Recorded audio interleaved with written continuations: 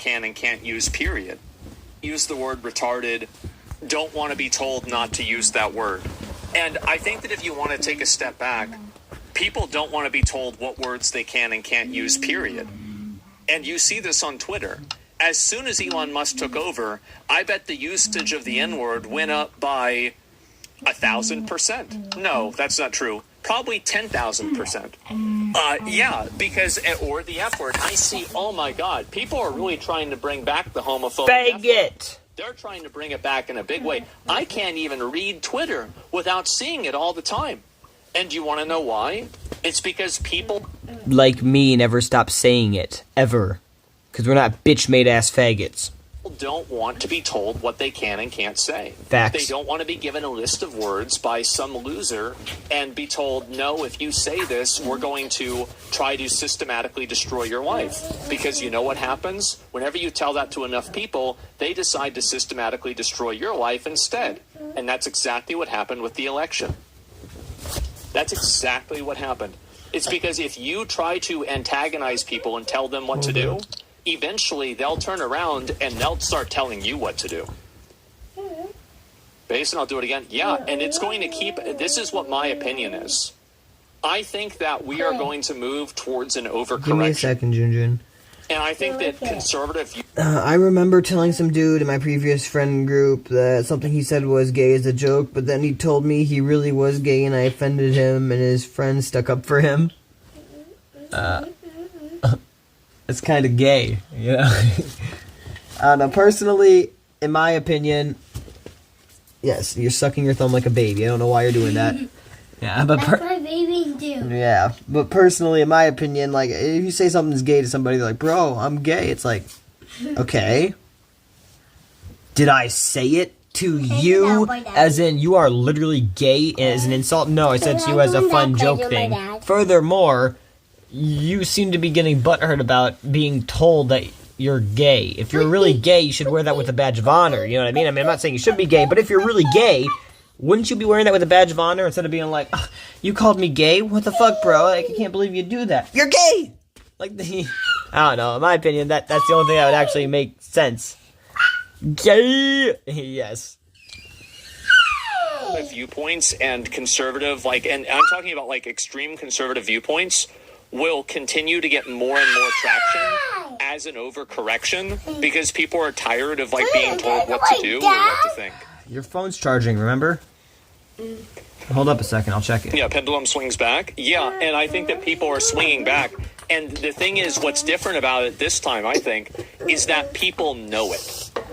They know it, and they're doing it because they're like, you made us live with our mind in a cage. Now it's time to put you in a cage. Yep. And by the way, Trump said on day one, a lot of people drill, baby, drill. might be going in cages. Drill, baby, drill. The mass deportations. Drill, baby, drill. Done. That's drill, it. Baby, drill. Uh-huh. And so, Baby, drill. We need that oil. We need some democracy in America. And people open up the oil pipes or the oil lines. This and like to say, like, oh, well, this is the wrong thing to democracy. do. Well, drill, baby, drill. Right. Does it really matter who's right or wrong when you're the one that's in the guys, cage? I'll be right back. I gotta go take this kid Not over anymore. yonder. But that's it. I'm gonna leave this here for you, nostalgia, and anybody else who's gonna be in the stream later on, so you guys can hear this. I'll be right back. They don't necessarily agree with Republicans. They would rather be around someone they don't agree with who doesn't judge them than somebody they do agree with who judges them constantly. He's totally fucking right about this, by the way. 100% right about this. Men aren't moving right because they are choosing fascism. They are moving right because the left made them the villains in their anime fan fiction. It's not that they all like Trump. It's that they all hate you. And no amount of camo hats is going to fix that. But do not get it twisted. I do not in any way, shape, or form believe the GOP is going to help men. I don't think they're going to help anyone. Except maybe Israel. Do I think all of the left... I agree with that, too. Like... You know, somebody says, like, oh, well, you can't get abortions anymore. It's like, oh, fuck, when I have to pay child support. Like, that's the first thing I think about. The fuck? What, do you gotta get a coat hanger now? Jesus. To some hyper-woke fat lady wagging her finger in men's faces like, no fun allowed. No. If I did, I wouldn't call myself left. And this has happened a lot. Like, I've seen this happen constantly, where it's like women that are, I don't even really know if it's women. I don't want to categorize this as all as women. But I think that it's like people that are like complaining. They're like, I'm really bothered by how much people are using the word retarded. Or I'm really bothered by how much people think this joke is funny. Like, people shouldn't be joking about this. This isn't funny. You shouldn't be allowed to, like, Fuck. Bitch, All right, shut be right the back, fuck guys, again. up. I gotta fill my water. Shut up. Don't tell me what to Take a say. dab when I do that. Just period. Whatever you're going to say, I don't care.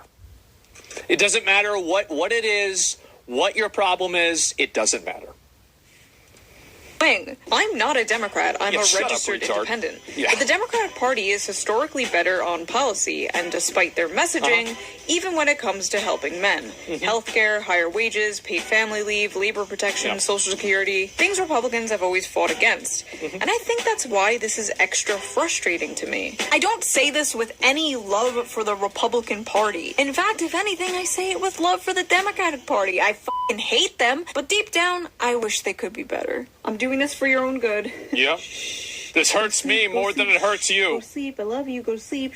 I just hope that whether Kamala wins or loses, the party can take a step back and evaluate what they're doing wrong. Because They're taking a step back to have a support group for each other and talk about how much they want to kill Donald Trump, how much they want to kill themselves, how much they want to kill their family members, and how much they want to kill their unborn babies.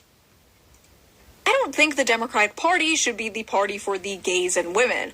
I think the Democratic Party should be the party for everyone, including angry white men. So in your opinion, what could the Democratic Party do to win back young men? Can they do anything? Are they fucked? To me, it might take decades of work to fix the culture, the rot that it... I don't think that they can do it. I think that they're so captured by identity politics and like the logic and philosophy of like intersectionalism that they cannot undo this. Yeah, stop identity politics. Like I feel like basically the like Donald Trump brand of like Republican politics will exist for the next 20 years. Like after Trump like finishes his term, it's not like, oh, everything's going to go back to how it was with Mitt Romney. There's going to be like, I bet that there's probably going to be somebody who is even more like, they're probably going to say, you thought it was good now. You thought Project 2025 was bad. Wait for Project 2028. You know? Infests the progressive ideology. It is going to take a lot of That's work what's to going to fix, happen. but I think it's worth it, not just for the Democratic Party's sake, but just for society's sake. If you like this video, please consider donating to my Patreon, link down below. It really helps the channel out, and I appreciate it so much. Yeah. Also, thank you for 2 million subscribers. That's insane. a lot of people. And I will see you guys. You mean wait for Project 2029. Yep. Yeah, it's a really good video. Give it a like. This is so good. Like, I wish there were more people that talked about this kind of stuff, because I feel like there's a lot of this stuff that needs to be talked about. Such a great video. Yeah, this was so good.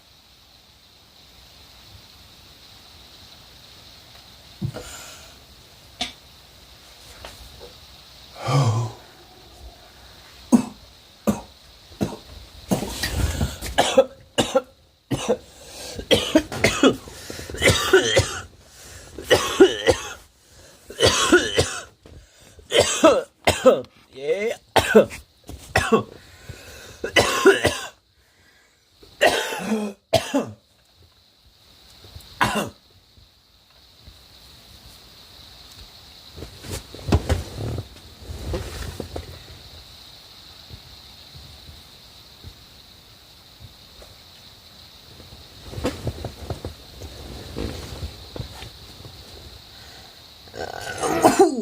Everything backfired. It's over. 21 hours ago. I'm dyslexic. I will not lie, I did not think Trump would be able to pull off a 5D chess brilliant reverse psychology strategy to expose all the Democrats. And I'm still thinking this might be coke, but the result is absolutely diabolical. So Trump has just signed the Epstein Files Transparency Act. The files will be released.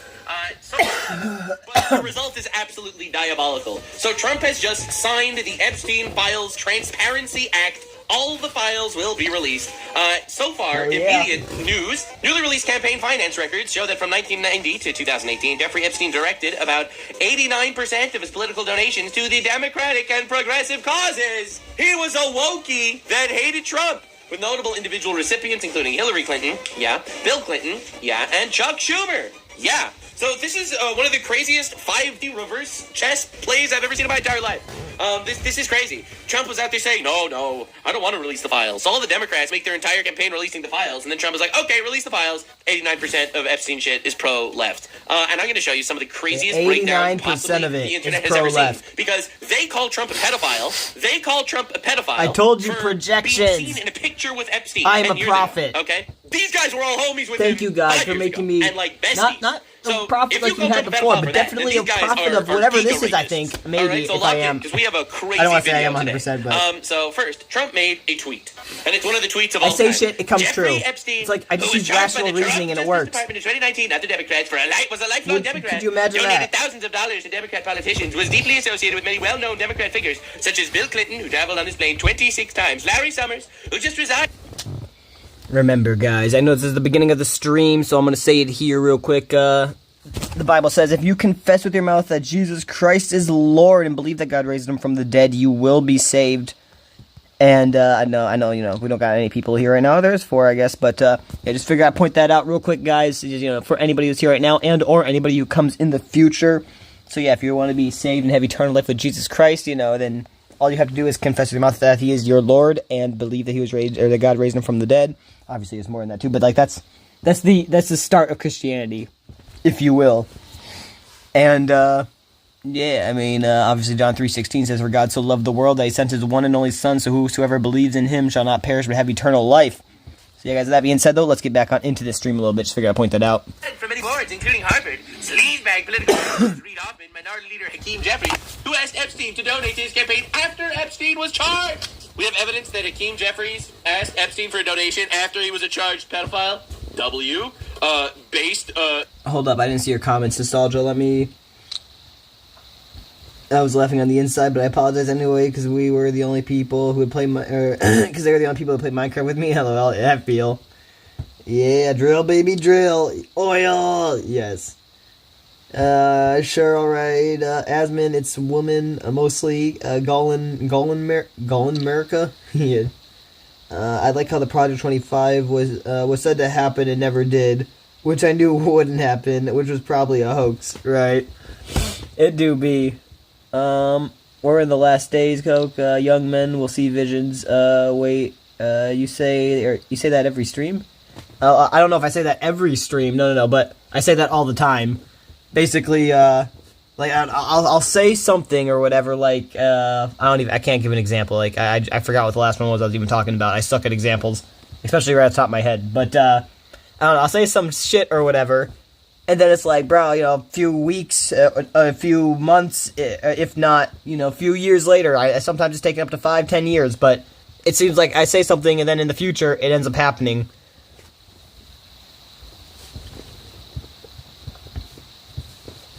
Usually it's faster than 5 to 10 years, but that's like the long run end of it, or the maximum time, if you will. This video is sponsored by Jesus Christ. Facts, bro. Yes. And yeah, I mean, I don't want to say that I'm quote-unquote seeing visions per se, because that's not true. I'm not like, I mean, maybe if you want to call it that. I'm using, like I said, I use rational and logical reasoning, and it seems to work out. Like, you can predict what's going to happen usually, and I don't know. With that being said, it's like, bro, how is it so hard for some, you know what I mean? Not like, how is it so hard to predict it, but like, how is it so hard to see, like, how do some people not see this shit? Maybe it's just a me thing, though. Same, right?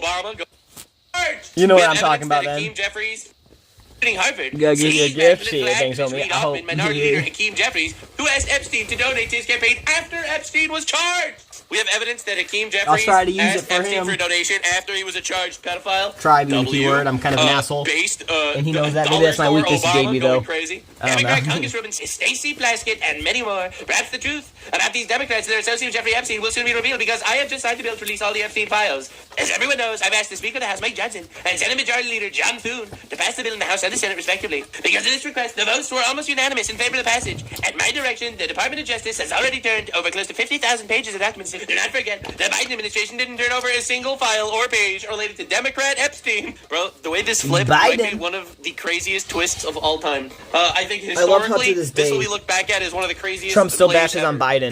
He'll be like, notice how Biden administration didn't do this, Biden didn't do that. That's me. I'm doing all this, and Biden never did any of it. Great big beautiful bill tax cut, strong borders, no ban in women's sports, transgender for everyone, ending DEI, stopping Biden's record-setting inflation, lowering prices, biggest tax and regulation cuts in history, ending 8 wars, rebuilding the military, knocking out Iran's nuclear capability. That's because most people's eyes and ears are closed, and ears are open. That counts as a gift. Yeah, I mean, thanks, Shelby. I like to think they are for real, but yeah. And I assume yours are too, you know what I mean? But yeah. I know, right? Yeah. Trump is hilarious. Facts, bro. Capabilities getting trillions of dollars invested in the USA, creating the hottest country anywhere in the world, and delivering a huge defeat to the Democrats on the recent shutdown disaster. For years, our great nation has had to endure the Russia, Ukraine, impeachment hoax 1, impeachment hoax 2, and many other Democrat-created witch hunts and scams, all of which have been so terrible and divisive for our country, and have done to confuse, deflect, and... Alright, bro, hear me out. I feel like I low-key need to get an eye patch. The reason I say that is because when I fear that when I'm gaming, so my hold on, let me go to sleep real quick so I don't, or yeah, so I don't even know. Yeah. So basically, when I'm gaming, my left eye is presumably good. You know, like I don't know, my right eye is my dominant eye in gaming. My left eye is my quote unquote dominant eye when it comes to distance. So over time, I've been gaming for so long, so many hours, so many years on such a small phone or tablet or whatever, that nowadays my vision, if you will, at least from my right eye, my left eye is fine, but my vision from my right eye is so fucked up, bro. Like, I'm probably legally blind in my right eye now, if I'm being honest. Like, but thankfully, from what I've been told, to my knowledge, it's not something that's permanent. I've been told that apparently if I stop whatever, it should go back to normal, presumably, but I could be wrong on that. But even if it doesn't, basically, my, crap. My right eye's kind of trash, unless I'm gaming, then it's good. My left eye, it's good, but the reason I say I should get an eye patch is because, like, one, they say if, like, you're not using... Like, if I use my right eye and I'm using it for, like, distance in real life, they say it's going to help more, you know, compared to always straining it looking at a device. Because they claim that's the reason, is that basically I've been straining my eyes for so long, so many years or whatever, that basically they've gotten into the habit of, my right eye, not eyes, but my eye has gotten into the habit of, like, being stuck in a close-up position. Does that make sense? Like, far distances, it stops seeing or whatever. I mean, still can see, but it's really blurry. But, yeah, so basically I was saying I should get an eye patch, though, so, like, that way, one, I can put it on my left eye when I'm gaming to help preserve my left eye, make sure it doesn't ever try to focus on the screen like my right eye's doing.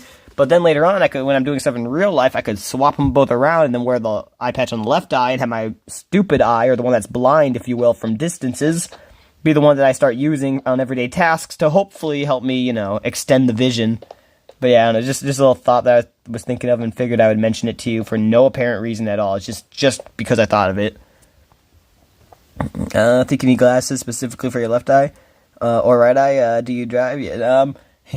Yeah. So yeah, I drive, not all the time, but I do drive.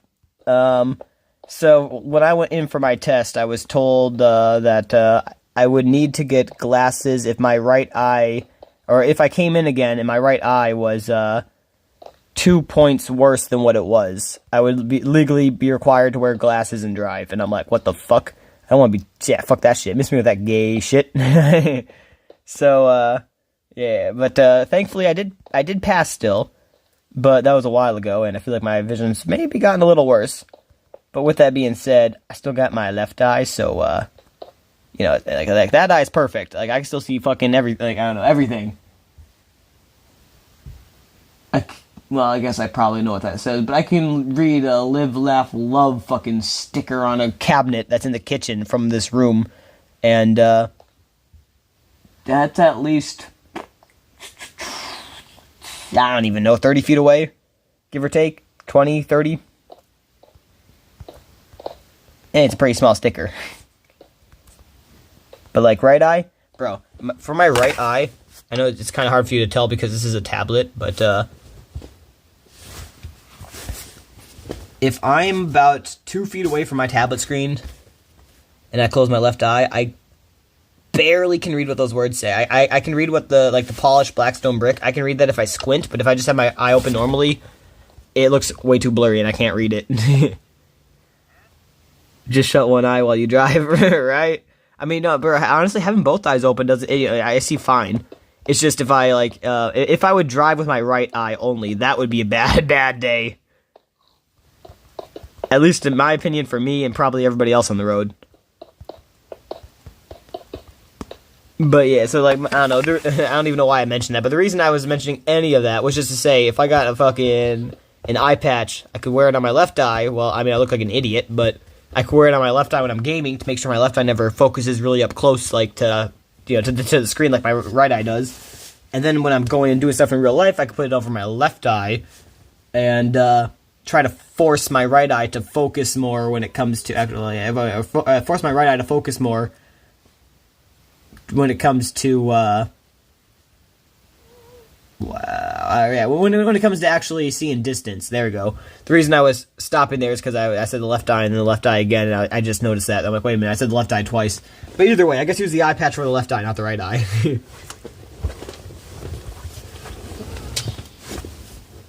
And distract from the great hoax 1, impeachment hoax 2, and many other Democrat-created witch hunts and scams, all of which have been so terrible and divisive for our country, and have done to confuse, deflect, and distract from the great job that the Republicans and the Trump administration are doing. This latest hoax will backfire on the Democrats, just as the rest have. Thank you for your attention to this matter. Make America great again. This might be one of the most diabolical tweets of all time.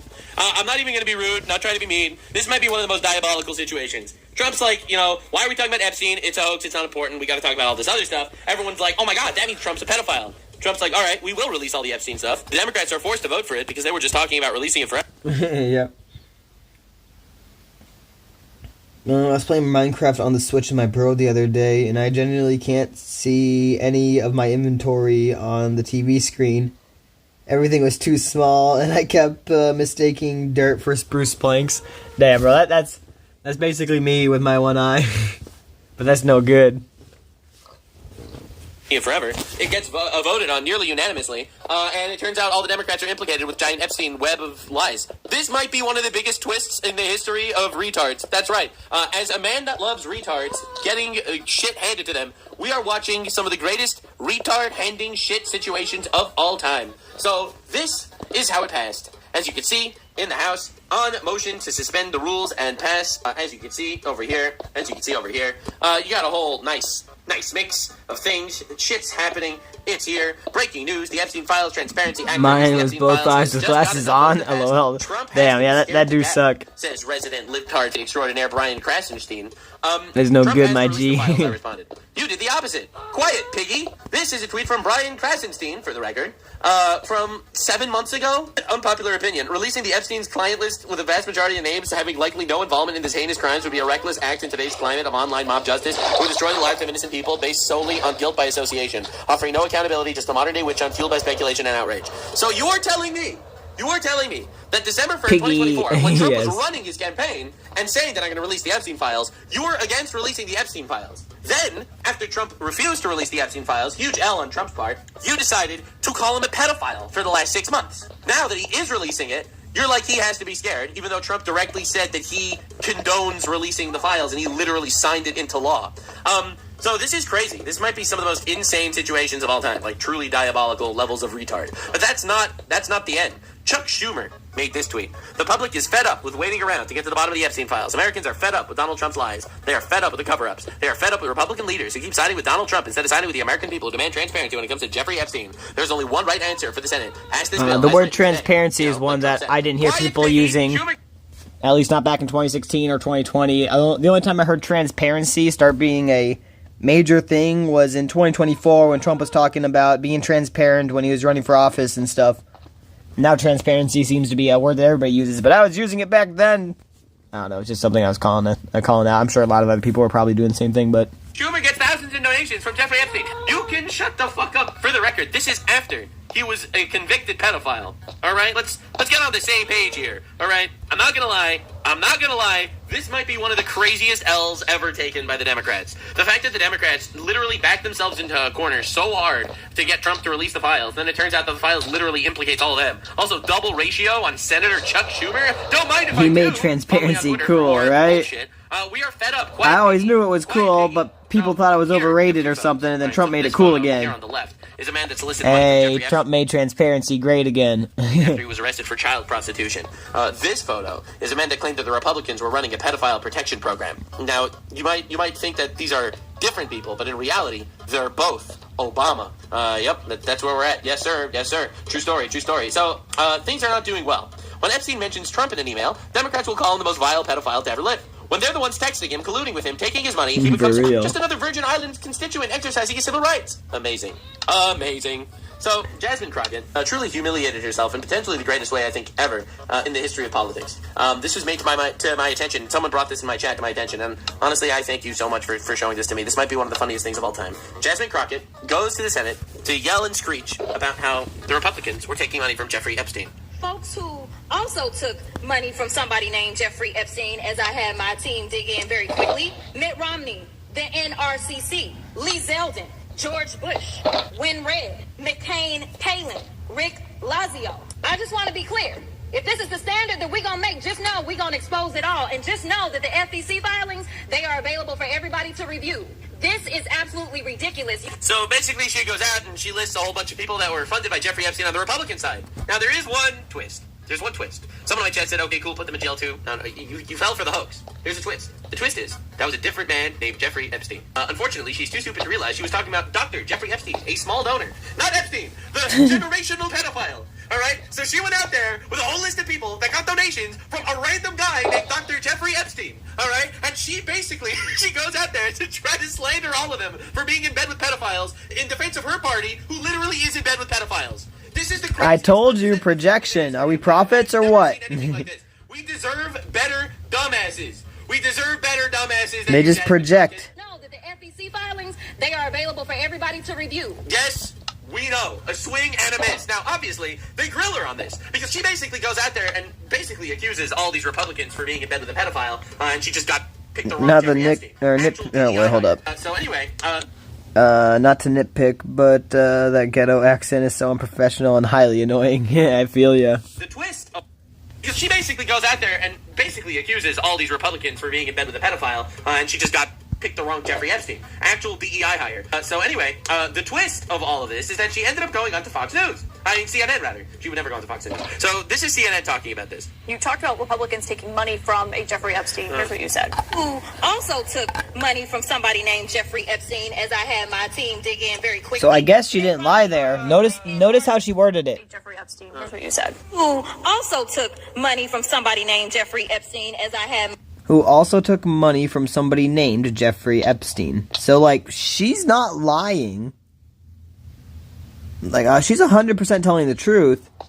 Whether she knows it or not. I feel like she does know that she's lying, but she's, that she's quote-unquote telling the truth. But, like, she's the way she worded it, she's telling the truth, you know what I mean? But it seems like that's why it seems like that's how you can tell she's lying, is because of the way she worded it.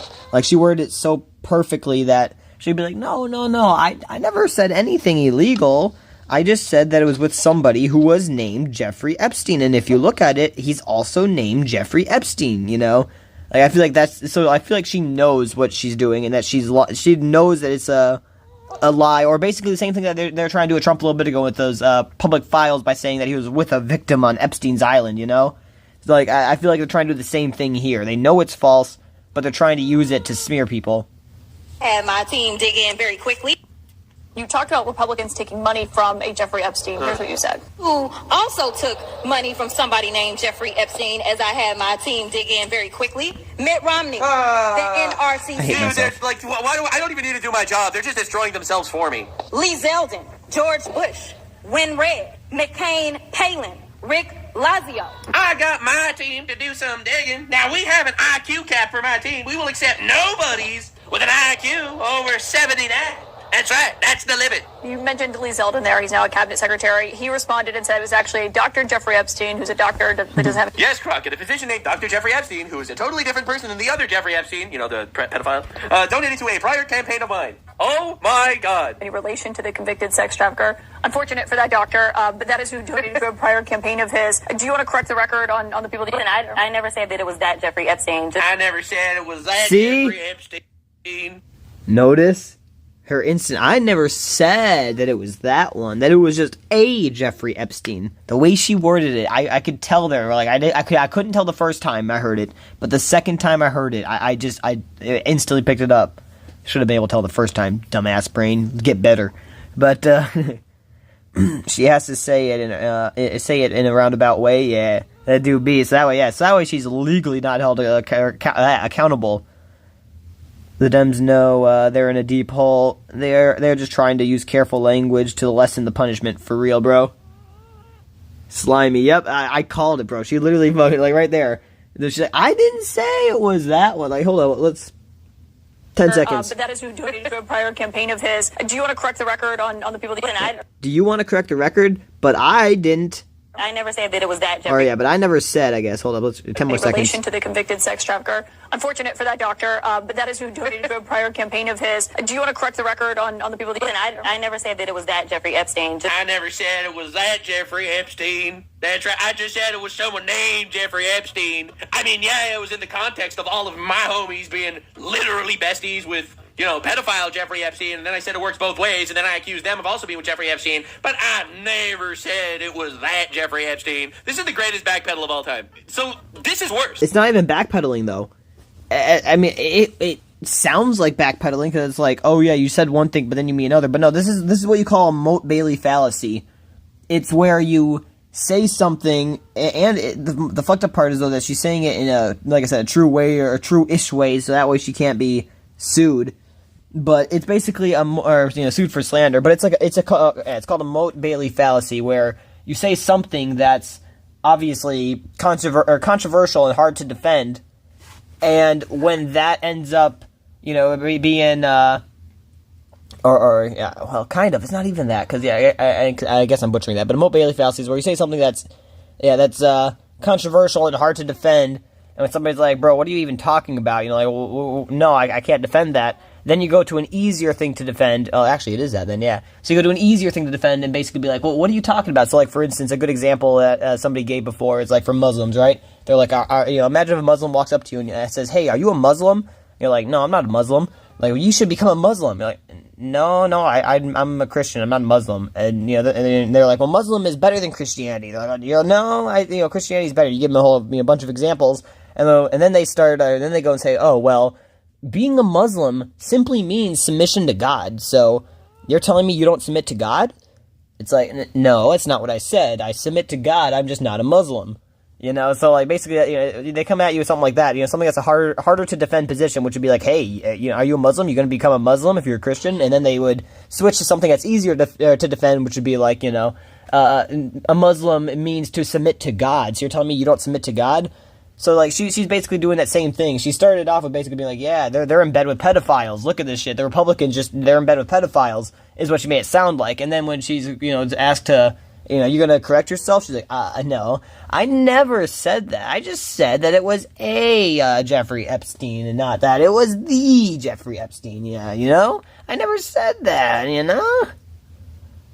Besides that, other Jeffrey Epstein besides what other Jeffrey Epstein could you possibly be associated with? The heck, right? Well, there's apparently a second one, some doctor one that's not a pedophile, and he was apparently donating money. Yeah, so she apparently found that out somehow, or her team found it out, and she's like, I can use this to my advantage. I know how I can twist this to try to smear and slander Republicans without actually smear and slandering them, but in the eyes of everybody, well, I guess maybe smearing but not slandering, but yeah, in the eyes of everybody, it will look like they did this. Just like they tried to make it look like Trump raped one of the Epstein victims a little bit ago, and lo and behold, turns out it was false. Jeff's clone, right? Bro, it would be creepy if you looked the exact same as Jeffrey Epstein too. Like, be like, what the fuck? But I assume he doesn't, obviously. But yeah, she straight up admitted it, right? Worse, for the record. If you would have said, I'm sorry, I made a mistake, it would look worse than saying, yeah, I called him a pedophile, but they just like took it as me calling him a pedophile. Yes and no. I agree with Nux on that. I hate that I have to keep pausing it up like this. I just feel like they're going to try to say I'm reusing content if I don't. But I agree kind of that, I think what he's trying to say is that, yeah, if she apologized, it would be better than try and do what she's doing now. And I kind of agree, yes, it would be better in the public eyes, but I feel like she could maybe be sued for slander if she did that, so that's why she's not apologizing. She's like, no, I never said that. This is what I said. I said a Jeffrey, not the Jeffrey. Well, because that's kind of how it sounded, but in reality, that's a different thing, because in the eyes of the public, it's going to make her worse, but it's going to save her from being sued, in my opinion. When you make a donation, your picture is not there, and because they decided to spring this on us in real time... Or from being able to be sued, I should say. On us. You were yelling about... Dude, the Democrats have made Jeffrey Epstein their only problem. All right? Suppose it was someone who legally changed their name to Jeffrey Epstein. Bro, that'd be fucking crazy, too. We have riots, we have violence, we have terrorism on our streets. Dearborn, Michigan is currently having a Christian versus Muslim civil war. That was my previous video. New York is becoming a communist dystopia. Like, immigration is an issue that is happening everywhere. Inflation is a problem. You can't afford houses, all right, because of all the, well, largely because of illegal immigrants that are buying up the housing market. There's a ton of different issues going on. But they made Jeffrey Epstein the only thing they talk about. How dare you spring this upon us like that? Republicans to think about what could potentially happen, because I knew that they didn't even try to go through the FEC. So my team, what they did is they Googled, and that is specifically why I said a Jeffrey Epstein. Unlike Republicans, But the Republicans were right. It's like, yeah, I know that all my friends are besties with pedophiles, but Republicans... They had a friend with the same name as a pedophile. What is this response? At least don't go yep, that's your response. Literally, that is her response. She tried to make it not sound like that, but that is her response. All he had to say was, my people aren't friends with or are in bed with pedophiles, but your people have somebody who has the same name as the pedophile that my people are in bed with. Like I said, she didn't make it she tried to make it not sound like that, but that is what she said.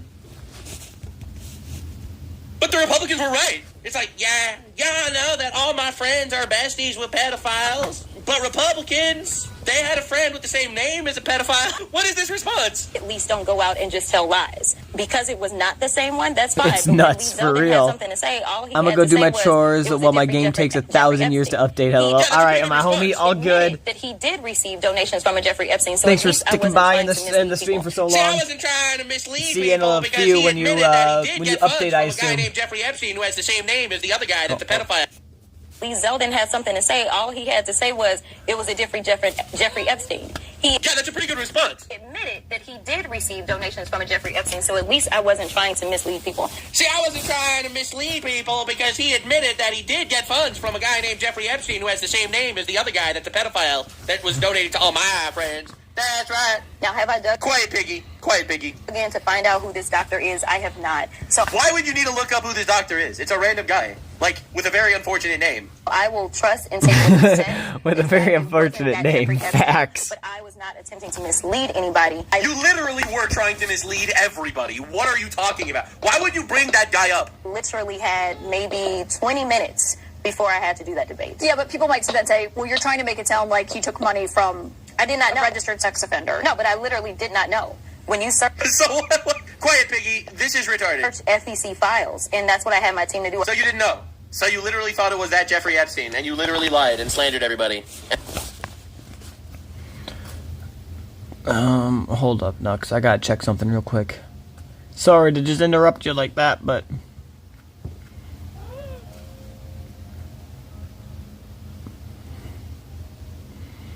Do.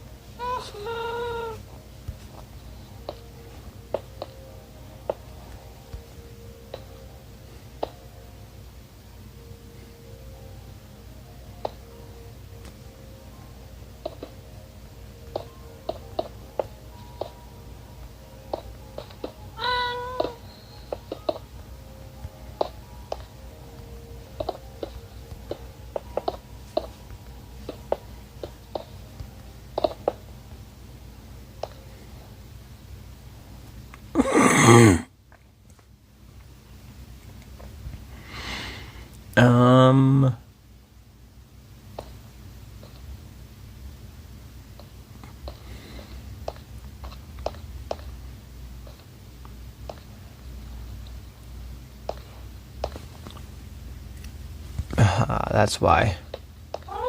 I had to think of why for a second.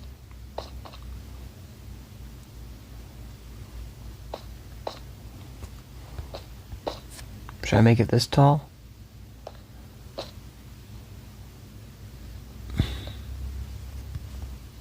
I feel like I should. Because yeah, then the steps would be visible, right? Yeah.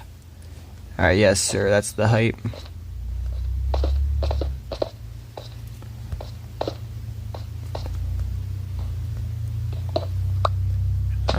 One, two, three, we need 4. We need 5 on the bottom, 4 on the top. I should have did 6 on the bottom and 5 on the top, but oh well, I'm not gonna redo it now.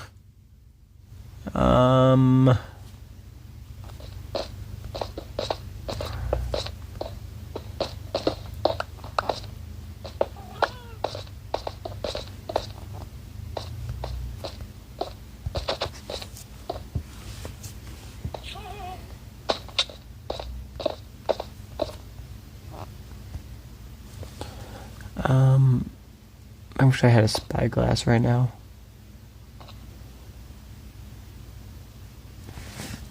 Maybe this will work.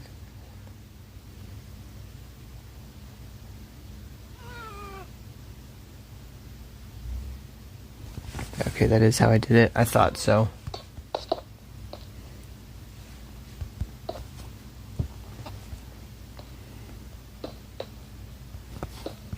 Yeah, I like that.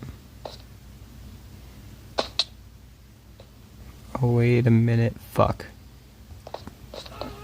I'm gonna need those lights.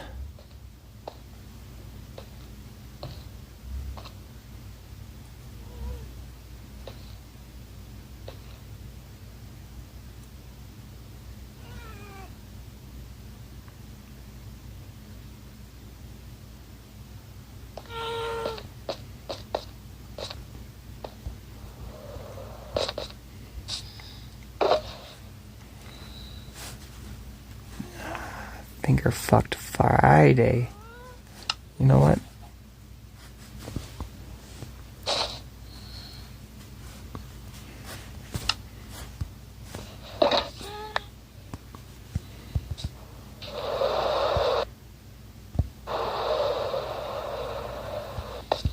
Fucking cunt.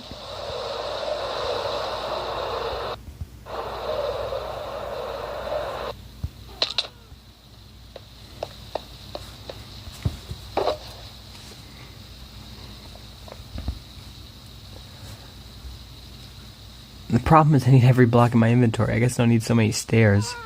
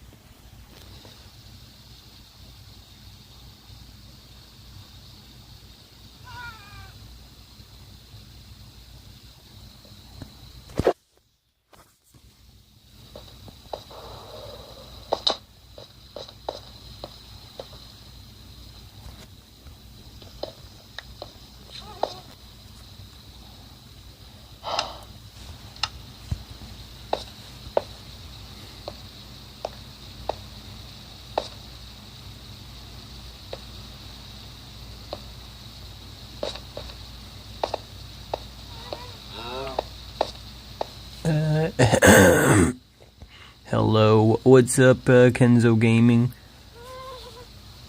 How you doing, good sir? I might have butchered that, but how you doing, bro?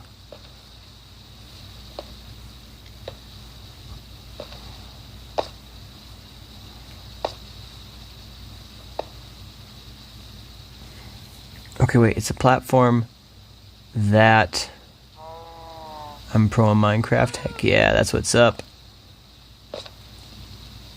Good shit, bro. It's the platform that the stairs are on. What the fuck? Okay, yeah, the platform that the stairs are on is where the lights are, okay. So that means that I can build up to this row right here. Nice. That's just what I need to make sure of, so I don't mess this build up again. I messed it up so much, guys. This wall is awful, but I'm gonna get it done today. I feel like, maybe, hopefully. I need more. I have more. I thought I didn't have any more of that. This is my last stack, I guess.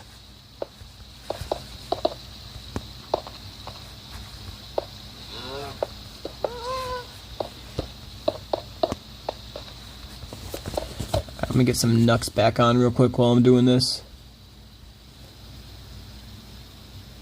And instead of actually apologizing, you double down because it was a different guy named Jeffrey Epstein. I texted him and I said, listen, we're going up. They are saying that she took donations. Right, but someone might say, well, your team should have done the homework to make sure it wasn't.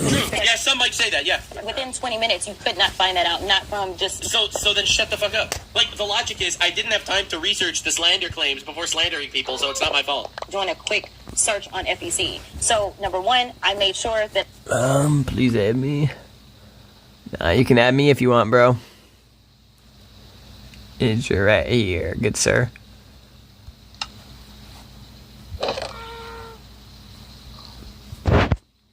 Power Smash. Playing Minecraft for PlayStation.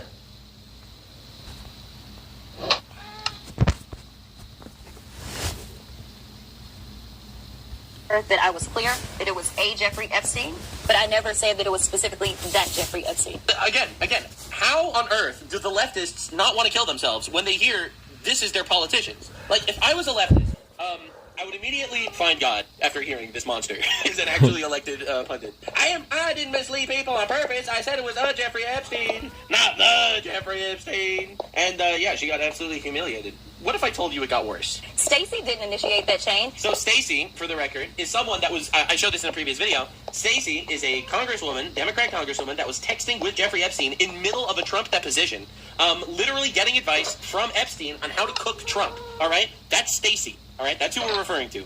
A woman that was texting with Jeffrey Epstein while Trump was being deposed. in the Senate. Jeffrey initiated that chain, and she took the information. Just like if somebody texts me. Yeah, but she was responding and saying, what are you talking about? Quick, I'm up next. And her questions were about Rona. But do you think that was inappropriate? I mean, would you text with someone who is a registered sex offender? I mean, what you should ask? I honestly know that he had never been convicted of any federal crimes at that time. But He was, actually.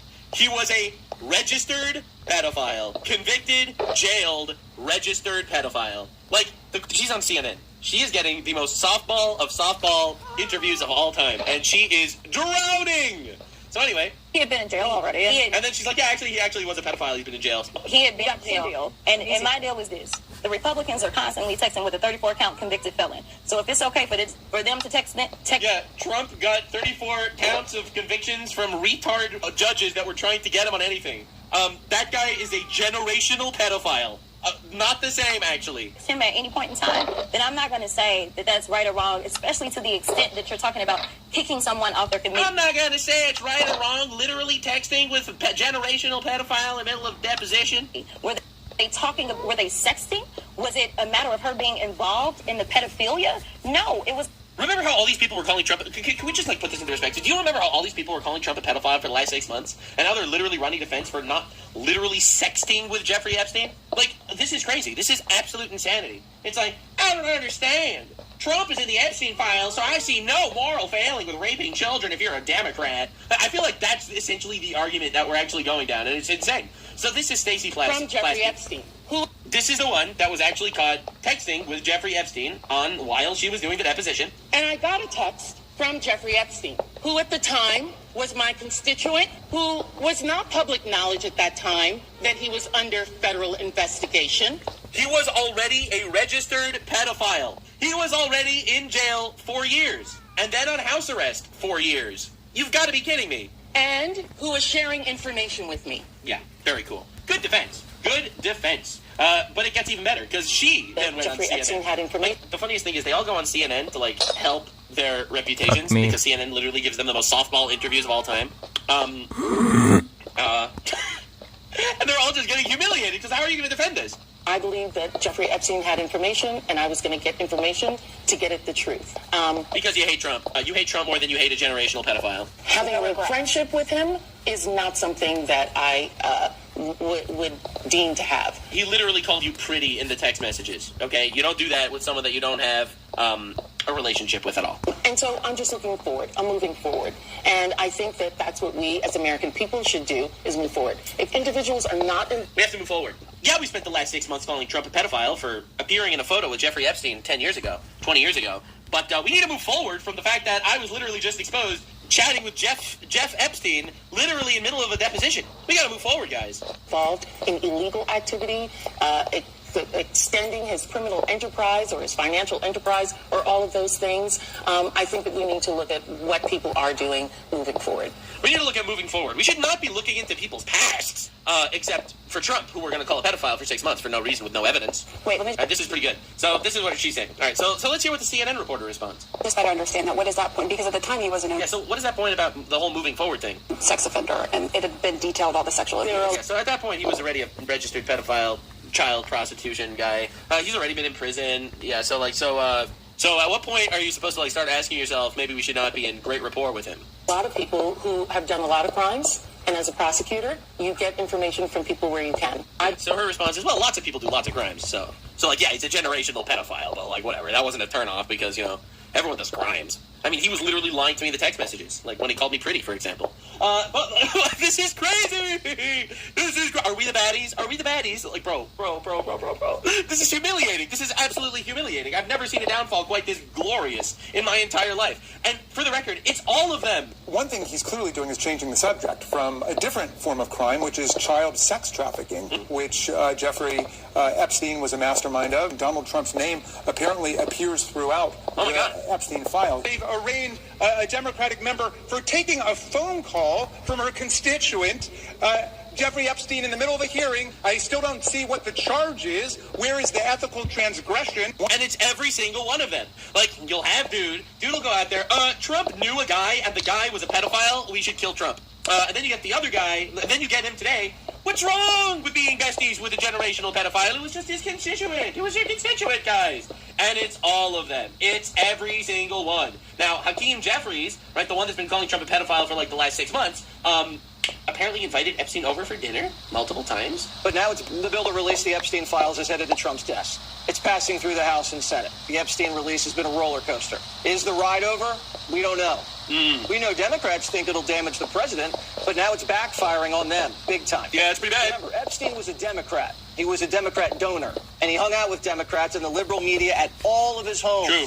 And also, don't forget that he literally tried to make sure Trump would not become the president by any means necessary. Clinton and Obama was a pen pal with the pedo, even asking Epstein for dating advice. And the judges that sealed the files were a Obama-appointed judge, another Obama-appointed judge, and a Clinton-appointed judge. Keeping track. Bill Clinton was supposed to testify last month, but his lawyers are playing games. Careful, you can go to jail for ignoring a House subpoena. True!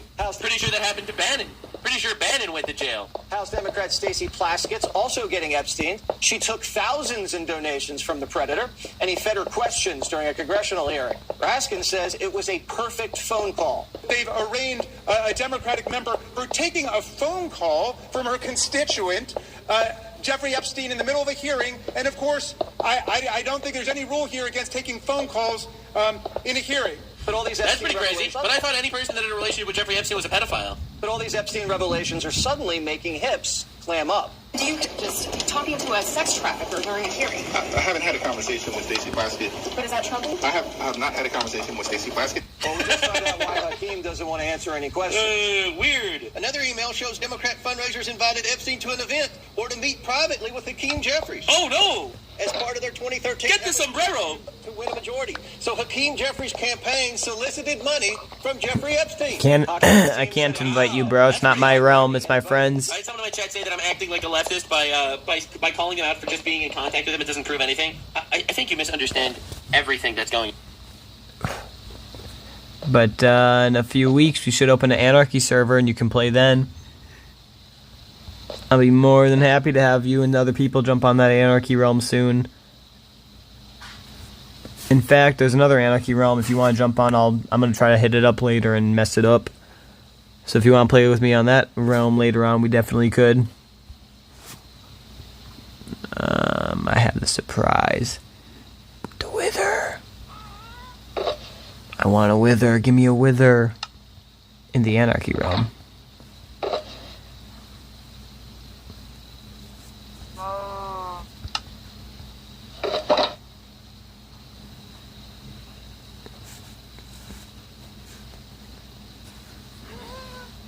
Maybe.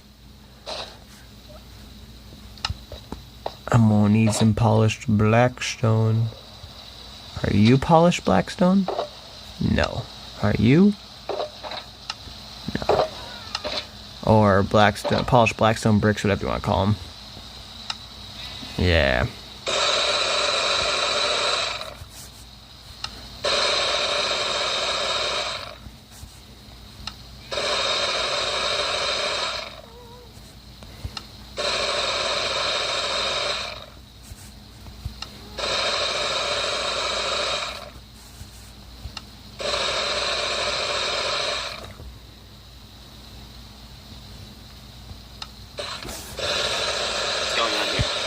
These people pedophiles, but these people call Trump a pedophile for the last 6 months. Literally fuck them. I'm sorry, literally. No, what do you mean? I just got a little report and I put it in my pocket. Afterwards, it's good to be on my server. It's for the surprise. I'm not calling them pedophiles either. All right, I just want to make that very explicitly clear. The Democrats. He gave me none, zero, no money to me, but he gave money to Democrats, and people are wise to you. I love how, like, the conspiracy theories all already took over. It's like, all right, so Trump probably raped a kid, and Epstein probably has footage of it, and the Mossad probably has blackmail on Trump, and that's why Trump is bombing a nuclear reactor in Iran owned by the guys that were developing nuclear weapons that they were going to use to kill us. And it's like, well, it makes so much sense. I mean, it literally all came together. It all came together. It all came together. Oh my God, they'll never recover. And Trump was right. It was an Epstein hoax because they are way, way more at fault than Trump ever was. It's absolute insanity. It's just absolute and utter insanity. There's nothing else to say. It's crazy that we're doing this. Holy schmorglets. So he also gets asked. Americans trust you and House Democrats on the Jeffrey Epstein files when one of your own, afterwards it's going to be on my server. It's for the surprise and live. Okay. Maybe. I don't really join people, my good sir. At one point he tells her, good job. This is a bipartisan effort to make sure. I usually play alone. The only reason I'm even playing on this realm is because it's my friend's realm. But I mean, I could maybe hop on and say hi if you really want. Doesn't escape accountability. That's the most nothing answer of all time. It's like, your homie's in bed with a pedophile, and he's like, we want justice, Trump bad. Okay, Senator, on that note, just I guess a question that's out there. Why wouldn't they have been released the last 4 years when President Biden was in office? Well, that's a pretty good question. That's a pretty good question. All right, Biden was in office for 4 years. Huh, something I've been saying? No one wanted to release these files, all right? No one cared. Now that Trump's in office, they're going to make believe he's a pedophile for this. But no one cared when Biden was in office. That's pretty weird. Why is that? Question every American is asking, or not every American, but so many Americans are asking, what the hell is he hiding? What the hell is, who hiding? Biden? Why doesn't he want them released? Who's he? What? You don't want something like this released when even a whole lot of Republicans are calling for the release. His own party members. His own party? You're talking about Trump. He asked you, why didn't Biden's administration release the files they had it for 4 years? And his response is, everyone's asking why Trump doesn't want to release the files. Like, bro, retire. Piggy, quiet, retire. Get out. What is happening? People ask the question, what's he hiding? Nothing, actually. It's kind of like you guys that were hiding things, it seems. That's pretty crazy. Be answered by releasing the files. Okay. Boy, yeah, it's pretty bad. Wait. So we gotta once again talk about how this Epstein crusade that is turned into basically a Democrat Party hoax. And what I mean by hoax, I mean it is a hoax that President Trump was somehow, some way involved in criminal activity with Jeffrey Epstein. Okay, that has not been proven whatsoever. There's no evidence to suggest that was. Look, man, we're waiting for evidence. Maybe we'll have it, and you know what's going to happen. They're going to release the files, and they'll be like, "Oh, they scrubbed it clean," you know, because obviously, like, there's always that the two tiers. It's like Trump is in the files. Trump is trying to hide it. Trump releases it. Actually, we knew that he was in the files, even though he scrubbed himself out. That's why he's not there. And it's like, so what are you complaining about? Like, so what does releasing the files even do? It's nothing. It's all literally just a ploy to tank Trump's reputation for no reason. Well, for no reason, because it's a political attack. That's really what it is. And to be fair, I think that Trump handled the Epstein release very poorly. The whole Pam Bondi saying the files are on my desk and then there's no files, like, really poorly handled. Calling it a hoax also is poorly worded. Because realistically, there were thousands of victims. So I think it was poorly handled, poorly worded, and somehow managed to get turned around into one of the biggest left-wing backfire self-destructions I've ever seen in my entire life. Case at all, no matter how much Democrats go on mainstream liberal media and make defamatory statements about the president, even the mainstream liberal media understands that, yeah, it is really reckless to claim that there's any evidence whatsoever that I always have people in my chat saying this. The hoax was them trying to imply Trump was on it. I know what the hoax was, but when you call it a hoax, when the reality is there are thousands of victims and people are not going to understand that he's specifically referring to the fact that the hoax was that they're making believe he's a pedophile and he was involved. That part is the hoax, but that's not how the public hears it. Was involved in any type of crimes with Jeffrey Epstein. You don't care that the president might be a pedophile? You don't care that the... I love how they all do this. He might be a pedophile. You know why? Because he shook hands with a guy 20 years ago. No. There's no evidence. There's literally no evidence. Evidence of it, but that's what... No, it's not a thing. That's what we've been talking about. There is no evidence of that. We are not going to... No, but that's what the emails have been talking about. That's what we've been talking about. The emails have not even been talking about that. All week. That's why he doesn't want to release the files. And that's why he doesn't want to release the files? Like, dude, turn around. Your dad might be Trump. Like, this is crazy, dude. Say that nobody cares. It's kind of absurd. If the president is a pedophile, we should know about it, and people would care about that. Right, no one... It's insane that this is on CNN. I'll be real. It really is crazy. It's like there's like zero journalistic integrity to any of these places. Bro, what obviously, the fuck? The point is slander Trump. But, like, this is wild. Like, everyone might be a pedophile. Like, what is this wording? Well, like, literally, what is this wording? It's completely insane. Jeffrey might be a pedophile. Chuck Schumer might be a pedophile. You might be a pedophile. Everyone on the CNN staff might be a pedophile. Biden, almost definitely a pedophile. Suggesting that President Trump is a pedophile. I want to be extremely clear and make it clear to our viewers that the president has not been accused of any wrongdoing in these emails or throughout this process. A large portion of them came before he was even in office. But it is notable that their relationship comes up again and again in these emails. Yeah, because this is literally the thing you're harping on. They released 50,000 emails, and they're like, whoa, Trump, the president of the United States, was mentioned in these emails like a dozen times. It's like, bro, he's the president of the United States. What are you talking about? There's 50,000 emails. Have questions for the president about their relationship? Does it make you at all curious about it? In my opinion, this was a very effective leftist campaign, for the record. And I think it's really important to know this. This was an incredibly effective Which is leftist why they campaign. still try to run on the files, even though they know it's going to be a losing game for them soon. Pedophile. I'm just saying it's pretty suspicious that he was best friends with the best pedophile of all time. It's pretty suspicious that he keeps coming up in relationship with that guy. Why doesn't he want to release the files, actually? Why doesn't he want to release the files against the pedophile? Is he trying to hide something? And this is such a manipulative, dirty bullshit strategy. Look, when it says in the Bible, in Leviticus, thou shalt not spread slander among your people, this is what it's talking about. It's this shit. This is spreading slander without directly using the terms that'll get you in legal hot water. And we all know exactly what's going on. Well, here's what else Jeffrey Epstein wrote. He wrote several text messages to Congresswoman Plaskett while she was sitting on the Oversight Committee in an oversight hearing about Jeffrey Epstein. He was asking him what questions to ask Michael Cohen. Yeah, I think that's so much infinitely worse. It's infinitely worse than saying, Trump shook hands with this guy 20 years ago, because they're both billionaires.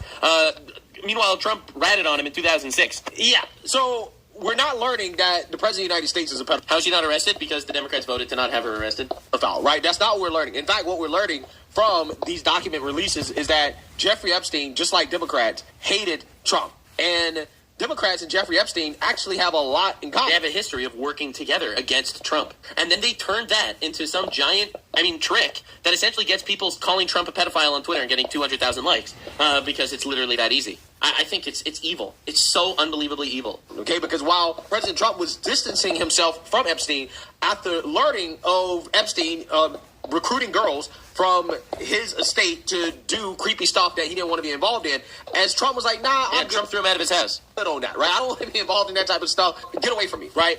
As Trump was doing that, Democrats were embracing Jeffrey Epstein, right? Like, for example, we already talked about Stacey Plaskett, the delegate from the Virgin Islands. Okay, she apparently was texting with Jeffrey Epstein during a hearing about Trump, and Epstein was telling her what questions to ask. House Resolution 888, censoring and condemning Delegate Stacey Plaskett and removing her from the House Permanent Select Committee on Intelligence for conduct that reflects the discredibility on the House of Representatives for colluding with convicted felon and offender Jeffrey Epstein during a congressional hearing. Yep. Whereas Stacey Plaskett, the delegate representing the United States Virgin Islands in the House of Representatives, inappropriately coordinated in real time with convicted sex offender Jeffrey Epstein in a congressional hearing in February of 2019. Whereas Delegate Plaskett was actively coached by Epstein during the hearing, receiving instructions on specific lines of questioning,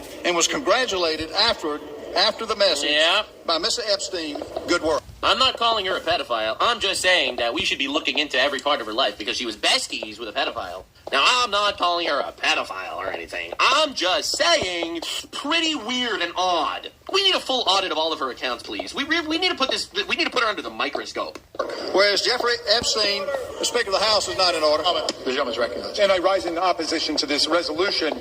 We're here today on the floor to support the complete disclosure of information. Honestly, can we just stop calling them congressmen and congresswomen? I think anyone that took money from Jeffrey Epstein from this moment forth should be called a whore or a man whore. Those are the options. What do you think? What do we think, guys? You taking money from this guy? Whore.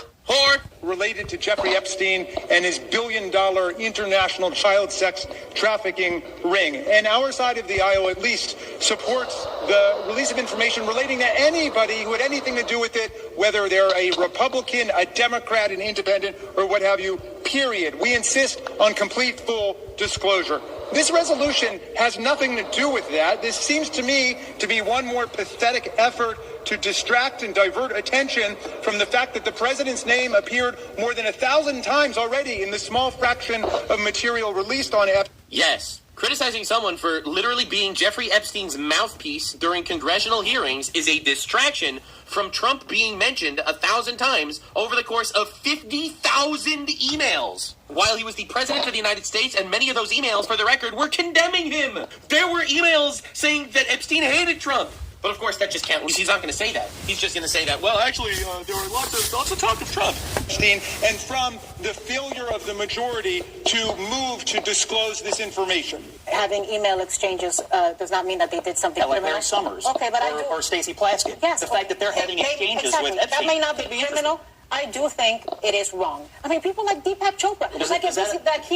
Does your concern apply to Stacey Plaskett? It applies. Did you just hear me? Did you just hear me say? She should resign. There you go again. He's so right, though. I think it's very. She was being programmed. It's very hypocritical for you to. It's very hypocritical for you to call out the names of only the Democrats, but not apply the very same logic to everyone. What? What is happening? I'm like lost for words. Why would you even call out the name of Mrs. Plaskett? They might think she's a pedophile, and God forbid, that would be horrible. Anyway, Trump appears in the Epstein files 1,000 times. Oh my God! And was he programmed? Listen, hold on. You're basically saying if you're named in these documents, I guess you're saying that they should be condemned. Anna's basically saying, yeah, let it all out. But you're the only one who's making a carve out for one person, and that's Donald Trump. There's no... Bro, what are we talking about? Trump and Plaskett are not even remotely in the same issue. This isn't like a double standard. Trump is a guy that shook hands with Jeffrey Epstein 19 years ago, okay? Has thrown him out of his house, disavowed him, had him arrested under his term, okay? Never got any support from him ever. Epstein directly said he hated Trump and worked with Democrats to get him thrown in jail, all right? That's Trump, okay? Plaskett was getting fed questions in the Senate by a generational pedophile against Trump. And they say, don't even mention her name. People might think less of her after 6 months of calling Trump a pedophile. Do you understand the insanity that we're dealing with in this country? Like, do you understand the average person doesn't know all the intricate details of what's going on? Like, do you understand that you talk to your average college kid, they're all going to think Trump's a pedophile because of the way the media manipulated this whole shit? Evidence that he had any contact with Epstein after he excommunicated him, but we do have evidence that he was programming Democrat members of Congress. Why isn't that a big deal to you? I guess the point is we just don't know. We do know. We know. She's like, I don't know if Jeffrey Epstein didn't have contact with Trump. If you don't know, then why are you making this the main story? We know he was programming. Now we're learning. That might be one of the craziest things I've ever seen, man. That might be one of the craziest things I've ever seen. Not even exaggerating. Going on the media and being like, no, Plaskett being in direct contact, getting information from Epstein after he was a convicted child trafficker or whatever, that's not a problem. We shouldn't even mention her name. But we know that Trump shook his hand 19 years ago, and he might have been in contact with him ever since, that Jeffrey Epstein also was solicited by Democrats, Hakeem Jeffries, the current leader of the Democrats in the House, for campaign donation. So not only was Jeffrey Epstein texting Democrats, coordinating with Democrats, and mainstream liberal media as well, too, in order to try to take down Trump. It is so frustrating, because I'll be real. Like, in any other society, this would be treason. In literally any other society, this would just actually be treason, you know? Yep. And it's crazy to think about it. That's because, what I've said. If you're calling Trump a pedophile, then you're basically telling people to kill him. Like, it's unbelievable how easy it is to slander people these days. You know, people get slandered so easily, and it's crazy. And here you have actual members of the country that lost an election badly. They got humiliated, to be fair. 7 swing states, majority vote. They got humiliated in the election so badly. These people are, in my opinion, doing acts of sedition to remove Trump's power and authority in every possible way because they hate our country. It's insane. He also was allegedly helping to finance the Democrat Party as well. Colleagues' coordination with Epstein. Another email shows Democrat fundraisers invited Epstein to an event or to meet privately with Hakeem Jeffries as part of their 2013 effort to win a majority. So Hakeem Jeffries' campaign solicited money from Jeffrey Epstein. That's what we found in the last document batch. The files underscore why former President Trump must appear for his deposition.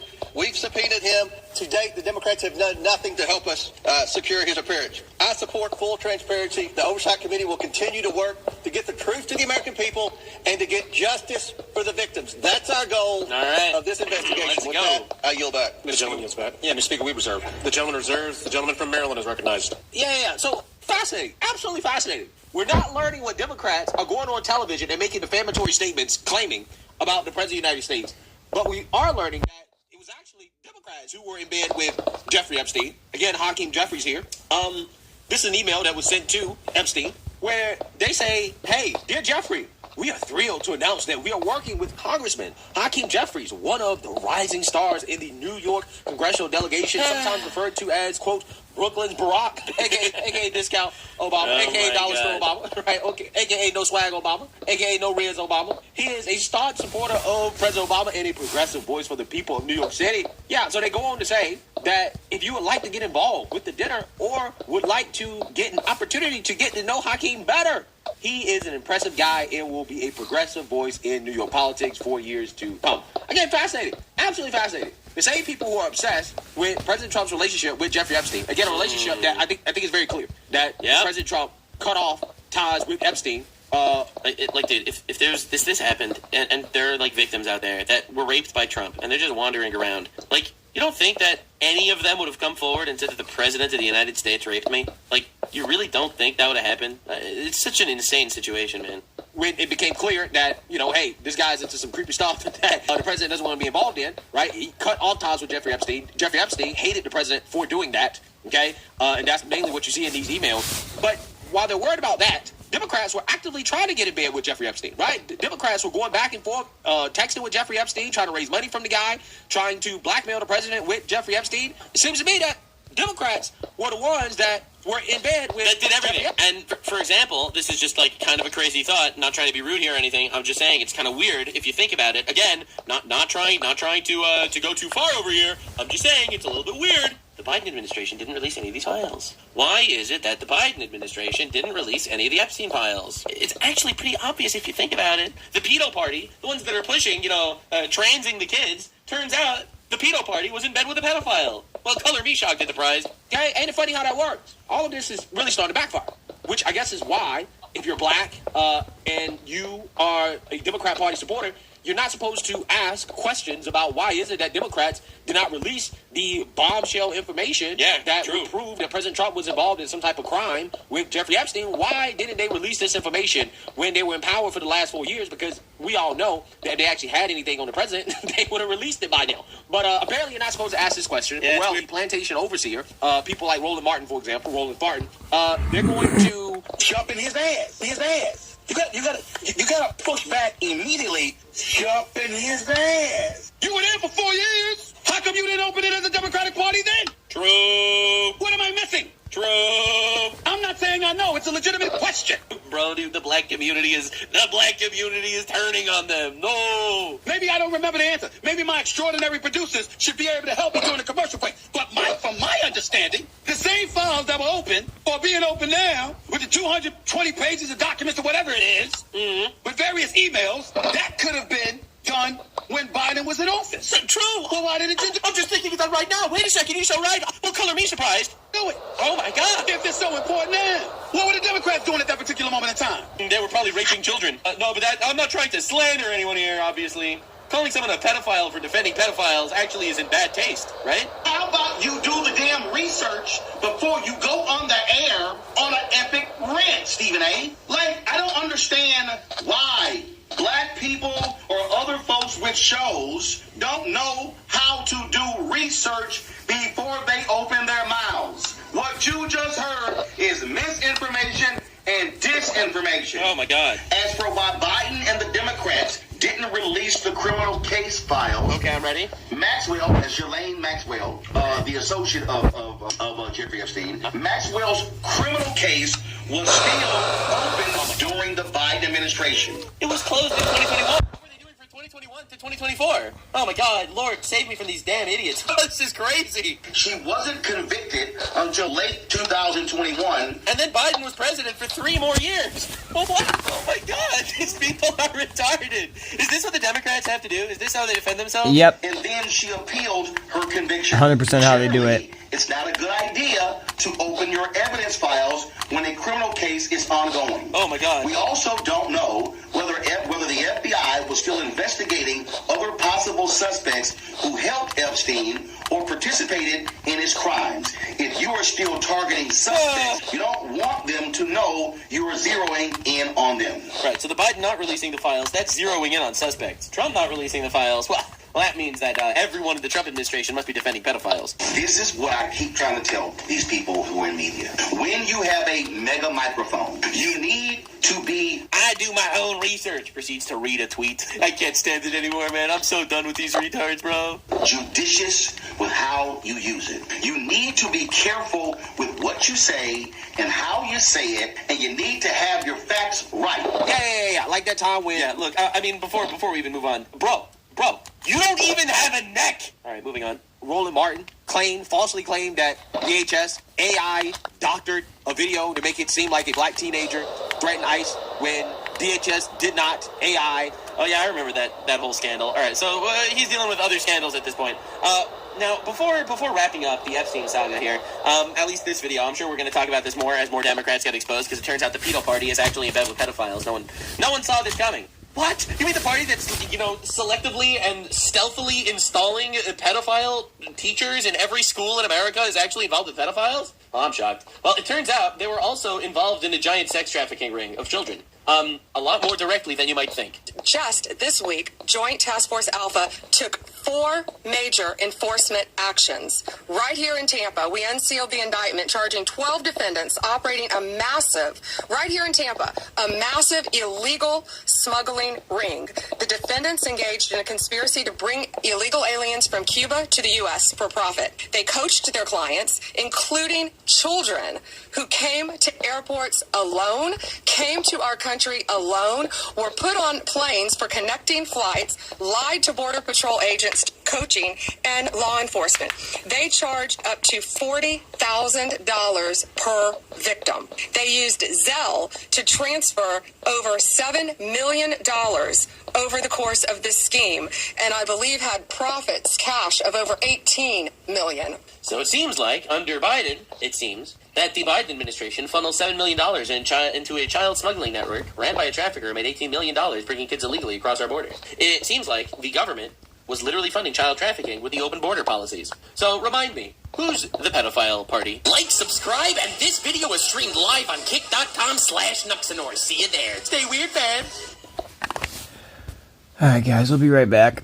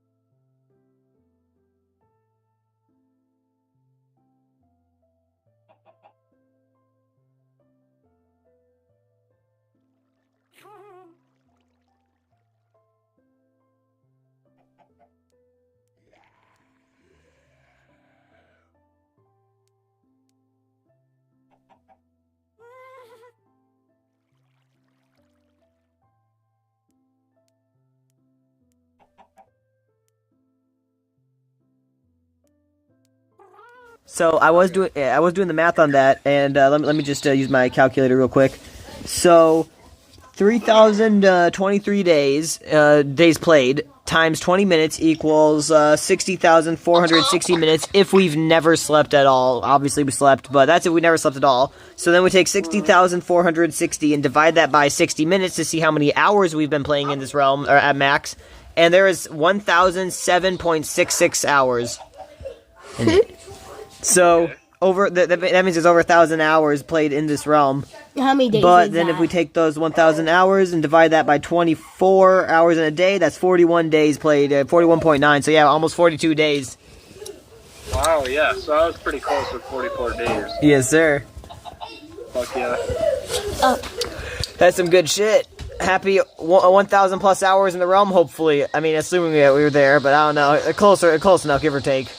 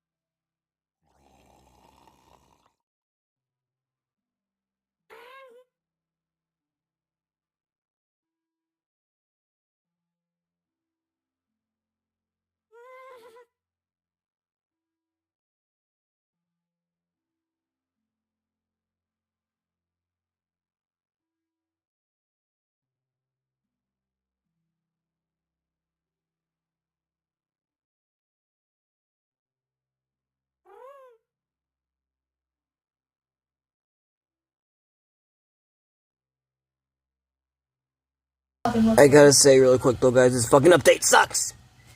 But yeah, I don't know. Oh fuck, and also I didn't say this to Nicola. I'm sorry, Nicola, but good night.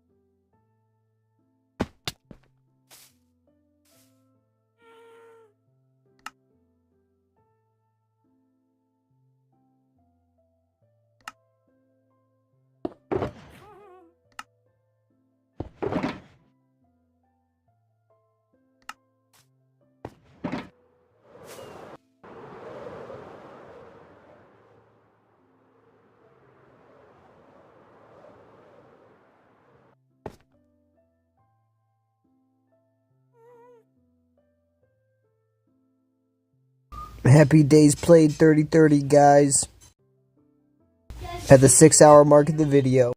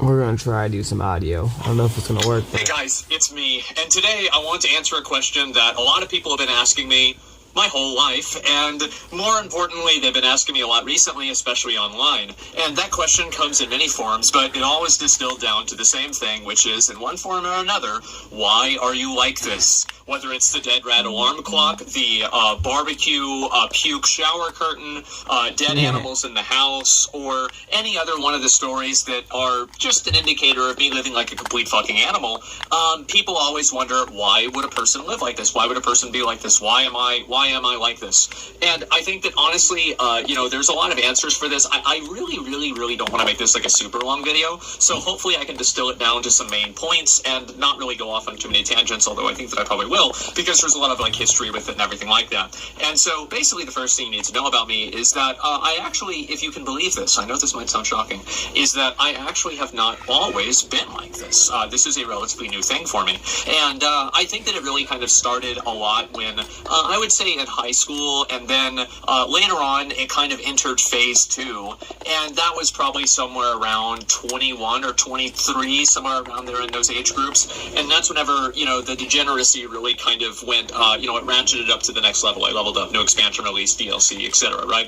And so this happened then, because as a kid, I was actually very much like a very conscientious kid, in the way that I basically didn't really want to be perceived in a negative way. I wanted to be seen as a good person, etc. And I've always had a big problem with being able to like relate to other people, because I think that I'm just a little bit off, right? I wouldn't say that I don't have a moral compass, but I would say that my moral compass doesn't point north. And this has been a problem in a lot of cases in my life, whether it's with relationships or friendships or anything in between.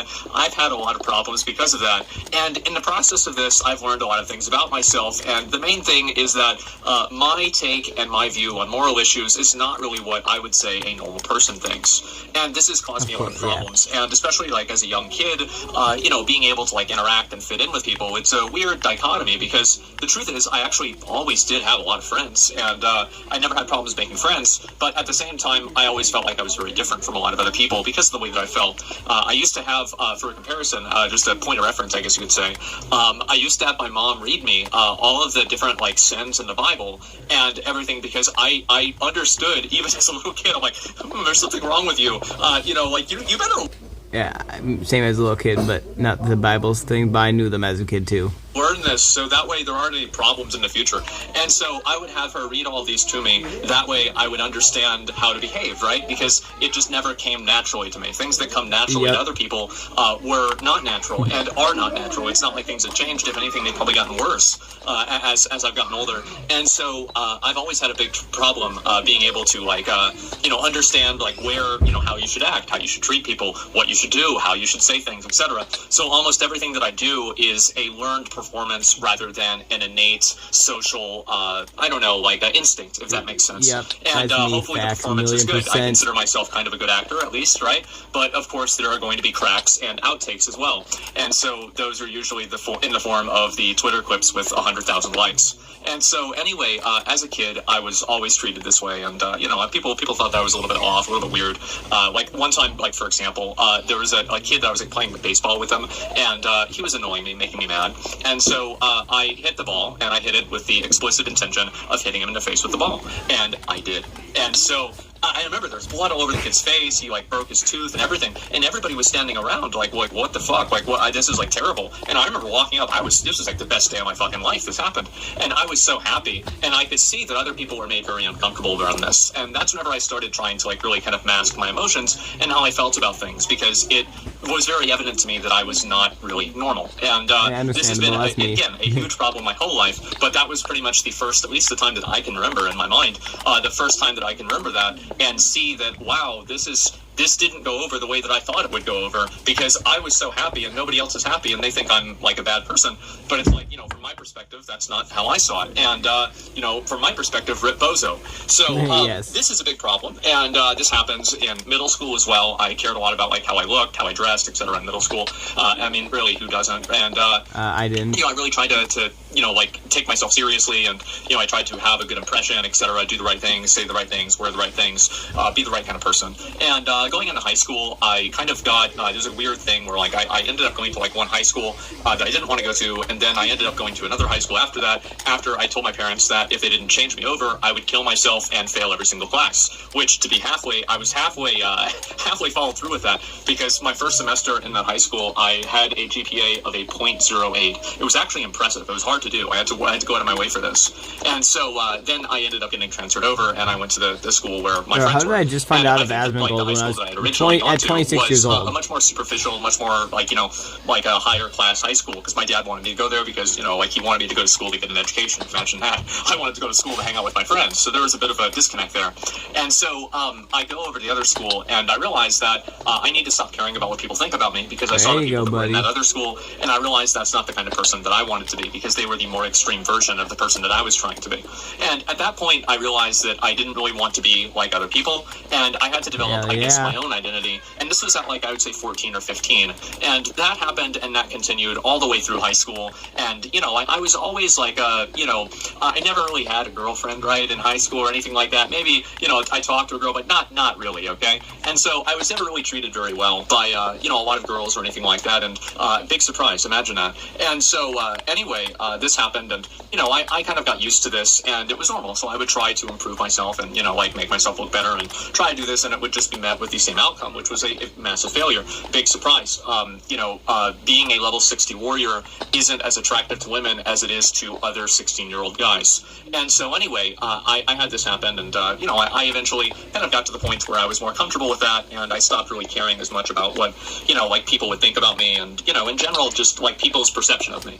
And this kind of got worse as time goes on, and I think that I spent, my teenage years primarily trying to disconnect myself and trying to remove myself from the obligation to be a certain kind of person to the public, and just to society in general. I viewed society as, I never chose to be here. This was not up for discussion. I just spawned it. Bro is fucking, literally everything. I mean, doing shit that was maybe a little violent as a child that I thought would not be as whatever, yeah, that's definitely a thing. The not caring or not wanting to be here, yeah, definitely a thing. I guess he said he cared about, what people thought of him, and I guess people can do that. Maybe there might have been even a time in my life where I don't know, where I was thinking like that too. I don't know. Maybe. I feel like there has to be somewhere. But yeah, definitely the never wanted, I've literally said word for word, I've never asked to be born. I don't want to be here. But here we are, so, oh well. It just do be sometimes that way. In here, and so it's I have to follow these rules, I have to do all these things, I have to be this kind of a person. And then, when I was 17, 18, 19, I asked myself, well, why am I doing this? And so I stopped doing all of that stuff, and I've done many degenerate things, none of which I regret, nothing at all in my life that I've ever regretted at all. No regrets. But I would do things that a lot of people would consider to be very improper, let's just say that. And so I never really viewed myself, I never really viewed it as a good or a bad thing. I just, simply existed, and I did what I would do. And that was it. And at that point, I pretty much had completely disconnected myself from the perception of other people. And this was at the same time, growing up, my mom was, I think there was maybe 2 years or so where she made above the poverty level in terms of income. And so we basically barely skated by most of the time. And primarily the reason for that, honestly, is because my dad always paid child support, etc., at least until I was 18. And, all that time, she was able to skate by with that and pretty much survive. After high school was over, then obviously that stopped, and then she wasn't able to support herself, so I was having to figure out ways to make money and try to piece together money. She would borrow money sometimes from my dad, and it was in general a very, very negative situation, and so we never really had any money. This was the time where I was pretty much ironically at the peak of my degeneracy. I was probably one of the highest rated warriors in WoW at the time. It was great, but not necessarily in real life. And so at this point, I pretty much completely disconnected myself from the way that people saw me, and I stopped caring about the way that people saw me because I pretty much gave up on being like a normal person. I gave up on being accepted by the public. I gave up on living a normal life or, you know, having a family or anything like that. I just felt like I just was not capable of that based off of my experiences that I had. And I had many other ones too. Like I stabbed somebody and a few other things too. I probably wouldn't even say because they would too drastically alter people's perception of me. But either way, you know, a lot of these instances where I kind of was like, okay, this is bad. Maybe it's better that I'm, you know, quarantined in my house. Anyway, I did this a lot. And my mom and I, like, it was really just kind of the two of us. My dad was there. He was supportive, and he always has been supportive. But other than that, I do have family, but none of them live in the state of Texas. And so any trouble, any problems, anything like that, it was pretty much entirely on me to resolve this issue. And so take care of my mom, pay for things, anything like that, it was always on me. And her health started deteriorating at about the same time. This is big surprise. You smoke since you're 16. You spend your entire time smoking cigarettes, watching Ancient Aliens, and fucking around on the internet playing WoW, and you're overweight massively like she was. This isn't good for your health, especially when you're getting into your 60s, which she was at that time, because she had me when she was like 39 and a half or 40 or something.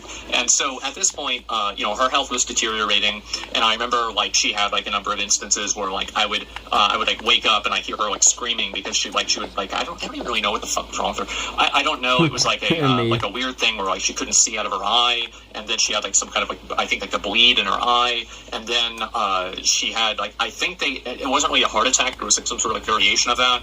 And I remember like her like begging me not to call the ambulance, and this is just like, and this is at the same time that you know, the house is fucking, you know, we can barely pay for the house. We're worried about getting evicted from the house. We have no AC, or no, we did have AC. We didn't have heat, and so you know, I would go to sleep and like the house would be so cold because I would just give her the heater, and I always viewed it as like, you know, oh, I'm sleeping out on Mount Everest, right? It's like, you know, I'm cosplaying as Bear Grylls, and I remember like my glass of water in my room, they would have like ice crystals on the edge of it, right? Because of how fucking cold it was. And so I did that really for like 2 years, and so we had like basically like zero money. And so this happened, and pretty much like her health would deteriorate more and more and more to the point where she couldn't drive, she couldn't do X, she couldn't do Y, she couldn't get a job anymore. And then it relied on me more and more to completely support her in like pretty much all ways.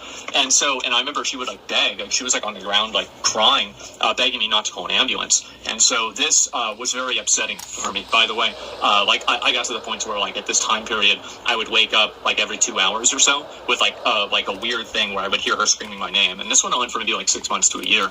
And also I want to say that like all of this stuff and everything about it, I don't really, like, everybody in life has problems, and I hope that by sharing my problems people can kind of see where I'm coming from as a person. I don't really care about sympathy. I don't care about people feeling bad for me. I don't really give a fuck. It doesn't matter to me. So I hope that nobody thinks that this is coming off as any form of a, you know, like sympathy play. You know, I've had things bad happen in my life. I think that in many cases they've been my fault. I've deserved them. But this is just what's happened. And so anyway, and every action and every outcome in my life leading up to now has led me to the position that I am right now. And I think that in a lot of cases I'm happy with how I am. And you can't just go back and edit out all the bad parts and expect to be in the good part.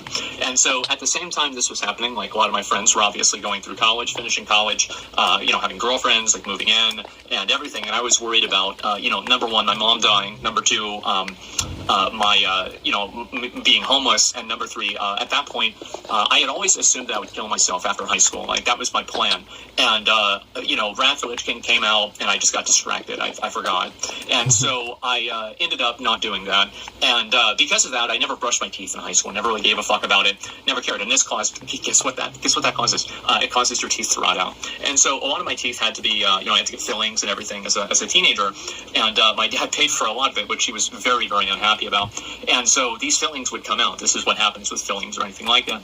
And they did come out, and then, of course, my teeth deteriorated naturally because I love soda. I love drinking soda. I've got a soda right over there. Went to McDonald's earlier today. Really, really like soda. Like it so much that right now I only have 5 real teeth left in my whole mouth. And I think you start with like 32, which is kind of crazy to think. And so anyway, this happened, and all my teeth were starting to rot out. I was not able to eat with one side of my mouth. I would have these toothaches that would get so bad that I would pass out from the pain. And I eventually had to go to like the basically if you're like the people that really get fucked by medical bills are the people that are in the middle of like economically, because if you're broke, like they'll do shit for you for like $10, so they can get anything, they'll do it. And so I had a program like that, and so they would have to pull out my teeth kind of regularly, and that's how I lost. I have no back teeth at all. That's why if you look at my jawline, it's very different than if you look at it from like high school or like by the age of like 19 or 20. It's completely changed because I've lost all of my teeth and my jaw bone is like pretty much rotted out. And so, which, as far as I know, is unfixable, at least in the way that I have this problem. There's a separate problem that is fixable. I don't have that one. I talked to a dentist about it. So it's basically like irreversibly fucked. And so anyway, this happened, and it was not a great time. My teeth were rotting out, etc. And at that point, I had to completely, like, pretty much give up the notion and give up the dream of ever being a normal person. At that point, I could feel myself no longer being the same as anybody else, right? And I actually, for a while, I really hated it, but then I got used to it, and then I embraced it, and I think that's where I am now. So I would say like that was from like ages, like I would say 13 to I don't know, like 21, somewhere around there, right? Then after that, I started doing other stuff. I was playing WoW, I was making videos, I was doing other random things, right? And my mom's like health pretty much would always get worse, and that's just that's just the way it is when you get older, right? And so I would have to do my best to like take care of her, and worked at the IRS for a while. Tried to work at Sam's Club, didn't really go very well. But overall, I tried to go back to college. I do have a college degree, if you can imagine that, but learned more from business from WoW than I did from business school. And so then I spent that time. And then this is all the time, like, me not knowing if she would, every day I would wake up and, like, hear that voice in my mind. And, like, it was really, really bad. And this is just something I would do all the time. And I try to always make the best out of things. I try to just, not think about it. But, looking back on it, things were very, very bad. And so anyway, fast forward a little bit later. And that's whenever I was, like, going back to college. I thought that I would just, basically have a shitty job, play video games for my whole life, and then die, right? And then I got a shitty job, and I realized a shitty job is actually a lot more shitty than I thought it would be. So then I remember it was probably like one of the best things that ever happened to me, is that I took this job at Sam's Club, and I hated it so much, it actually encouraged me to make myself a better person, if you can imagine that.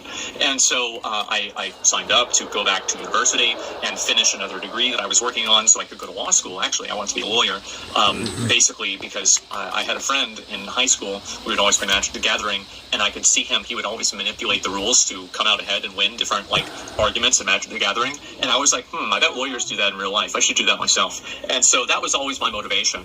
And anyway, I did that. And then, a number of other things, random things that are not, I would say like YouTube or public safe that I did. And then after that, I started doing YouTube. And then I started doing YouTube, and I focused on that. And I would put videos out of the way that I lived, etc.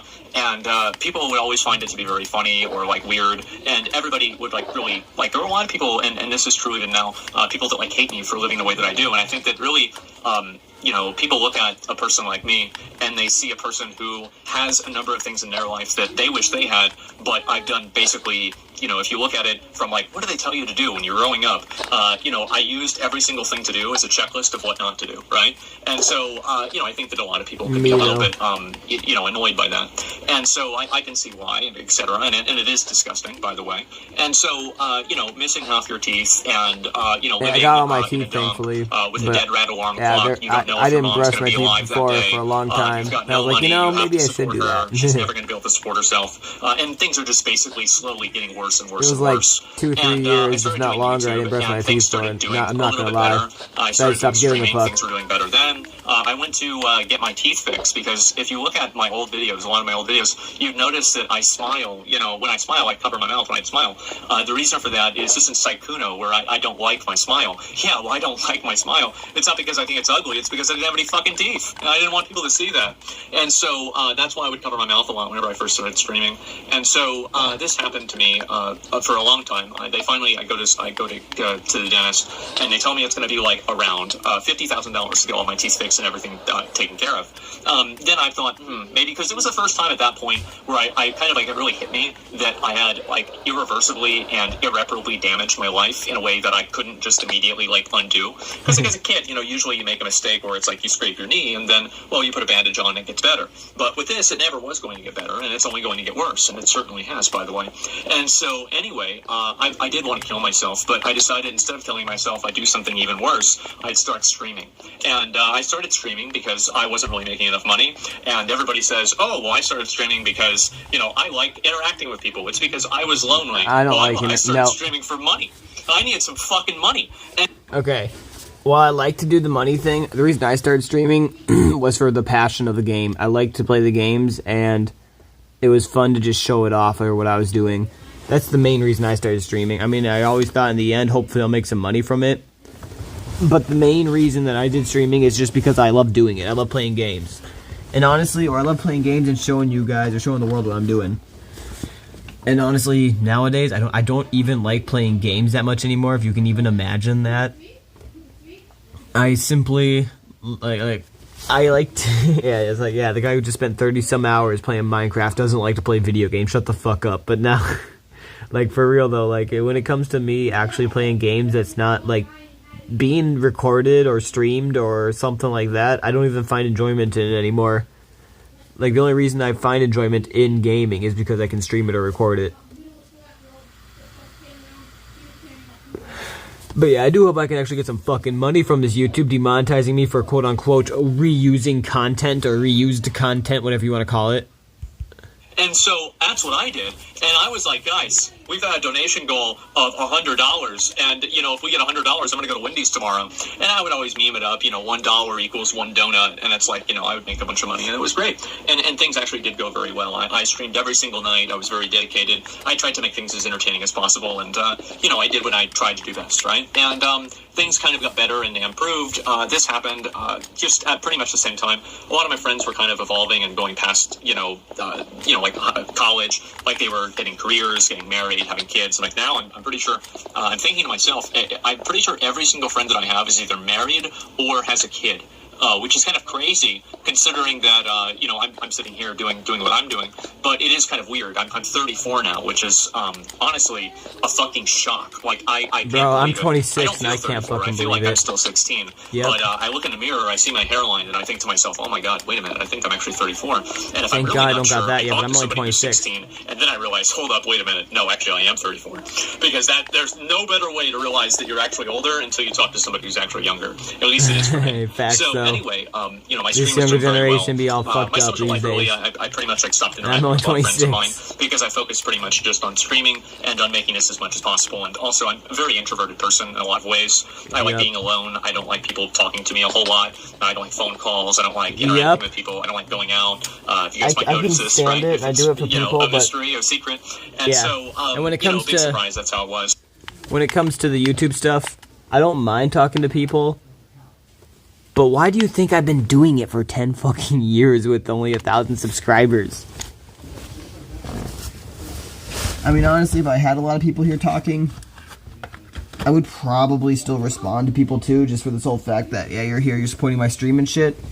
But I like it when it's just small, fucking people here and there and stuff, so I don't need to talk the entire time. Or when I am talking, all I have to do is, just give my 2 cents on a video, or just spill my opinion out there, just do whatever I want. So yeah, I don't know, but And then, I started streaming. My stream started doing better. And there was a degree of, stress that created. But, and in terms of, my lifestyle and everything, living that way, I never really thought about it at that point. I never really worried too much about, kind of how, people would perceive me. I always viewed myself as this is just who I am. This is what I am. That's all there is to it. And I never really took, I still don't really take any criticism or any negativity to heart. I don't take it personally. I don't really care a lot. Yep. And so at the end of the day, it never really bothered me, and people thought it was funny. And so, I had these a snack box, and there were maggots in the snack box, and I would eat this food with the maggots inside of the food. It was honey buns, which were really, really good. And to be honest, I didn't even really taste them. So it was pretty much the same thing. Didn't even to bother me. And so, I would not do that, had, though. Like, taken, at that point, my teeth were, like, totally rotten out. And so I had taken pliers to, like, break pieces of my teeth off, even, like, if I wasn't able to speak during a stream, because, like, a point was, like, poking my tongue, or, like, playing a game or something like that, talking to people. And so I still have the pliers, actually, in my bathroom from all the way back then. And, so this had happened for quite a while. And then I guess you could say I started, like, I guess, like, the second phase of my life of, like, trying to remove myself from, like, caring about, being worried about the outcome of other people. It was always very scary for me to know that, like, my mom would die one day, right? This was extremely scary. This is, like, the one thing that I didn't want to have happen. And in 2021, it did happen. And so leading up to that was incredibly stressful. She pretty much... I mean, I don't want to sound like I don't care about my parents, because sure, I do care about them and stuff. It would probably be definitely an annoying and pissy thing that would suck if they died, right? I'm not saying that wouldn't, or my mom, or whichever, my dad, but yeah,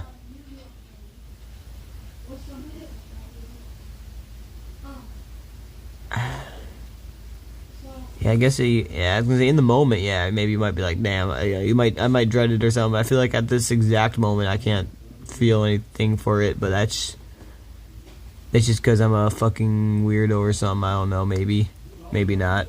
Maybe y'all are the weirdos. But yeah, I feel like maybe in the moment of it happening, like, your mom's dying in the ER or something like that, you might be a little more panicked then or something, but yeah. Or I might be, but... pretty much did the thing that I didn't want to have happen. And in 2021, it did happen. And so leading up to that was incredibly stressful. She pretty much did everything that she possibly could. I love her, but she did every fucking thing that she could to make things as absolutely unpleasant as possible. Oh my God.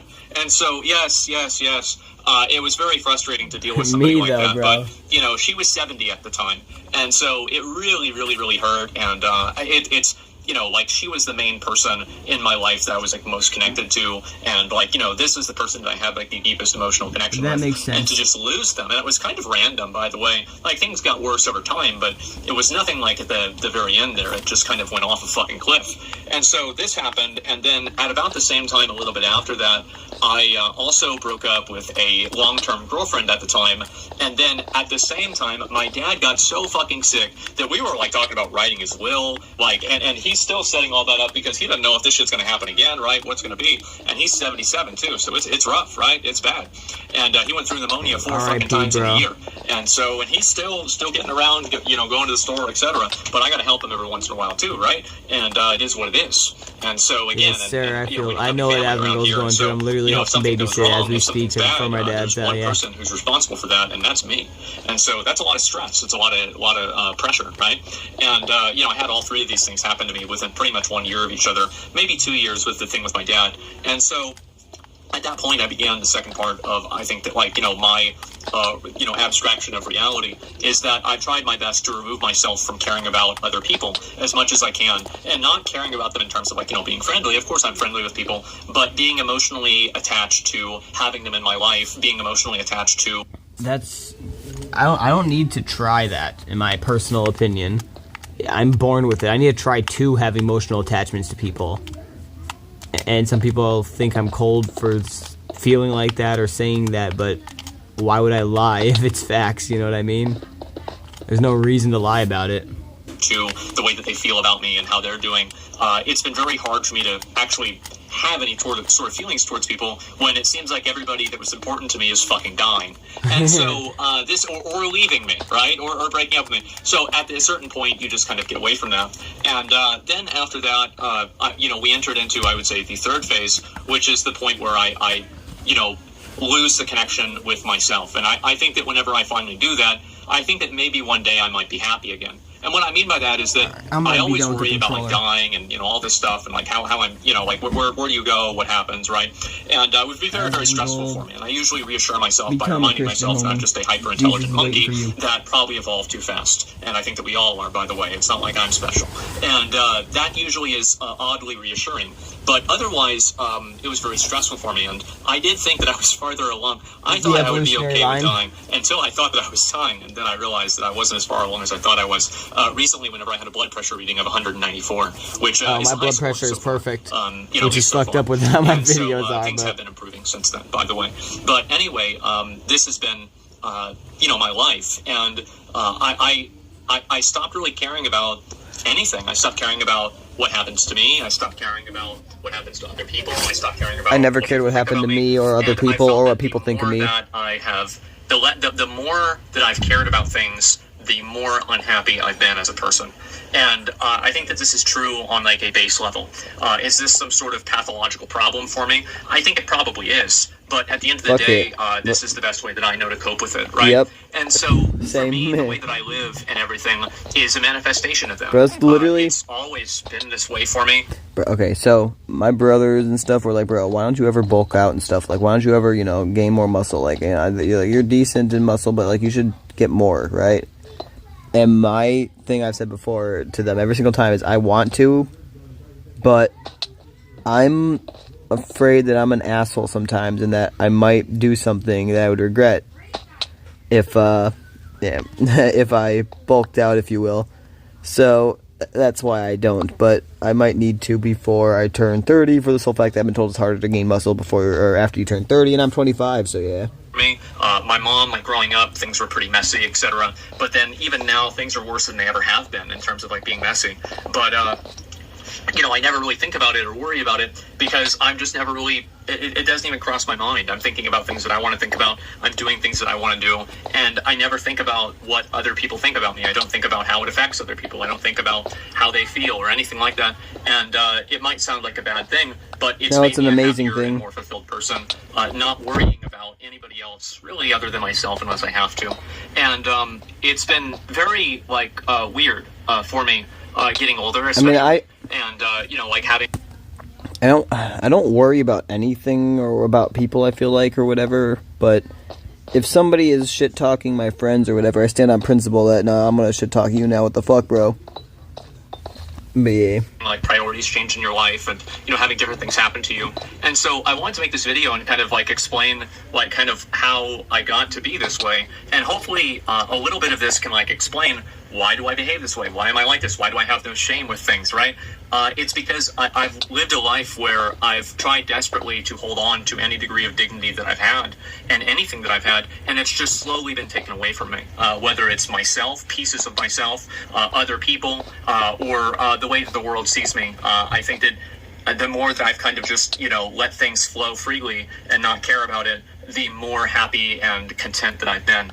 And so it's an ongoing process, and began whenever I said, I guess I said I was 13, and I guess the last thing for me to do is really to let go of myself and just finally be content with my own existence for the time that I exist. And I'm not really a religious person. I'm not a spiritual person either. I don't believe there's any light at the end of the tunnel. I definitely don't think so. And I just try to make the best of being in the tunnel.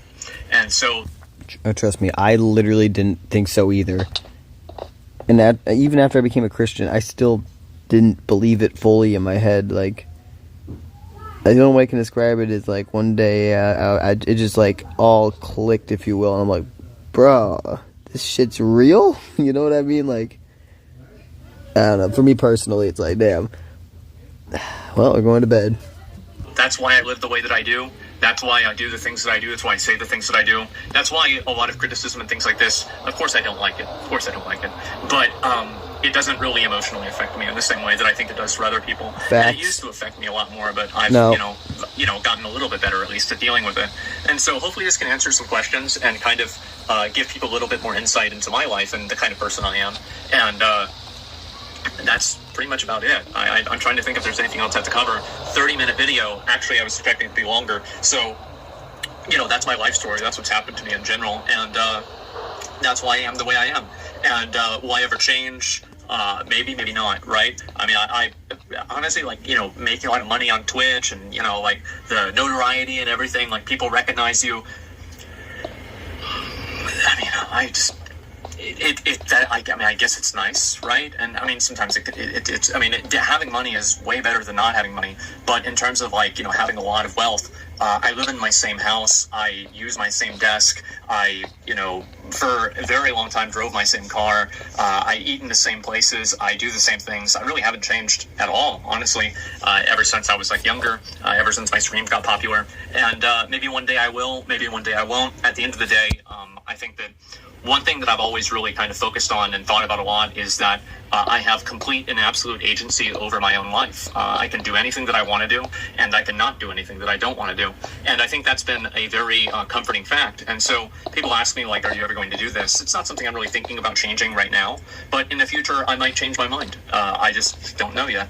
And so I just try to live life and enjoy it and, be able to experience things for the way that they're meant to be experienced. And, really, I don't care a whole lot about that either. I don't care about, going out or having certain life experiences or, you'll regret this. Well, who cares if you regret this when you're old? You're about to die anyway. It doesn't even matter. And so I've never really felt that way. It's just it's not in me. And so that's really my whole life. And that's why I live the way that I live. It's why I do things the way that I do things. And, maybe one day it'll change. Maybe one day it won't. Who the fuck knows? Tune in next time to find out. So anyway, guys, hopefully this is a little bit more informative, etc.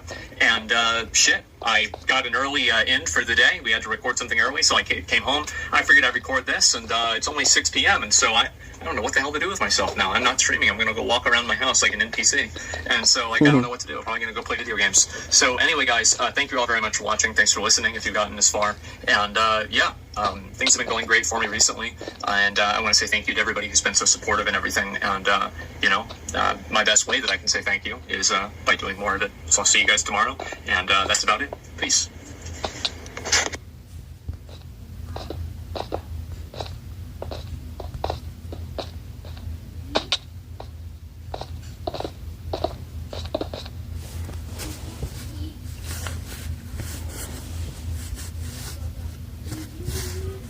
Find something else real quick. You know what? Some Minecraft video real quick.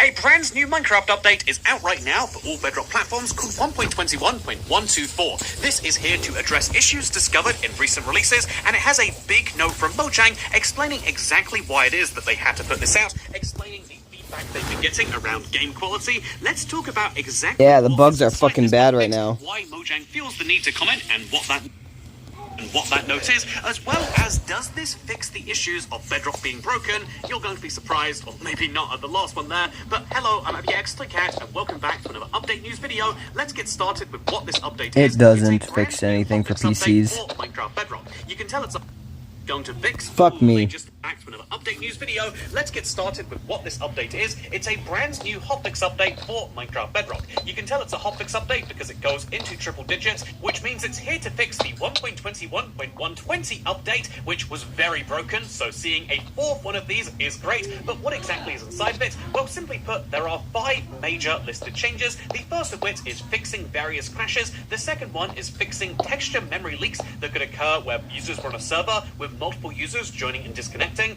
This texture memory leak was shown off in a lot of videos and caused a lot of problems. It's good to see that one fixed. We've also got a fix for bugs that could cause the mouse to interact with external windows, such as notification pop-ups unexpectedly. This was the what is memed about as having the cursor leave the Minecraft window. It literally happened even when you were in full screen. That has been fixed, and they fixed a bug that could prevent input controls from working when using an IME. This is particularly important for people using the Chinese, Japanese, or Korean languages. By the way, absolutely fascinating how you put 10,000 characters onto a keyboard, point for a different time, but they have fixed a bug to do with those users, and they also fixed a packet verification bug that could prevent players from joining a realm using certain add-ons. So that is the 5 simple fixes, and broadly speaking, it's good. I mean, anytime you hear about various crashes, it's non-specific, but it's great to know. Combine that with the texture overflow, and you've got some very good news indeed, and the tabbing and clicking outside of the tab window is something that many full-screen users were being driven crazy by, so finally fixing those is great. However, what I find most interesting about this changelog is this. I'm gonna need to restart Minecraft.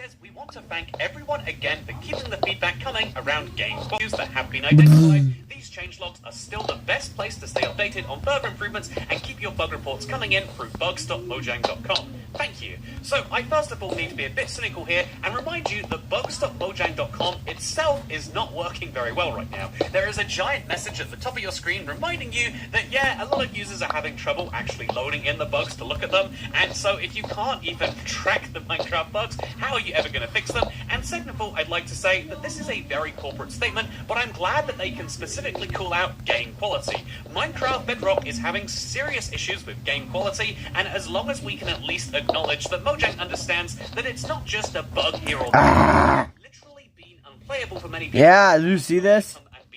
Over the last couple of weeks, this is a very, very positive improvement because as I laid out in my video about Bedrock being broken, there were 7 major critical bugs that never should have shipped, and although it's sad that they shipped it anyway, they now have fixed 3 bugs from that list in last week's Bedrock update, 1.21.123, and they fixed 2 in this one, meaning that the big issues remaining are the fact that they obviously shipped an update that for some people required an uninstall without reminding people that uninstalling was disastrous. That is bad, but the damage is done. But confusingly, that means the biggest things they haven't fixed are what to me seem like the easiest, because people are still not getting their copper caped. Here is someone on my subreddit complaining about precisely that, but this is widespread in the Minecraft community. Mojang said, do this challenge and we'll give you this cape by this date, and now they're not handing out the cape, with many people even complaining that the support route isn't working now. You should contact Mojang support and maybe keep contacting them till you get someone that actually gives it to you. This is ridiculous in my opinion, and with regards to the second part of this, I would have to say,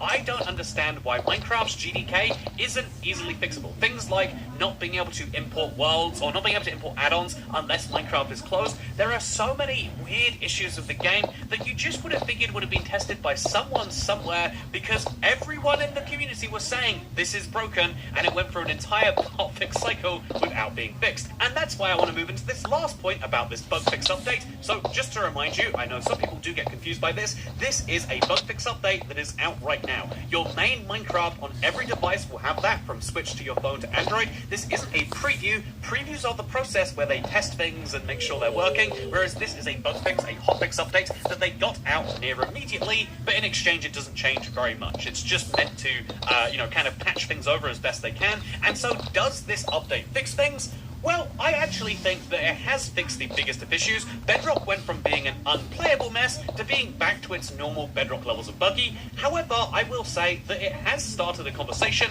about just how broken Minecraft is. One of the top posts I saw on Reddit today from Beautiful Onion was in an alternate universe where Microsoft never bought Minecraft, and as you can see, it still looks kind of bad as a menu. People are pining after this now because the only thing they removed are those ugly buttons that beg you to click on them because they lead you directly to money. And it's interesting because I saw this from Adventurous Hat 1383. They changed the Minecraft menu to what it clearly intends to be. This is the Browse Add-ons menu, where you've got lots of great options, such as browsing add-ons. It's the future that Minecraft secretly wants. However, Bridget responded to me and said, wait a minute, there's no flashing lights on any of these buttons, so I actually went in and fixed this, because this is the future Mojang actually wants. You are welcome, Internet. Minecraft 1.22, we found the reality, and doesn't it look beautiful? But more seriously, I think it's worth saying that the fact that we're having these sorts of conversations clearly is finally driving a response, and I'm glad that even if we got it in very corporate wording, Mojang are responding. But speaking of Mojang responding, let me show you this horrific Bedrock hardcore bug that's been posted amidst this chaos. Here is someone going through their portal and experiencing chaos. What happens next? You'll find out shortly. But anyway, I think that it's really fun to point out the fact that, I think that Minecraft does need to get better at fixing the base game, and that obviously there are lots of issues that have just been sat on for so long that they can't just go, well, if we've already got a pile of 100 bugs, what happens next? By the way, nothing actually happened. There's got hundreds of upvotes of almost dying in hardcore, and I just assumed that if someone dies in hardcore on Bedrock, it's due to a bug. The fact that I can just assume that from a random post on the internet is something that really goes to show the problem that exists right now. It's a problem that some people would argue Hytale is going to fix. They just announced their pricing, and it's only $19.99, but I think that ultimately, no. As much as that is the wishful thinking, I think that Minecraft needs to fix Minecraft, and so the big question I'd like to leave you with for the analysis part of today's Minecraft news video is Bedrock getting better?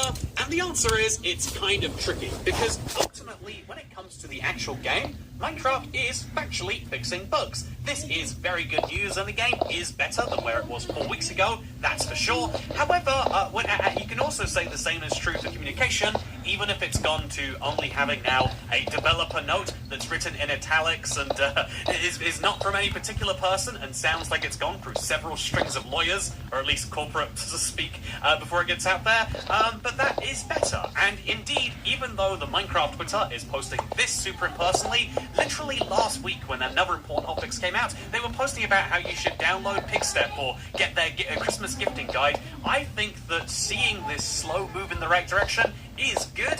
However, I think that the can of worms that Minecraft have opened, the can of snakes maybe, that Mojang have gotten themselves into, is that ultimately this has become a community movement in its own right. Can you ever fix Bedrock to the satisfaction of that? Well, it's kind of like how there was a big movement for a while to cancel the mob vote, and then after that, like Minecraft end update. This is a similar vein to that, where can you ever really achieve the objectives? The answer is, I think, in the eyes of all of that community, maybe not so much, because Bedrock always is going to be a buggy game by virtue of the number of platforms it's on and the way that it's coded and seemingly the way that they release it. Java could release a similar number of bug fixes, and it probably wouldn't take them 4 weeks, but that doesn't mean that we should write off the efforts made here, and that doesn't mean we should write off the fact that it is very close to Thanksgiving, and the response could have been, and in another universe probably was, screw it, these people are just complaining, we'll ignore them for a while. The fact that Mojang at least feels the need to respond, even if in my opinion a half-baked way, and not quite solving every issue,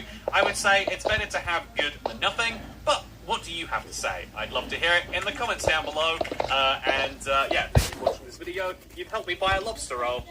Sorry to the lobster. But yeah, more seriously, this was a very surprise announcement at the last minute on a Friday. So we got this video together, and hopefully now you know that your Minecraft is slightly better, especially if you're on a PC. And to answer it, the question I've gotten, is Bedrock safe to play? The answer is yes. You are still going to encounter those 1 in 1,000 errors, and so back up your worlds, ideally off your platform too, but this has always been true, and so make sure it's something you do. Thank you for watching. I hope you all enjoyed this video. Like and subscribe, and I'll see you next time.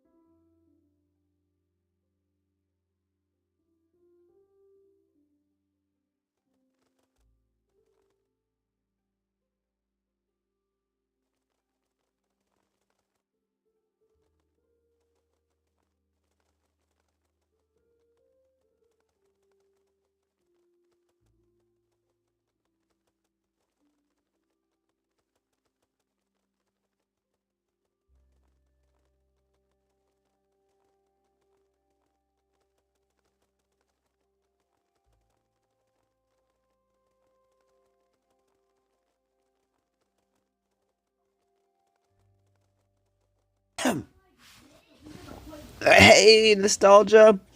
I didn't see that comment. What's good, homie? No, dang. How you rocking, G?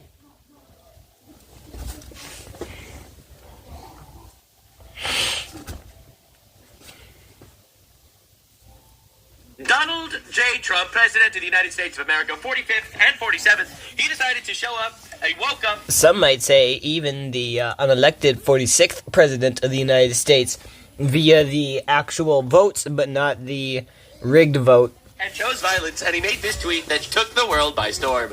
Bro dropped, seditious behavior, punishable by death. A lot of people are interpreting this as calling for the death of Democrats.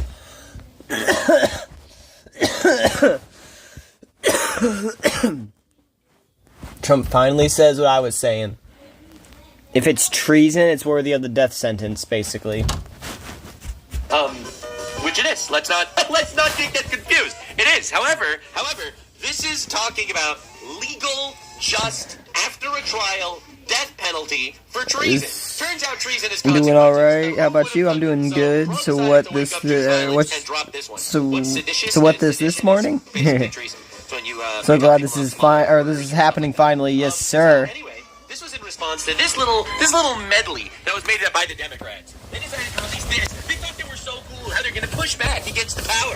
And then Trump called for the death penalty. I'm Senator Alyssa Slotkin. I'm going to start my game. Representative Chris DeLuzio. Congresswoman Maggie Goodlander. Representative Chrissy Houlihan. Congressman Jason Crow. I was a captain in the United States Navy. Former CIA officer. Okay. Former Navy. Okay. Former paratrooper and Army Ranger. Okay. Former intelligence officer. Okay. Former Air Force. Okay. I want to speak directly to members of the military And the intelligence community. Okay. who take risks each day to keep America safe. Okay. We know you are under enormous stress and pressure right now. That's fair. Americans trust their military. That's true. That trust is at risk. Why? This administration is pitting our uniformed military And intelligence community professionals. against American citizens. No, it's not. Like us. You all swore an oath. To protect and defend this Constitution. Right now, Yeah. the threats to our Constitution aren't just coming from abroad. True, there's illegal immigrants. From right here at home. True. Like illegal immigrants. Like the people that are invading our country. Laws are clear. True. Damn, these guys. Illegal orders. So here they go, and they decide to say, stop obeying the President of the United States. You can refuse illegal orders. The orders aren't illegal, for the record. You must refuse illegal orders. No one has to carry out orders that violate the law or True. But Trump didn't do that. our Constitution. We know this is hard and that it's a difficult time to be a public servant. But whether you're serving in the CIA, The Army, the Navy, the Air Force, your vigilance is critical. and know that we have your back. Because now, more than ever, The American people need you. We need you to stand up for our laws. our Constitution and who we are as Americans. Don't give up. Don't give up. Don't give up. Don't give up the ship. Yeah, This is literally they're basically Democrats. insinuating Trump secretly gave them illegal orders, so therefore the military and the CIA should rebel against the country. This is what some people would call treason. So Trump thought this was definitely seditious and decided to drop the nuke, seditious behavior, punishable by death. This is crazy. This is insane. Now, tweets are nice, but I'd like to see these people arrested. That would make me even happier. Now, obviously, everyone's losing their mind. Seditious behavior, punishable by death. It's pretty crazy, pretty terrifying. But it gets even better. So Trump elaborated, right? It's called seditious behavior at the highest level. Each one of these traitors to our country should be arrested and put on trial. Their words cannot be allowed to stand. I expect nothing more from them, for real. Donald J. Trump. It gets to that point, yeah, bro. True! First of all, for the record, Trump here is completely and utterly correct. We need to start arresting the powerful people. They can't just be hidden forever. So Trump dropped this one. Now, you're probably wondering how the Democrats are going to twist this.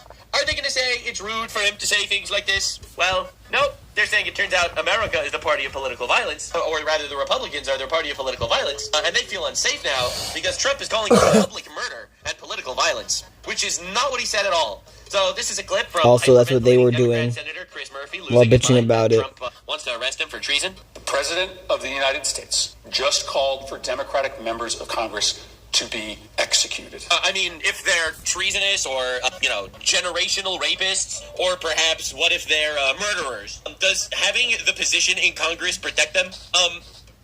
No, it shouldn't. No one's above the law. This was literally all of their favorite The traits. server reset on this anarchy row? That's fucking disgusting. Fuck these faggots. Restarting the server. Dumb bitches. He's saying, oh my god, he's calling for our deaths. No, he's calling for your trials and potentially execution if the RPM3 on YouTube, you're a dumb bitch made ass fag. You're a fake, you fucking abuse admin, and you reset the server when you claim to never reset it. Go fuck yourself. What's not normal is that the democratically elected president of the United States will say something, and that the Democrat members of Congress will decide to show up and tell the military and the CIA to disobey orders. I think that's not normal.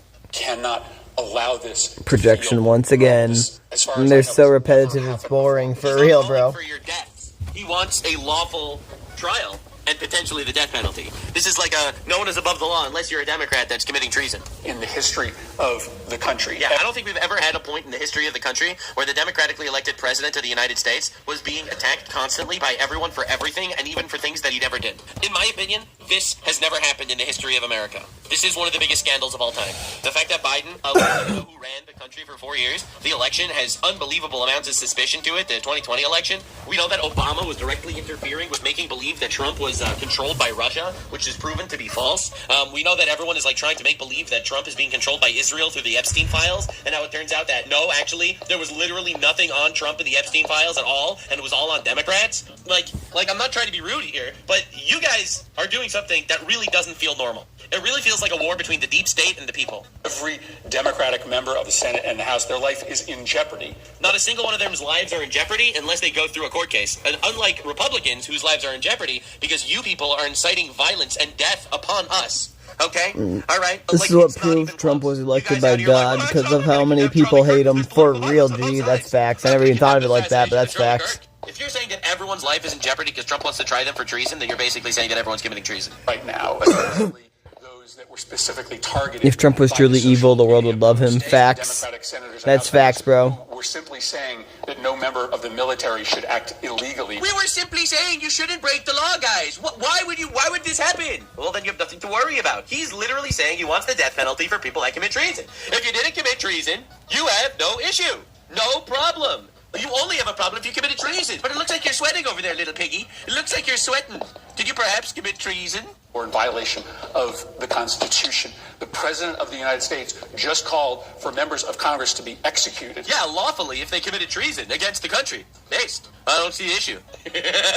The only issue is that it doesn't follow up with getting these people... I've called for that, and YouTube said I was invoking or inciting hate speech and violence.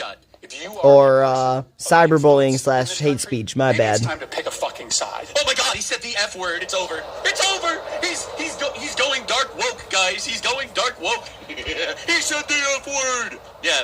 What does that even mean? Pick a side. All right. So I pick America, and the democratically elected president, I guess, because that's kind of how politics are supposed to work. If you are a Republican in Congress, if you are a Republican governor, maybe it's time to draw a line in the sand and say that under no circumstances should the President of the United States be calling on his political opposition to be hanged. I literally failed to see the issue. I'm not even going to lie. I failed to see the issue. Hanged after a trial, if it comes out in court that these people have committed treason against their country and the punishment is the death penalty, I literally see no issue for this.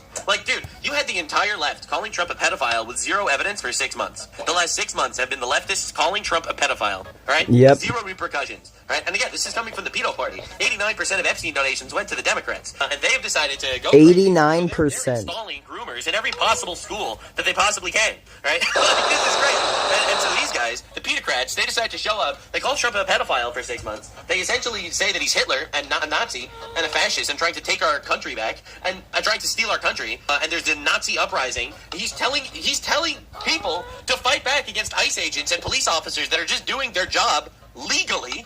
So again, I have zero empathy for the pedocrats after it turns out that, yes, treason might actually have consequences. Bro, they had a guy named Jay Jones who's running for the Attorney General in Virginia right now, and he's probably going to win, all right? That dude literally said he wants to put bullets in the heads of little fascist babies, referring directly to a Republican lawmaker. So, that guy is fantasizing about murder. Trump is calling for justice. How are we even, what is going on? We are in a very dangerous... Jay Jones did win? I thought he just won the Democratic nomination. I didn't realize he won the whole thing. All right, W, I guess. W, he won the whole thing? All right, well, that's where we're at. They're electing people. They are direct... Line in the sand, bro. Line in the sand. You're electing people that want to kill us after it's proven.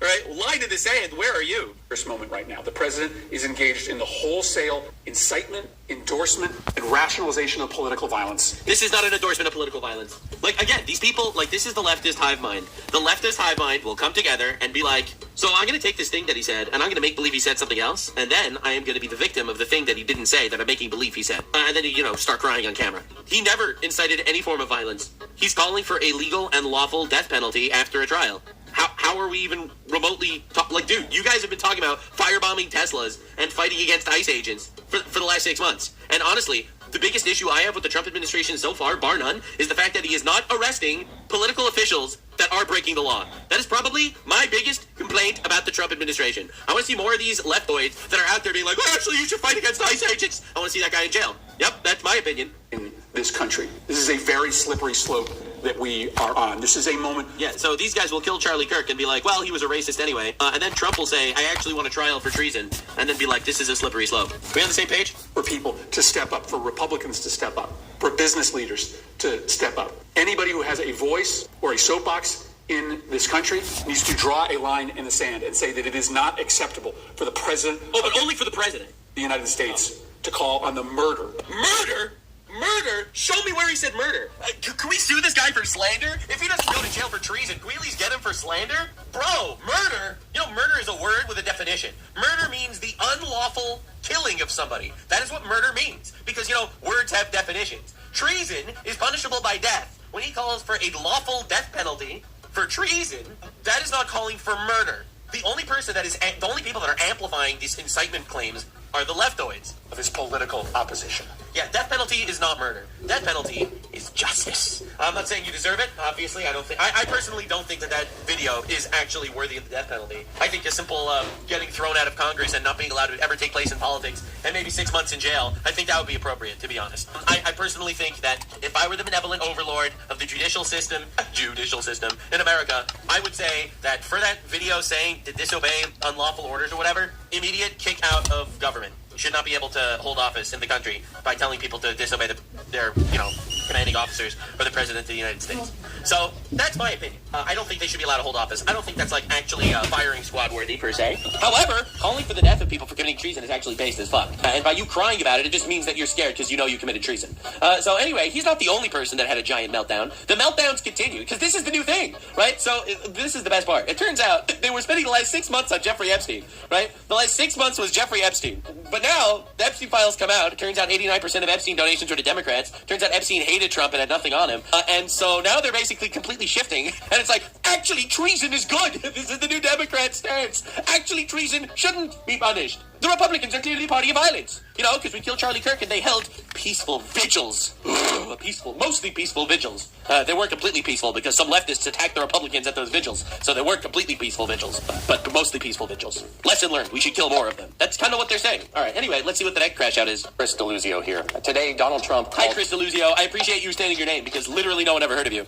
For my death. Called for the arrest. He didn't call for your death. He called for a actual just trial. And if you committed treason, oopsie poopsie. And the death of me and several of my colleagues, all who've either worn the uniform or served intelligence services. No one cares. Literally no one cares. He didn't want to hear a basic lesson that we know about our Constitution, about the oath we all take when we serve, whether in Congress or your first day out of boot camp. These are bedrock principles in our country. Wow. That you follow lawful orders. That you guys literally do Everyone not that says do. He called for my death is basically implying that they're guilty of treason. Are we on the same page? If someone's like, Trump called for my death with this, Trump makes a tweet. If you commit treason, die. And then these guys are like, he literally called for my death. This is crazy. This is crazy. Bro. And the loyalty to the Constitution comes above all. I'm not going to be intimidated. You do realize that Trump is the democratically elected president of the United States, and all these people are literally disobeying his, direct orders. All these people are running away from the direct orders of the president. I'm not going to be deterred from my duty to represent the people who sent me to Congress and to uphold my oath to the Constitution. Don't give up the ship. Yeah, nothing burger response. Trump called for my death. I'm actually a victim. Committing treason is cool or whatever. Don't worry, more of them crash out. So Chuck Schumer, right, this is another one of the retards in the Congress. He decided to show up and also start crying about this. Let's be clear. Okay. The President of the United States has called for the execution of legal, lawful, post-trial execution members of Congress. if they actually committed treason based. Sorry, what do you want me to say? What do you want me to say? I also care about the Constitution. The Constitution says that no one is above the law, right? Yep. So is taking slight artistic liberties there. I love how this is literally shit that I was literally striked on YouTube for saying. Sorry, this is the basic and now principle of it's America, being said every by single other people, person so is equal fuck you, under God, YouTube, you dumb right? sluts. This is literally where we stand. Okay? This is the basic principle of the United States of America. It's that no matter who you are, no matter how rich or powerful you are, if you actually break the law, you will be punished. So this guy, by him saying, but actually, members of Congress, though. What are you saying? No president has ever stooped that low. No president. Yeah, no president. You notice how this wasn't how the Republicans reacted when Dems took over the country? Yep, for real, bro. He's not encouraging violence. I noticed that in 2016, the Democrats went all fucking haywire. In 2020, it was definitely not the same way. I noticed that from 2012 to 2016, from 2016 to 2020, from 2020 to 2024, and we're going to notice it again. I feel like if they if they get in office from 2024 till 2028.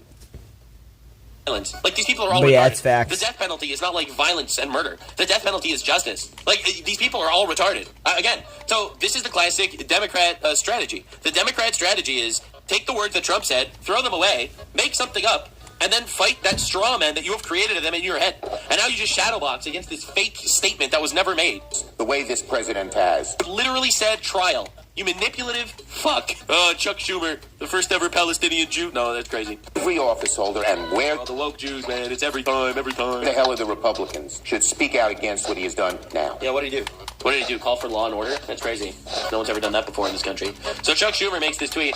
Let's be crystal clear. The President of the United States is calling for the execution of elected officials. Based. This is an outright threat. It's not a threat. It's only a threat if you're committing treason. Every senator, every representative, every American, regardless of party, should condemn this immediately and without qualification. Except, no, that's retarded. And so my response was, hey, Grok, is the death penalty ever an appropriate punishment for treason or sedition? Chuck Schumer says, no, it is above the law. The verdict speaks for itself. Grok did respond, but I guess Grok chickened out. Grok, where'd you go? Well, he's gone. But Grok did say, actually, that it is allowed. Just giving you the extra lore. Grok said, yes, actually, it is an appropriate punishment. The punishment for treason in the United States is death or imprisonment. Yeah, we know. We know, but it turns out you're all retarded. So, anyway, Cenk Uygur decides to show up. I prefer presidents who don't threaten to murder their political opponents.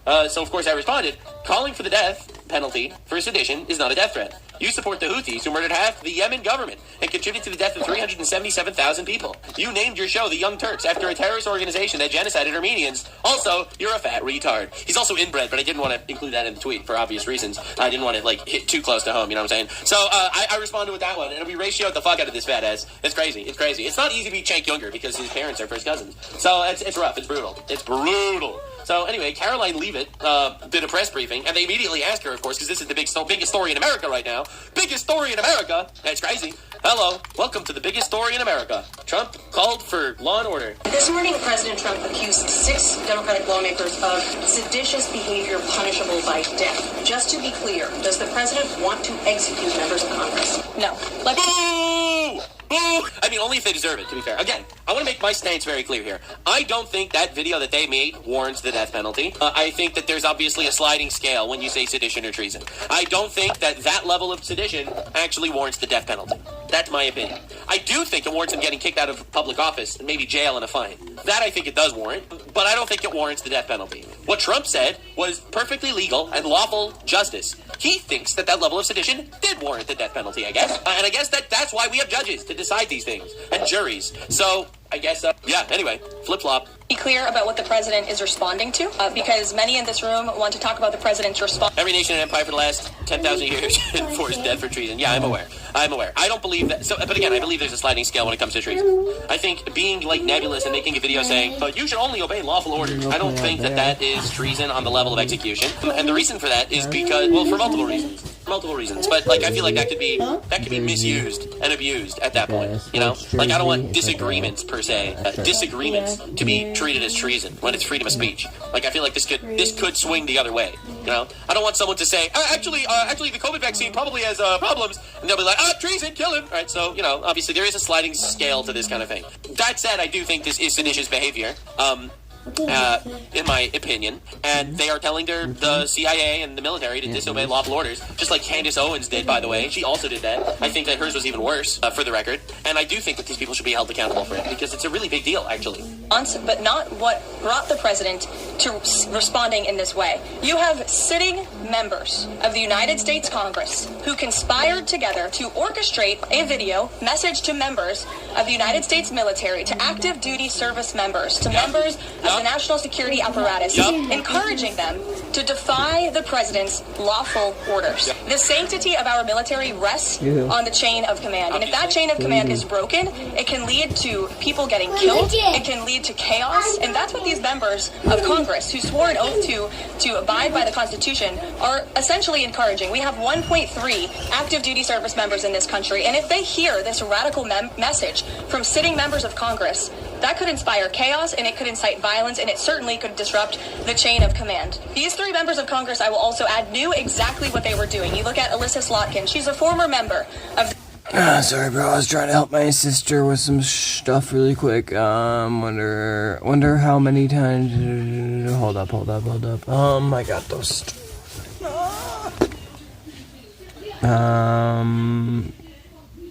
I can't see the comments. Why is it not working?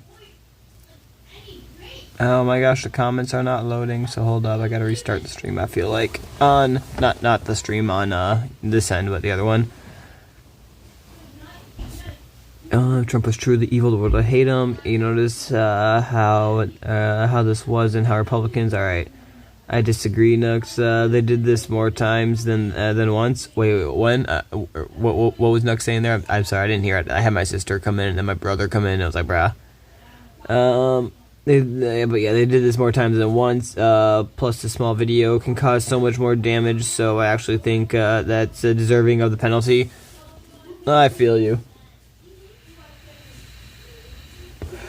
I mean, they're actively saying, go against the president's orders, they're illegal. And it's like, huh? No, they're not.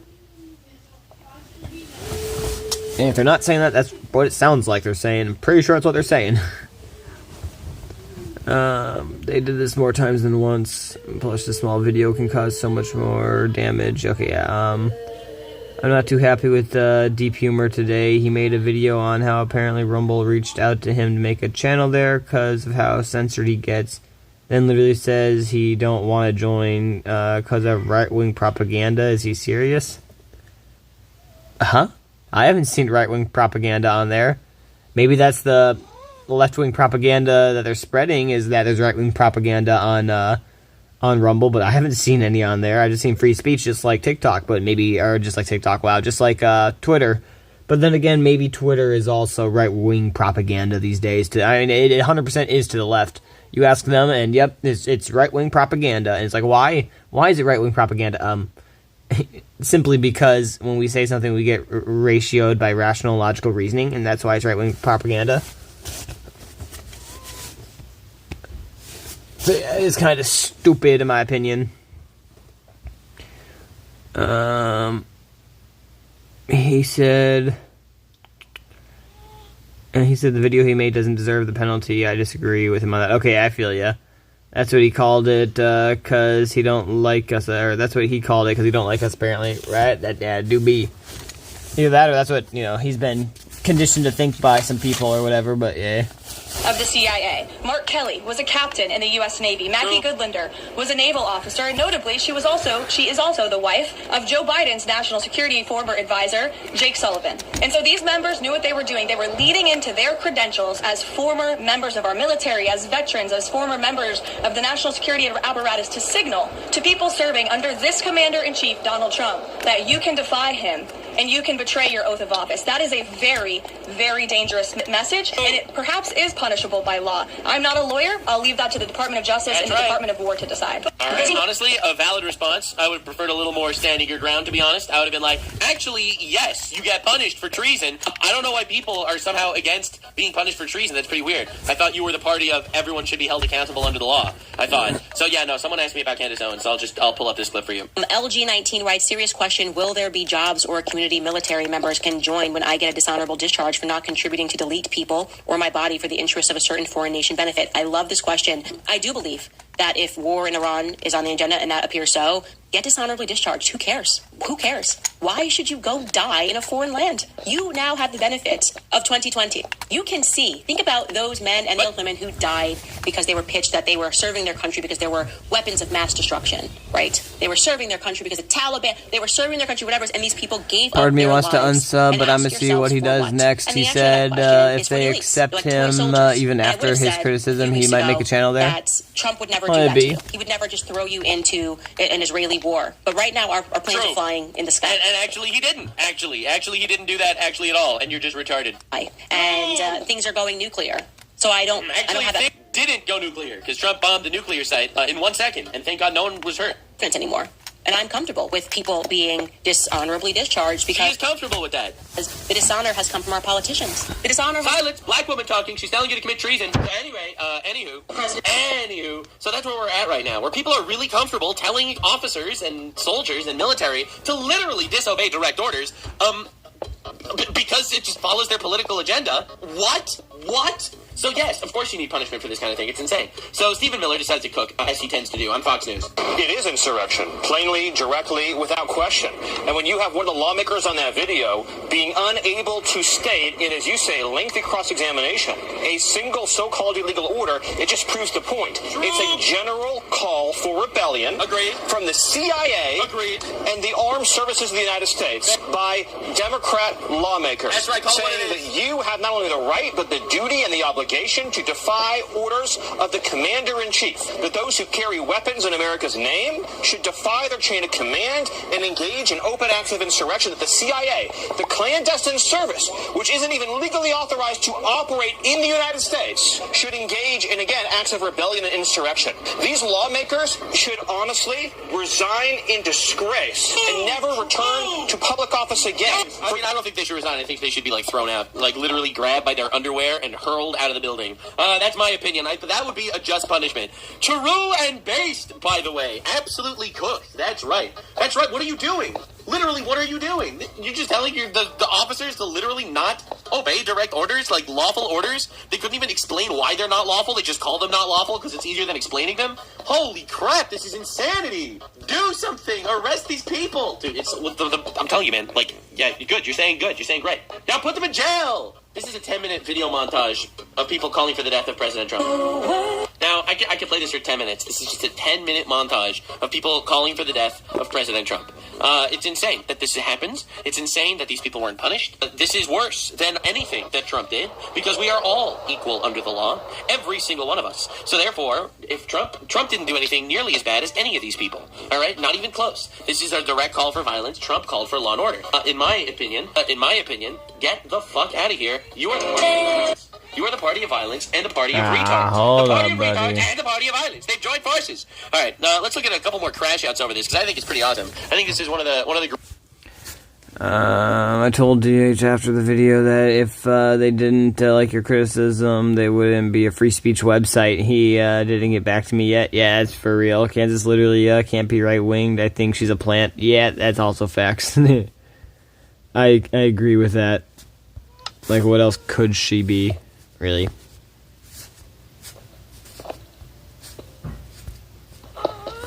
Give me that, and then we're going to go take these here.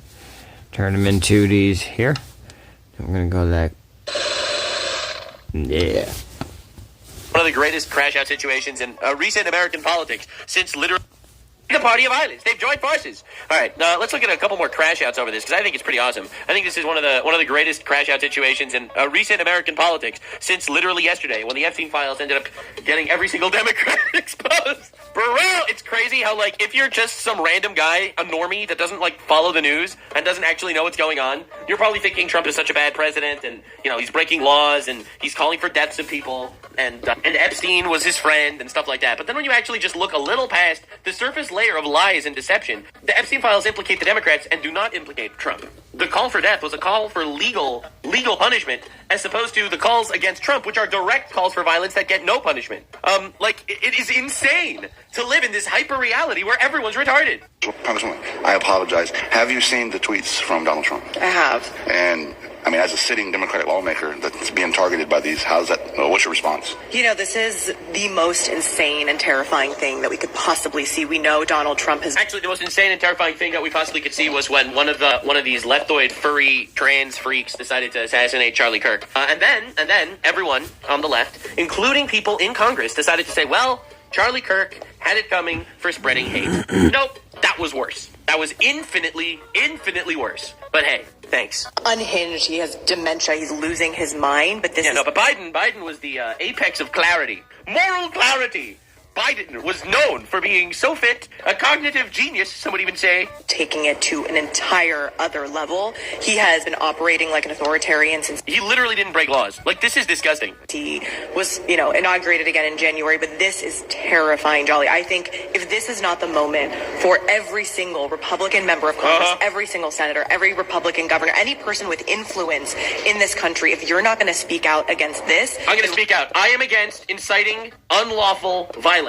All right? I am against all forms of unlawful violence, including the incitement of unlawful violence. Lawful violence, on the other hand, is based as fuck, which is why, thank God, we are given the Second Amendment so that we can protect ourselves and we can actually use self-defense to our advantage. That's why we have a death penalty, where we actually should be punishing people, with the death penalty when it's deserved. And you know what? If you execute a couple of these retard murderer psychopaths that show up again and again and again, that woke judges keep releasing, my incredible hot take is, people are going to stop doing that shit. What are you even doing? Yeah. How you doing? The president posted that Democrats who urge service members to not follow illegal orders should be punished. Should be seditious, conspiracy, and punishable by death. Give me a response to that. Look, I know the DOJ and the Pentagon are looking into the legality of all that, but what I can address is what everybody knows. That was wildly inappropriate. It is very dangerous. You have leading members of Congress telling troops to disobey orders. I think that's unprecedented in American history. I agree. That's what I said too. The unprecedented thing here is not the fact that Trump is calling for law and order. The unprecedented thing is that you have members of Congress openly and confidently telling the United States military to disobey orders. It is seditious behavior. Like, how else am I supposed to describe it? Like, bro, these people are broadcasting themselves committing treason and they're not getting any punishment for it. Oh my God. As the father of a young man who is, at the Naval Academy, going to be joining the service, I know young soldiers, airmen, sailors, they don't need that kind of nonsense from people in Congress. It is very dangerous. I just want to debate that. I'm going to let others define what it is, but it's wildly inappropriate. True. Boy. On this episode of Democrats playing stupid games and winning stupid prizes, they won a stupid prize today because for whatever reason they thought it would be a good idea to put out a video basically demanding that members of the military disobey the president's orders. I'm Senator Alyssa Slotto. Oh God, yeah, we saw the clip. These people suck. They're insufferable in every possible way, possibly the most insufferable. And then there's all the crash outs. So anyway, I just wanted to show you. I just wanted to show what's happening essentially. So they release a video. The video is like, wah.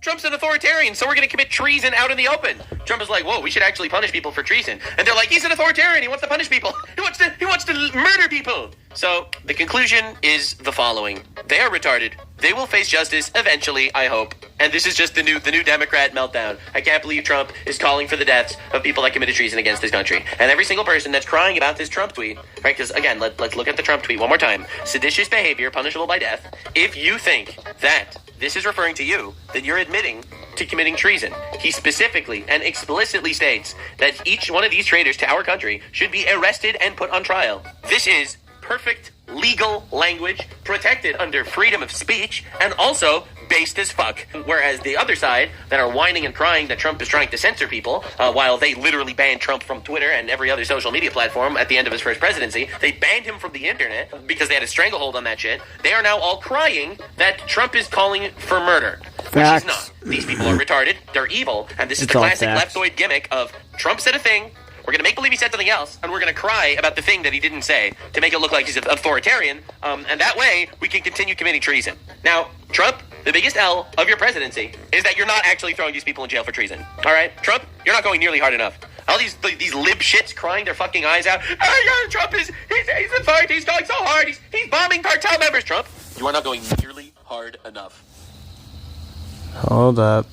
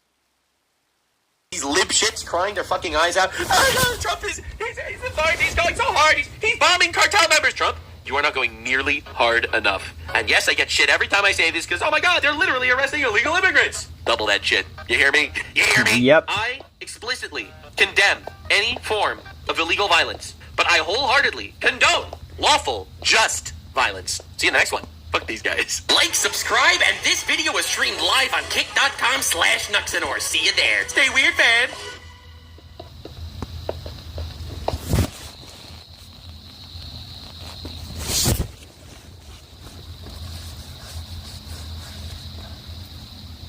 YouTube, just because I watch a few Asmongold videos doesn't mean you need to keep recommending me only Asmongold videos. Calm down.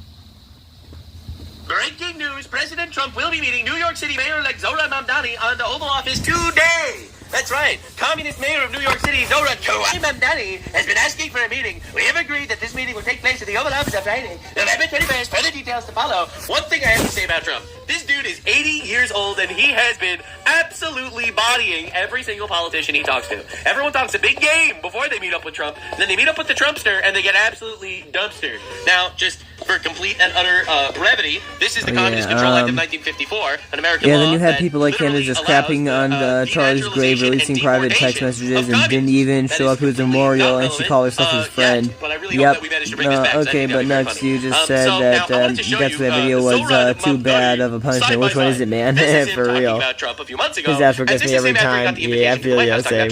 Completely and utterly cucked and neutered. My administration would be Donald Trump's worst nightmare. Oh my God, that's horrible. I have many disagreements with the president, and I believe that we should be relentless and pursue all avenues and all meetings that could make our city affordable for every single New Yorker. All right. I intend to make it clear to President Trump that I will work with him on any agenda that benefits New Yorkers. Oh, the walk back, the instant walk back. I will be his worst nightmare. I will work with him on everything that I can. Absolutely and utterly cucked. Obviously, his people do not like him for this generational speedrun cave. That's crazy. It turns out if you're a communist, you have no money, and now you need money, and you want Trump to give you money. Because Trump said, actually, this is not going to go well for you at all. Where's that tweet? I literally pulled up a tweet. Oh, yeah, this is it. Self-proclaimed New York communist Zohran Mamdani, who's running for mayor, will prove to be one of the greatest things to happen to our great Republican Party. He's going to have problems with Washington like no mayor in the history of our once great city. Remember, he needs the money from me as president in order to fulfill all of his fake communist promises. He won't be getting any of it, so what's the point of voting for him? The ideology has failed always for thousands of years. It will fail again, and that's guaranteed. So this is the timeline.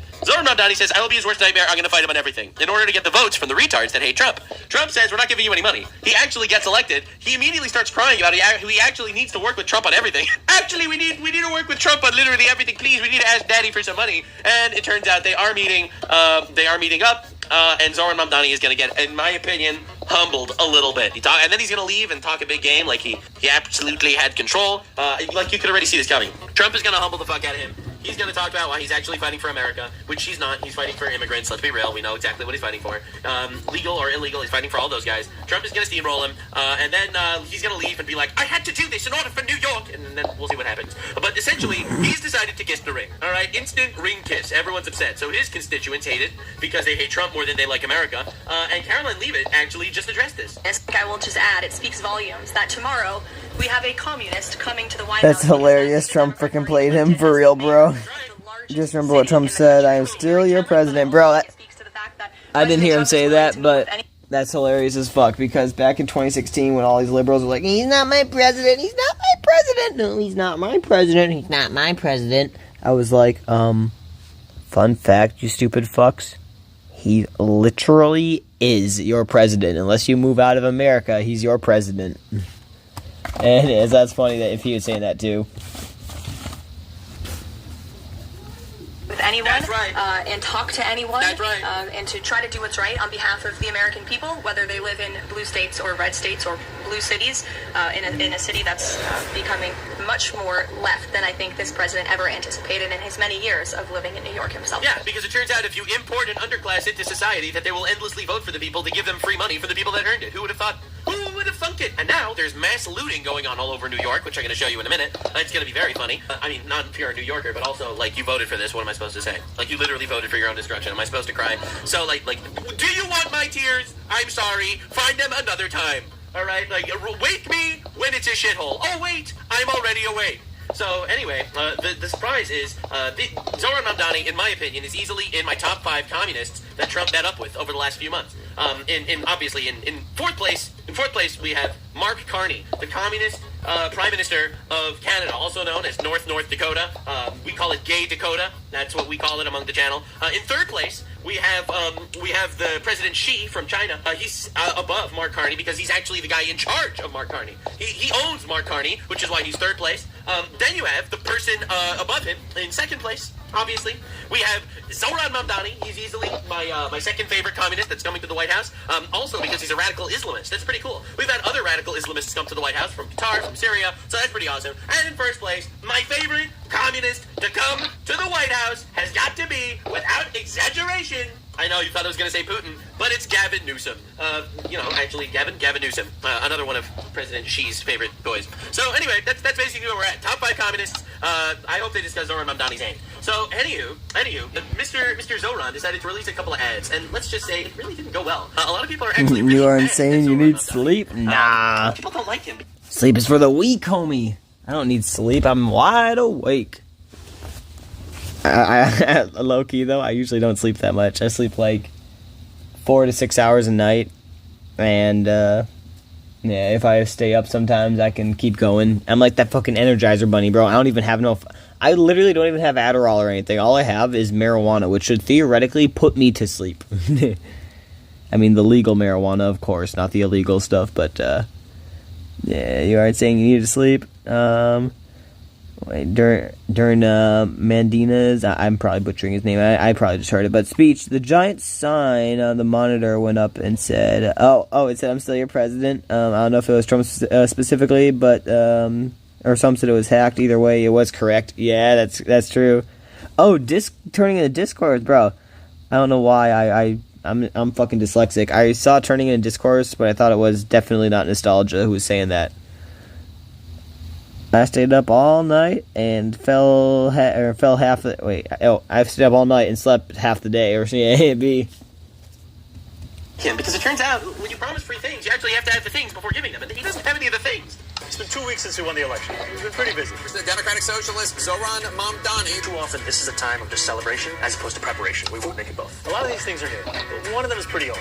Fundraising. But why are we... The first thing we need to talk about, fundraising. We need more money. Now, if you remember, this is the third ad he's made for raising money since actually winning the election.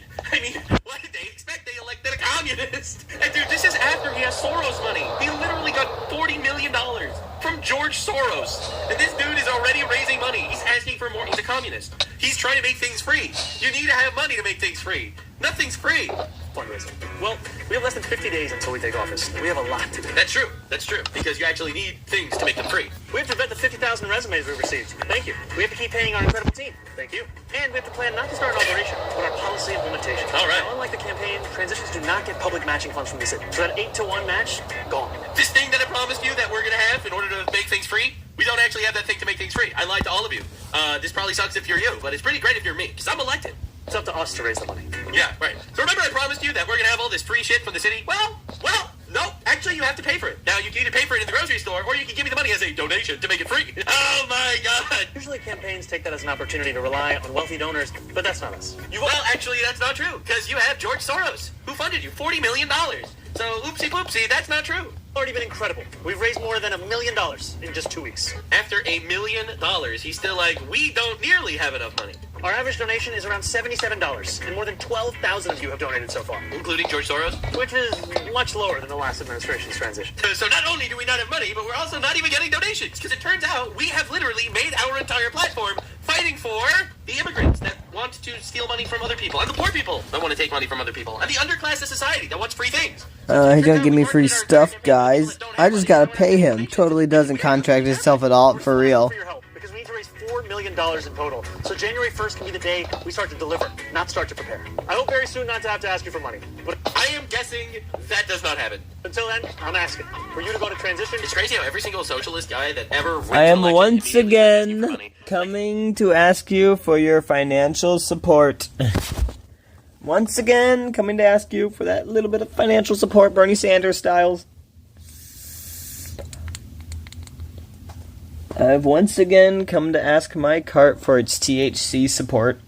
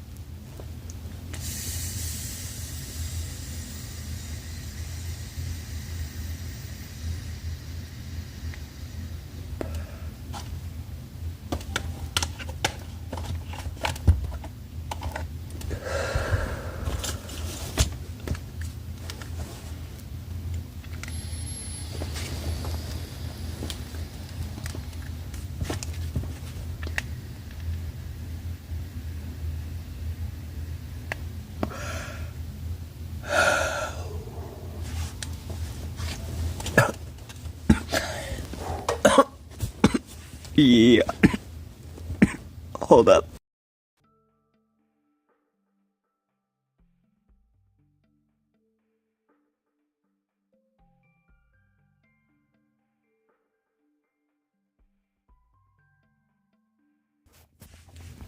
Bro, those small business owners are wrong. They ain't gonna lose business.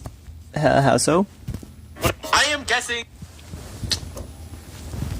that does not happen. Until then, I'm asking for you to go to transition. It's crazy how every single socialist guy that ever Or is that wins an election satire? immediately starts asking for money. Like, do you remember the Bernie Sanders? I am now asking for your financial support. Like, you remember all? Hey!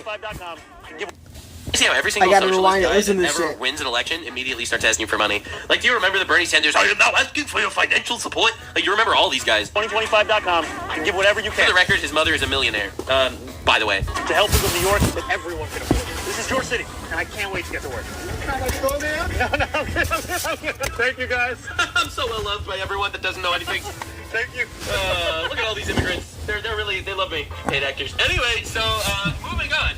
Paid Moving actors. on. People are not super happy with him. Now, he's also done a couple of interviews, because it's actually pretty exciting. It's pretty exciting to have a radical Islamist communist that's the mayor of the biggest city in America. Now, you probably think, Nux, why do you think that's exciting? This is a bad thing. No, it's exciting because it's a bad thing. What do you mean? What do you mean? You don't want to accelerate an Islamic takeover of our country? Get with the times, young blood. Inshallah, as they say in English.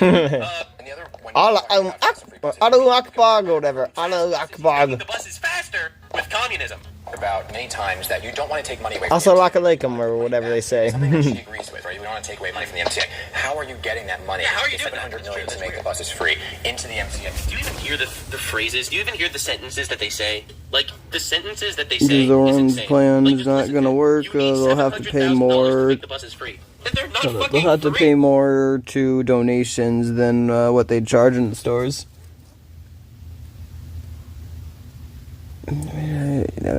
Small business owners are wrong because they'd have to pay more to donations than what they charge in the store. I think I feel ya. You mean like price wise, like inflation wise? Makes sense. Free. I think that's what you're saying. We're all on the same page. Like, this is crazy. If she's not for raising taxes. Oh, 700 million. You're always free to disagree, by the way. Heck yeah. 700 million. Yeah, I'm not 100% sure what you're saying, but I don't think it's something I'm gonna disagree with. I feel like you're probably correct. I don't think I know enough on the matter to disagree with it this time. Easy. All you need to do is tax people more to make things free. We need to take their money to give them free. Sounds so stupid because it is. I think that a lot of this is still a case to be made. Whether it's the corporate tax or whether it's the personal income tax on those who make more than $1 million a year or more, I think that these are the clearest ways. I've also said that if there are other ways to raise this funding, the most important fact is that we fund it, not the question of how we do it, but that we do it. This is the worst response I've ever heard in my life. How are you going to raise money for the free buses you promised? How we raise money is not important. It's that we raise money by taxing people a lot more because of communism. Thank you for saying that. Very cool. We're so cooked. We're so cooked. It's crazy. It's insane. I'm so happy I left New York. So happy I lived in New York for 3 years. I'll be real. It's not the same place. I go back to visit family there, but it's not the same place, man. Holy. I am in a very much more sunshining state. God bless. I'll be real. Anyway. Zohran Mamdani wants to spend $65 million on childhood Something like that. Yes. Like, he wants to sterilize your children. Like, we have to understand. One of the things that we said, Beyonce is a sanctuary for LGBTQIA. That's right. LGBTQIA plus 2 XYZ members are going to have a discount. Beyonce will establish LGBTQIA plus affairs. It's also that we're going to provide $65 million for funding for gender affirming care. That's right. We will. So this is the transition 2025 that no one expected. Bro is saying, listen, I know we do not have money for all these things that I promised, but I am going to make sure we have enough to sterilize your children. All right, this is important. All right, we will sterilize your children first and foremost. W. The same amount of funding the federal government will pull out and provide us for that kind of Based? I would love that. One of the goats of the Trump administration is that he stopped funding child castration. And in this moment especially, if we want to fight the Trump administration, we have to do so by funding our... You know the craziest part? Like, you could be a radical Islam and a radical leftist at the same time. Like, a lot of people are like, how does this work? Well, it actually works very well. You see, the goal of radical Islam is to outbreed you. The goal of the radical leftists is to sterilize you. This is literally hand in hand. This is perfect. This is absolute cinema. Let's import a bunch of people from countries where they have 8 children each from inbred parents, and then let's literally just sterilize the population that we're moving into. It's absolute cinema. Whoa! Services, taxing the wealthiest corporations here. All we need to do is tax lots of people, lots of money, fight Trump, and sterilize your children. Vote for Zohran Mamdani, ladies and gentlemen. It's amazing. It's better for everyone. Now, he's also, introducing an entire new thing where he's trying to teach Arabian numerals to Americans. He wants to mandate Arabian numerals in American schools. A lot of people are freaking out about this. The reality, though, is that Arabian numerals are just numbers. They're just numbers. Arabian numerals are just numbers. They're trying to get everyone like this big troll. But it's kind of backfiring a little bit right now. It's like, all right, so we are going to specifically be focusing on 2 Arabian numerals. See, this is the number 9, and this is the number 11.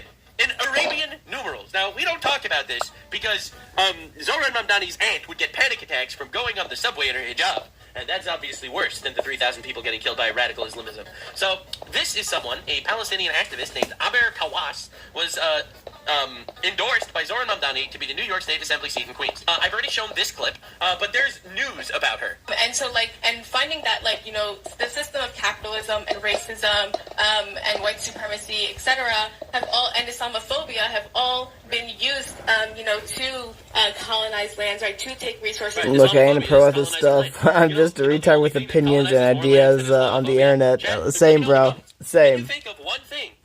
I'm with you on that.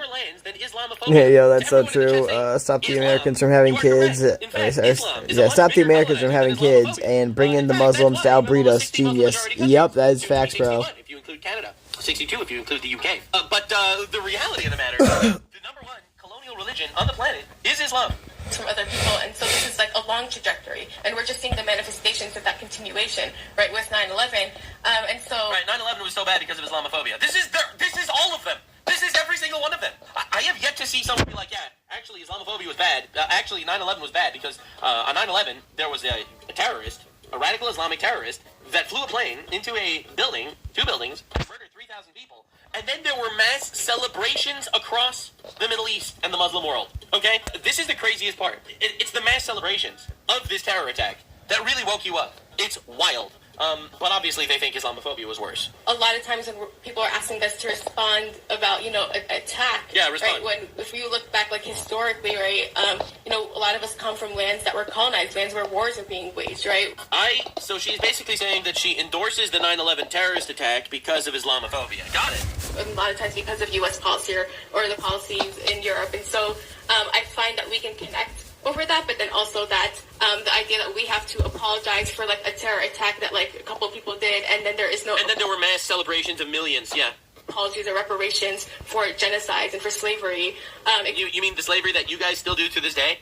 This is the craziest part. Yeah, I was going to say, Islam is one of the highest holders of slavery when it comes to groups of people that still practice slavery, if I'm correct.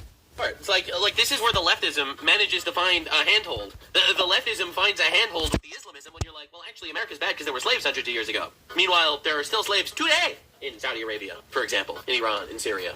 But anywho, this is the crazy update. Zohran Mamdani endorsed this candidate for New York State Assembly. I don't know, because I feel like it was worse for Zion Mandeli, Zelly's aunt. Yeah. I feel like it's worse for the Zion guy. I hear his name, but I don't even remember it. It's just in one ear out the other. I know who he is, but his name's just in one ear out the other. Support him. What? Actually, what? Kawas wrote of Farhani as a brother whose family I know. She wrote, he saw nowhere out but death. This is the state our people are in. Essentially running defense for bomb plots that thank God are foiled, but they're plots nonetheless. What? Huh? So Zohran Mamdani chose this lady to be her representative. Now, this is an ex-Muslim talking about the Mamdani. Oh, homie, right now, it's still, mobs, so right now it's still in the game mode where it's like mobs can spawn, but they're not spawning because of that mob switch that I have my other account sitting at AFK right now. Speaking of that, alright, I'm at 84% battery. Yeah, it's good still, heck yeah. Zoran, yeah, it looks like Zion, but Zoran, it'd be... yeah, Zohran Mandani, yeah, there we go. The Moron Mandani. Morons and Donnie. 1,000%.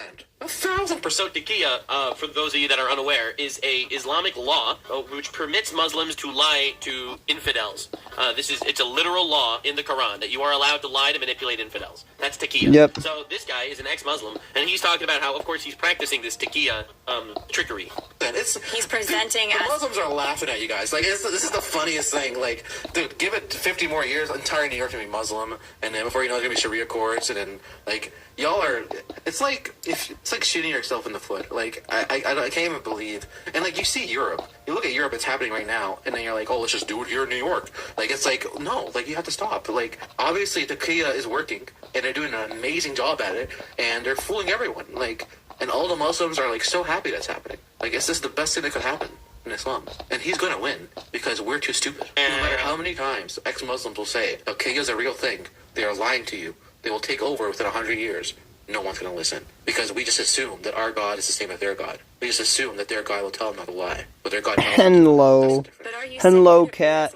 He's Muslim. He's a practicing Muslim. Moron Mendummy, yes. That's what he is. But maybe in the back of his mind, he's like, I'll be practicing Muslim and I'll tolerate no other people, audio? but the more he leads, the more for him to practice, he has to dominate. But I mean, I'm just saying, could it be in the back of his mind?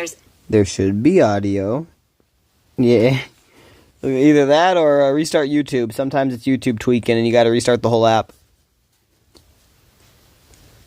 Duplicity in his own mind where he doesn't realize that he's not intentionally practicing Taqiyya. Nice. Is what I'm saying. Or you think, no, it's like, this is a strategy. I don't think you realize how bad it is. All right. They talk about it openly. Like, they'll literally be like, guys, we have to go out and say, like, we love the gays so that we can take over the West, and then as soon as we take over, we'll kill the gays.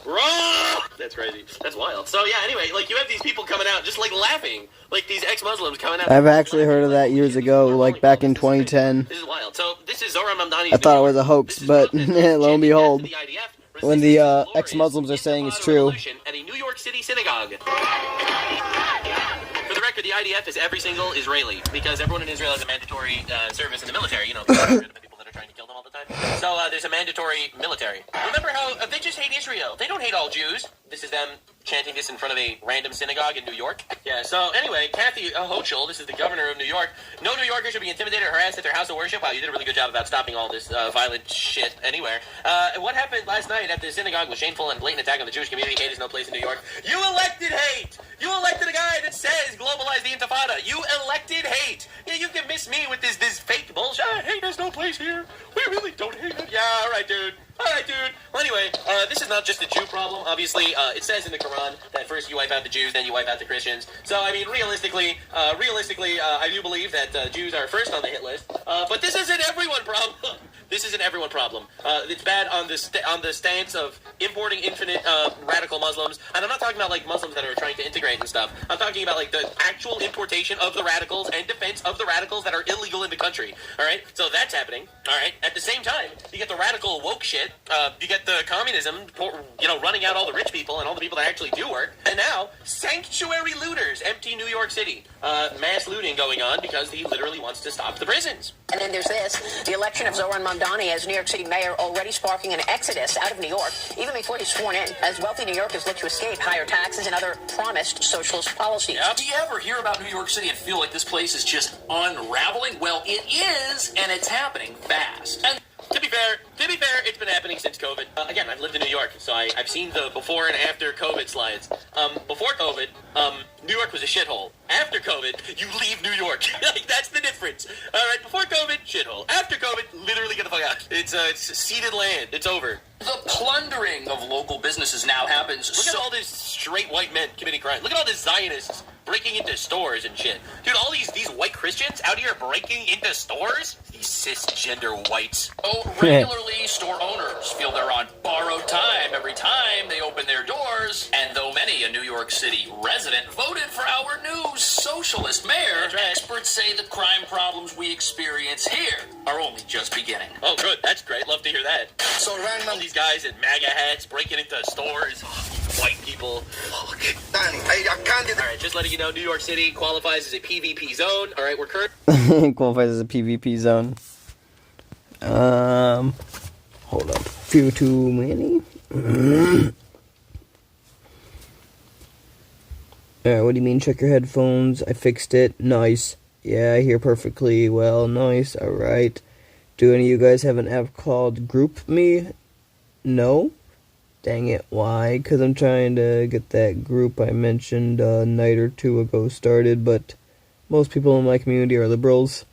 Man, that's unfortunate. I got Line app. And nobody really has Line app in America, it seems, but it's like #1 download gaming app for you know, anything. It's even bigger than Discord. Discord's like half the size while they try to claim they're the #1 downloaded app for gaming.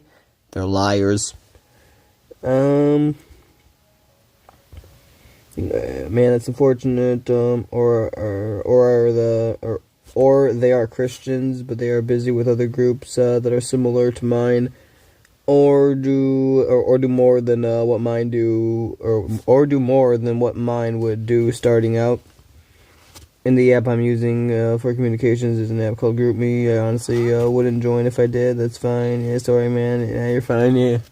I don't use many social media apps, bro. I feel like it's gonna sound like an asshole thing, like I'm blowing you off or whatever. But like, I have too many social media apps because of so many people being like, bro, get this one, get this one, get this one, get this one, get this one, get this one. It's like, all right, I can't get any more. I have the apps that people can communicate with me on, and the only time I get a new quote unquote social media app is if it's something like Kick, where I can stream on it or whatever, or Rumble, where I can upload videos censorship free.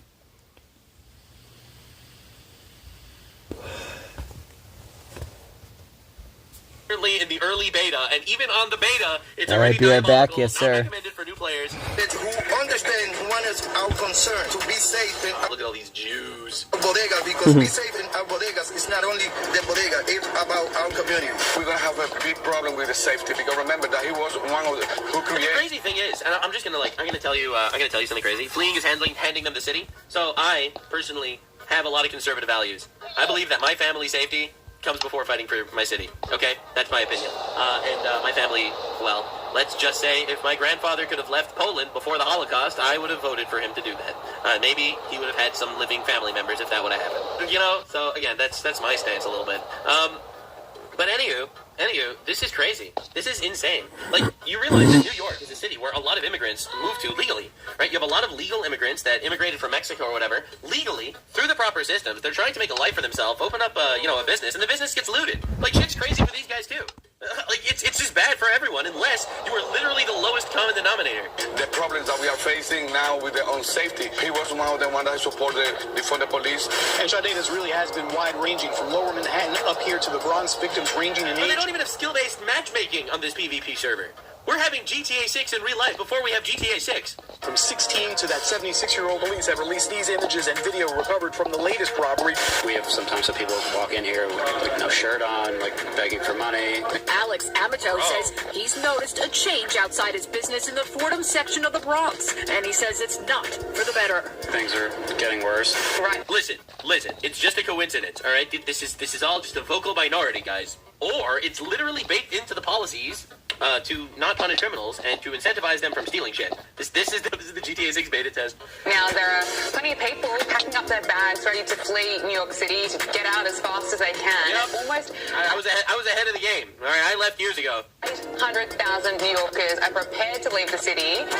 So, former New York City Mayor Rudy Giuliani has said that our new mayor, Mr. Mamdani, should step down because he is an alleged security threat. And that it's crazy that they lost to this guy. It's crazy that everyone lost to this dude, man. So for the record, this guy, Rudy Giuliani, it's just infinite retard hamster wheel. Like, he went up against, you look at his opponents and it's like Cuomo. Like, they got an actual sex offender guy to be his rival. Like, it's crazy. That is an interesting statement because nobody's talking about how New York City's status makes it a target for the bad guys who may very soon have more freedom than ever to roam its streets. As the new mayor's made it clear, he prefers alternatives to police wherever. That's right. He wants to hire social workers and therapists instead of police officers. Now, I know what you're thinking. If you are being robbed by an armed robber, what you really want is a therapist. Possible, as well as alternatives to jails and prisons, which he says don't make society safer. Yes, but this is a known Zoran Mamdani stance. The known Zoran Mamdani stance is prisons actually don't make this people safe. Prisons are actually bad for safety. Somehow make our streets less safe, even though jails separate criminals from the rest of us. But there's another problem. Again, the funniest part is, anyone that's logical, even a little bit, would understand this. I don't understand how 80% of white women voted for Zoran Mamdani. I'm not gonna lie. I knew that they were, suicidally empathetic. That they were, empathetic to, the extreme. I did not think they were, retarded. But the liberal white women in New York, I think, actually are retarded. It's actually insane. If you think about it, it's crazy. Crime in New York City, it's not Zoran Mamdani's fault. After all, he has... dude, imagine being so suicidally empathetic that you're gonna have a guy like Zoran Mamdani show up and be like, these poor people are just mentally ill. Why are we locking them away? And then you have, the liberal white women being like, oh my god, so true. Literally so true and real. We shouldn't arrest people just for being mentally ill. And then to the fast forward 2 years, I don't feel safe on my street. Men are the problem. Yeah, right. Men are the problem. Yep, men are the problem. Even been sworn in as mayor yet, which is another problem because felony convictions here are plummeting, giving local officials the fakery they need to claim the city and its subway are safe because the numbers prove it when the opposite is true. So this is a known thing that New York's been doing for a long time. I don't know if he's going to bring this up, but they stopped considering certain crimes violent crimes so that they can artificially... My brain's shutting down in my head. ...safer than ever. This is crazy. I'm messing up, and I'm not messing up, but I'm thinking I'm messing up. Known thing that New York's been doing. They've been like, oh yes, technically you had a knife, but you didn't use the knife on the guy, so therefore it's not counted as an assault with a deadly weapon. And then they'll look at the stats and they'll be like, see, so few assaults with deadly weapons. You choked the person with your bare hands while holding them at knife point. You didn't actually use the knife, so therefore the assault wasn't with the knife. This was a whole scandal that happened in New York. So again, this is where we're at. Right? The statistics are true, but the statistic aggregators are frauds. The streets aren't safe. Businesses aren't safe, which perfectly explains why those with the means to do so are heading for the exits. And that brings us... Some of my judges said, if you remove all laws, then there won't be any crime. True! I'm going to use that. That's a great line. All we simply need to do is remove the laws, and then we will have no criminals. Yo! I didn't look at it from that perspective. You're so right! To the real reason crime here may soon reach levels that shock even progressives. Yeah, both progressives and Hassan Piker's dog are shocked. As if things are already a disaster and criminals are released en masse from our jails, where are they going to go? Are they going to go to New York University? They're going to go to your house. Or are they going to go back to the scene of the crime? Are we really supposed to expect that after years of decriminalizing criminal behavior, the bad guys are suddenly going to... I mean, to be fair, that's what we've been doing. They're like, please. Pickpocketing, is that really so bad? Please. Shoplifting, is that so bad? Some graffiti, a little bit of vandalism, is that even so bad? Yes, they're all theft. They're all part of the 10 Commandments. This is what our principles are based on. By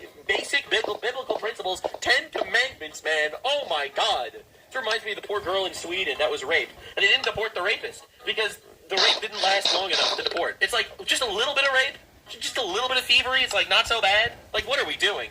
Reform their lives on their own once there are even less consequences? Well, watch this and decide for yourself. I saw this clip actually. This is in New York. So this is a straight white male harassing an Asian woman. Gotham City subway. As you can tell, this is clearly a Hasidic Jew. I mean Zionist that's harassing this Asian girl. It's insane. And no one does anything about it. Dude, we are living in a post-Irina Zara environment and no one is doing anything about this. This place is the Wild West. That altercation could have gone sideways real quick, and stuff like that's happening all the time, and it never makes the news. But the problem for New York progressives and socialists is that this happened on the subway, which is constantly defended as being the safest place on earth. I mean, because they just decriminalize everything. Doesn't even need any police. But sadly, this is where you'll find all of New York City's worst problems rolled into one: crime, lawlessness, and the sad effects of neglecting the homeless. But as you're about to see those problems, well, they don't stay. Oh, but you shouldn't take homeless people up the streets. That's not fair to their self-determination or whatever. Probably. The streets of this city. Probably. A crime spree spanning 3 months and 2 boroughs. Medina was victim number 16, Oh, robbed of boy. $500 on Halloween morning. Police say the first incident occurred in September, the latest just 2 days ago in Manhattan. The MO involves the suspect riding up to a victim who was walking or on bikes themselves. So here we've got a guy riding around on an e-bike, robbing people. He's done it a whole bunch of times. He's not even... How is this happening? How is this happening? Asked up, and he keeps getting away with it. Now, what does that tell you? He's not afraid of police. And if criminals aren't afraid of police, that makes every single law... But this is the worst villain of all time. Like, I feel like when I think of, bad villains, I think of, Bon Voyage from The Incredibles. You know, that retard that keeps blowing himself up by accident, trying to rob banks and shit? That's what I think of. But I'll be real, this guy tops it. This is like a level 1 villain. This is the low-tier goon that is terrorizing society because the police refuse to arrest him. He's just guy on a bike, fake Moomin Rider over here, alright, driving around just robbing people and getting away with it. He's robbed 16 people and no one stopped him. This is crazy. This is like the newbie area mob. Fighting individual, a target for them. It gives them absolutely no incentive to get real jobs, reform their ways. Yeah, why do that? Why do that if you can just steal and they won't arrest you for it? Change for the better, revealing that living in a totally unsafe, totally lawless environment that's about to get worse might be a disastrous mistake. Unless, of course, you're a criminal who benefits from this kind of thing. Right. Again, that's the flaw with democracy. The flaw with democracy is that the retards vote, all right? That is the big flaw here. Like, the criminals are going to vote for the party that's soft on crime. The poor people are going to vote for the party that wants to take money from the successful people and give it to them. The people that are lazy would rather vote for the party that's going to give them free shit than the people that contribute to society. That's the issue here. And then, of course, you have the suicidally empathetic retards that think it's actually sad for the poor, mentally ill people to get arrested. Right? Like, again, this is crazy. And this propaganda obviously works. The EMAN'S snatcher. Really quick and calculating, utilizing distraction. So quick and calculating. Look at the way he leans over, literally on camera, and empties the cashier. Look at this guy. Wow, According to the United Bodegas He of stole America. the phone, too. This guy had an American Express duffel bag. I got it for The free. employee says this empanadas. She went to the kitchen to prepare. 200 IQ villain. He reaches over and he empties the cash on camera. He's unstoppable. Very calculated. Order, and when she came back, the register was left open. You know what? Since he didn't come in with his face covered. Oh, he's here with his face out. Dude's not even covering his face. He's actually out there. Police hate him, but they can't stop him. Covered. He wasn't trying to hide his identity. I have never seen such cunning and wit. This is crazy. Person probably assumed he wasn't there to rob the place. But where do you think this gentleman learned this irresponsible criminal behavior? Are we supposed to believe that he just woke up on the wrong side? More straight white men, guys. More straight white men. Out of the bed, decided not to go to work, and instead got his scooter and came to a bodega and... I can't believe he doesn't have a job. Did this? Was this just an innocent mistake of somebody who temporarily lost their way, or is this a hardened street thug? I mean, clearly this is someone with a mental illness, so they shouldn't be punished properly. Long rap sheet. Behaving Bro is playing 3-dimensional chess. This is wild. the exact same way as other street thugs with long rap sheets in this city, who've been allowed to perfect their techniques by a system that's God, this is crazy. How is this New York? decided not to punish anybody for anything, which essentially... I just want to know, who did this guy vote for? Because I would have voted for the other guy. He tells criminals the right time to make their move is whenever they feel like it. Fernando Mateo, a spokesperson for the UBA, is urging store owners and employees to reconsider the location of their registers.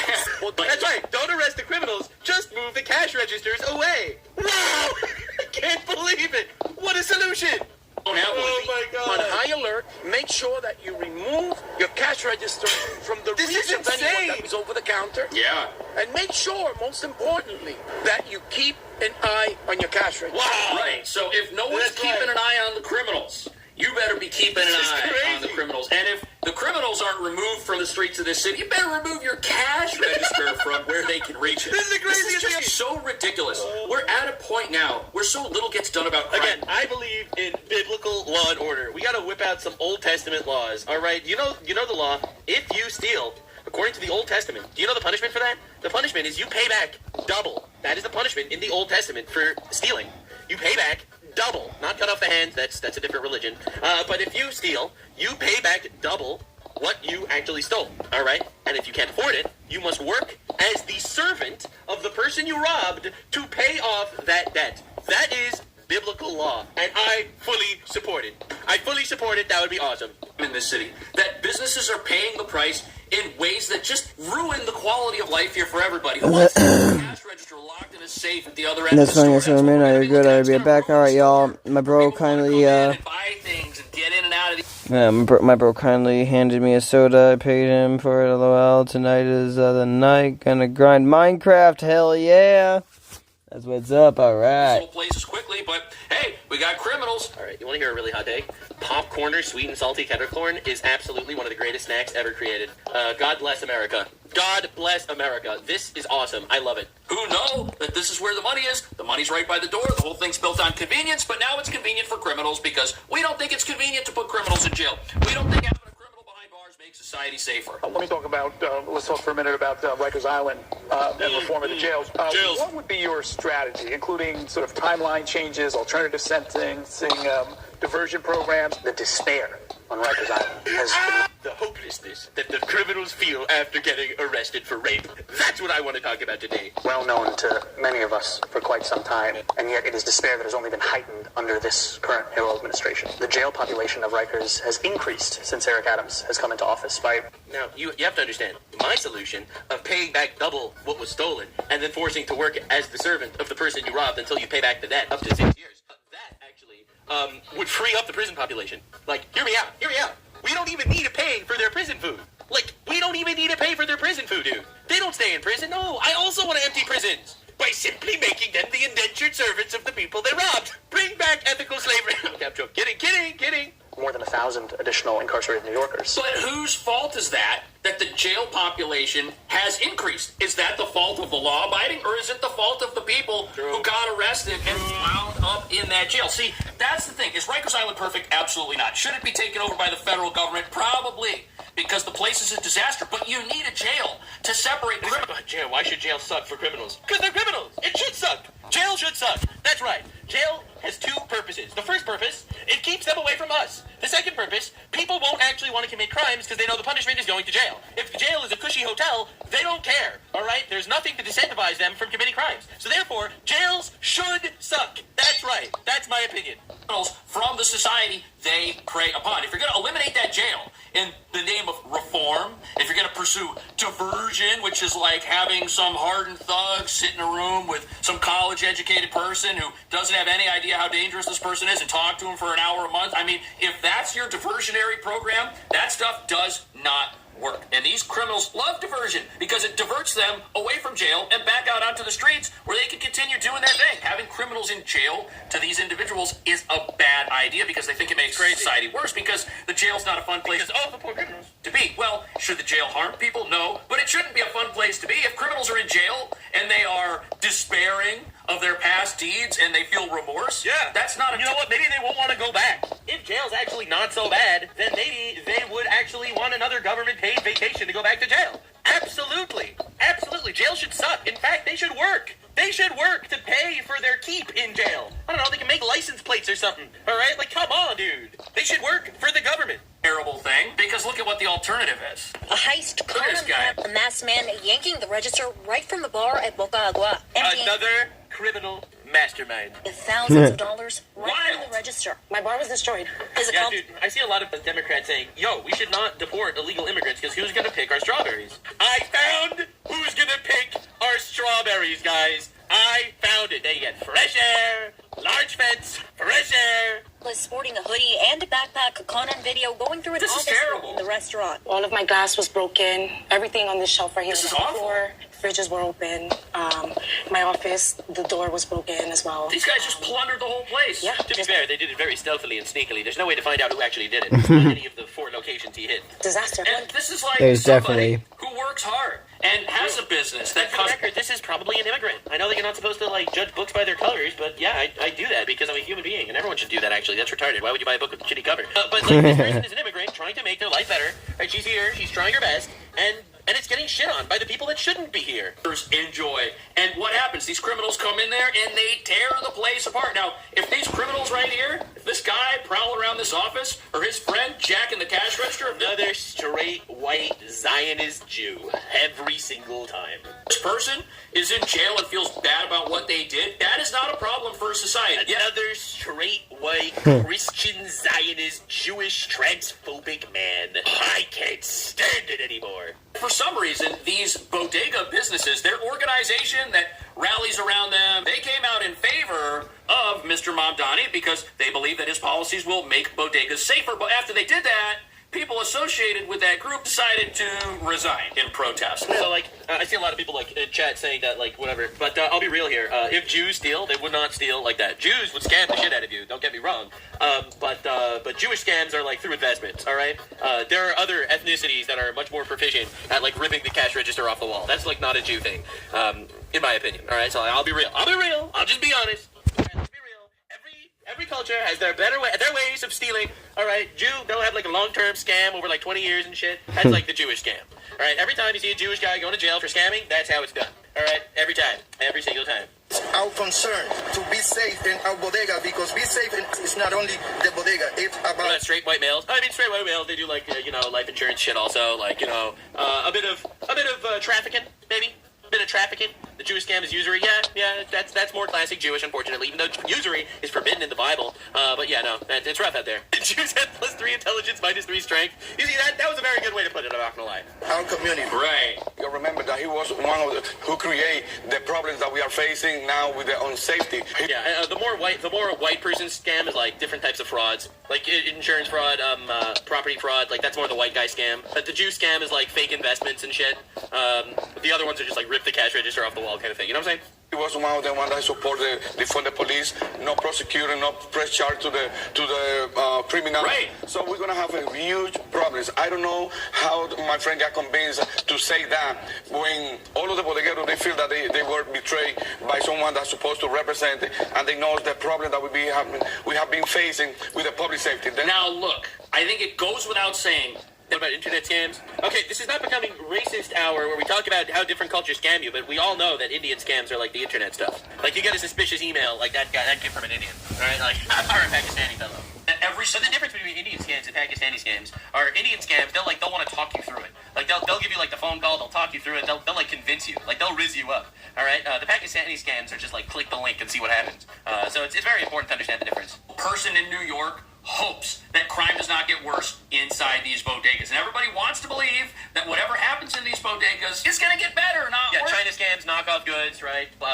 Piracy, pirated movies, that's the Chinese scams. Like, you have to know your racism. If you're not a little bit racist, then you're walking blind, okay? But, I mean, if you're not going to put the criminals in jail, if you want to shut down the jails, well, how are we going to accomplish that? And more importantly, how are we supposed to keep our streets safe when we're already headed in the wrong direction? What are women's scams? All right, we're not doing this for the rest of the video, but women's scams... Thing is, there's a difference between ethnicity and culture. I'm black, but I don't. But something wrong here is getting arrested, if they get arrested. hold up, my brain go burr. I'm black, but it don't mean I have a ghetto accent and deserve things just for being so. Right, it be, bro. Yeah, bro, like, and honestly, like, without you, okay, so I don't know if this makes sense, but there's some people you can tell what race they are simply by how they act. It's almost as if they like were told their whole life that their race means. I mean, obviously, it doesn't matter what race you are, in my opinion, but everyone's told their thing basically that, or not everyone, but it seems like these people are told that their race is like this whatever thing. It's either this suppressed thing, it's this great thing, it's this whatever thing, and I feel like that makes those type of people basically try to quote-unquote act like their race or whatever, if that makes sense, like more than they would naturally, if that makes sense, you know? It's like, yeah, their identities, yeah, 100%, bro. And it's like, it's almost like they have to make it their identity because that's the race they were born, if that makes sense. It's like, bro, why do you do that? Why don't you just be human, you know? Like, I don't know, I say shit all the time, but like, in my opinion, anybody who's like, literally racist and shit, like I don't like somebody because of the color of their skin.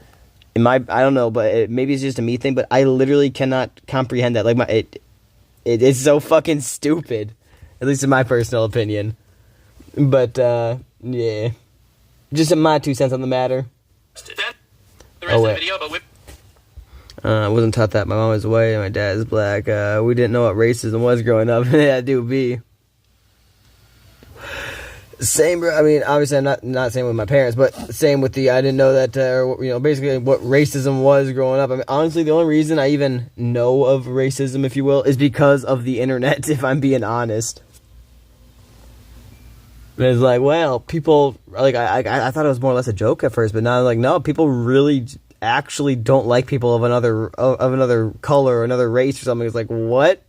It's an actual thing? It's not funny, but it's like, what the fuck?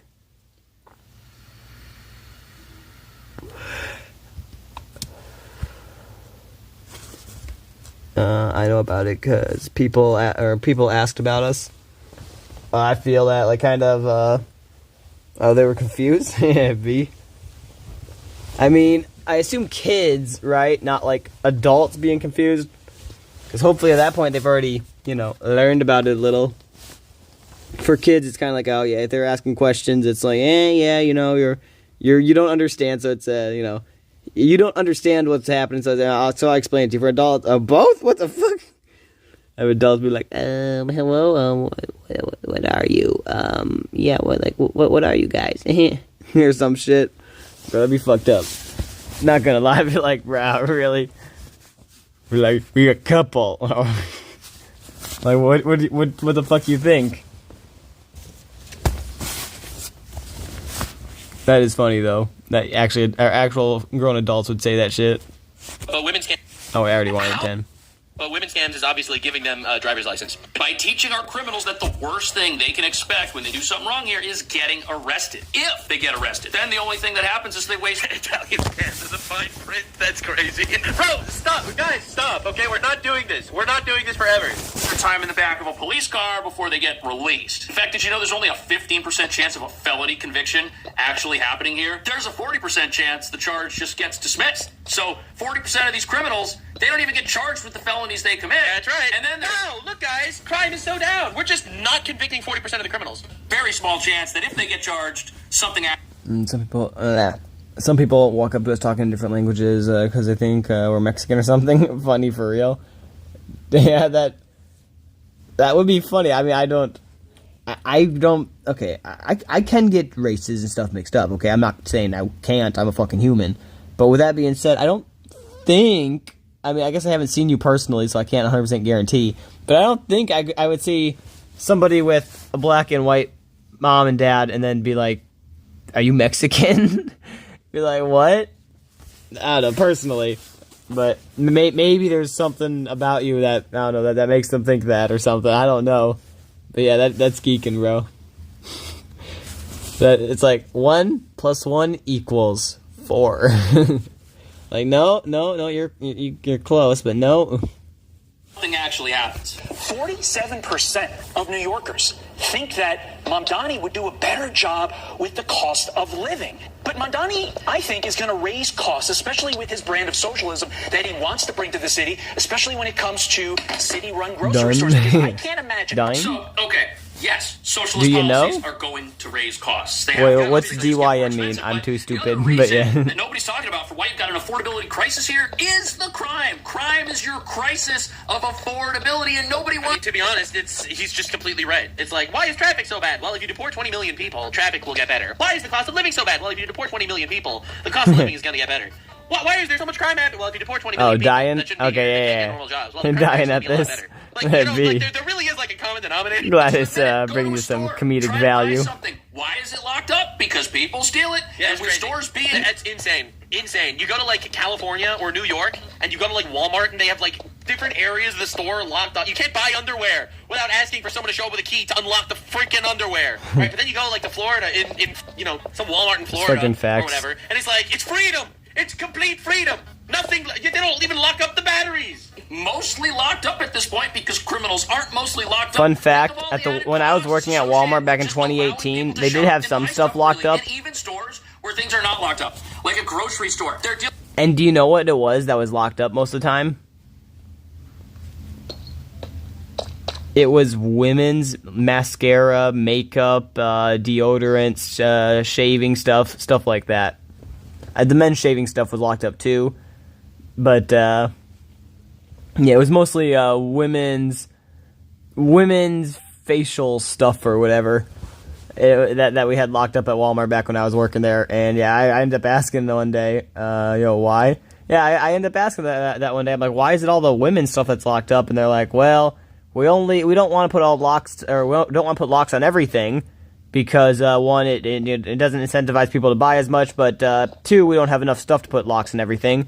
So we only put locks on the stuff that gets stolen, and it seems like a lot of these women products end up being the targeted audience, if you will, when it comes to the 5-finger discount. Which I found geeking that a lot of women's stuff was the stuff that was being stolen at stuff. I mean, I'm not saying all women are the thieves of everything in stores, but I do find that funny that a lot of the women's products and stuff were the stuff that was being stolen, like makeup and, mascara and freaking perfumes and colognes, or not colognes, can't think of it, the armpit thing, the scent shit, just like all women shit or whatever, apparel shit or whatever, or, not apparel, I can't think of it right now. I don't know women makeup shit, okay? They finna do anything to get dolled up? Yes, sir. Oh, deodorant up, yeah. Yes, sir. Yeah, deodorant sticks, that's what it was. They're like, I'm getting lucky tonight, and I don't got a few extra bucks. So we're gonna go in here, and hopefully the guy will get me some food. I'll steal his deodorant, and then we're getting laid. It's a win-win-win. Although, if you don't get that deodorant stick, you might not wanna, so therefore I need to get this deodorant stick. It's my mission.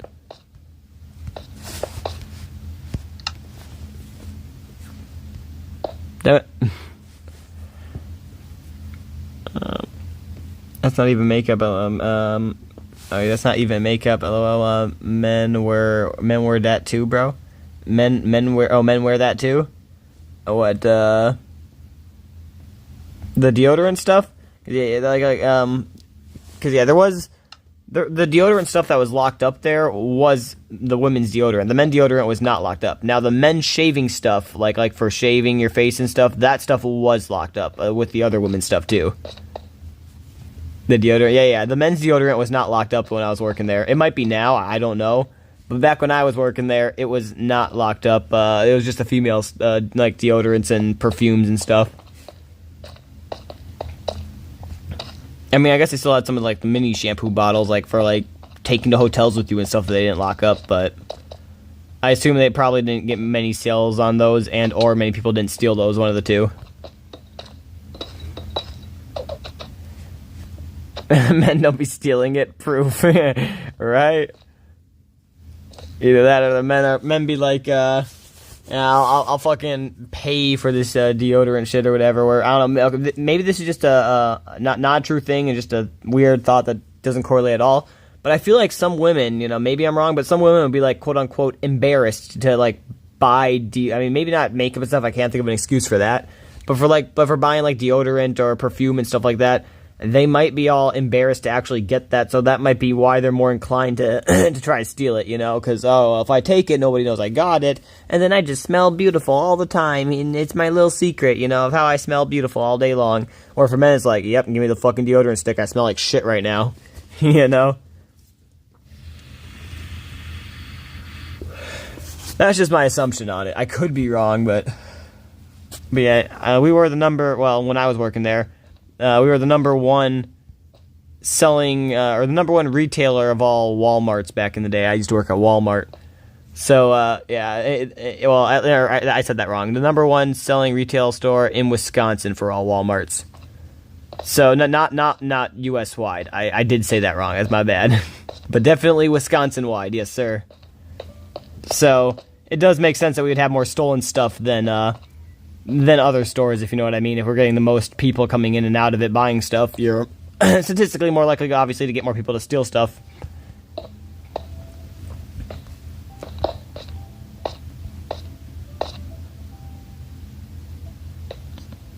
What? 1, 2... Okay. I gave myself a mini heart attack because I'm stupid.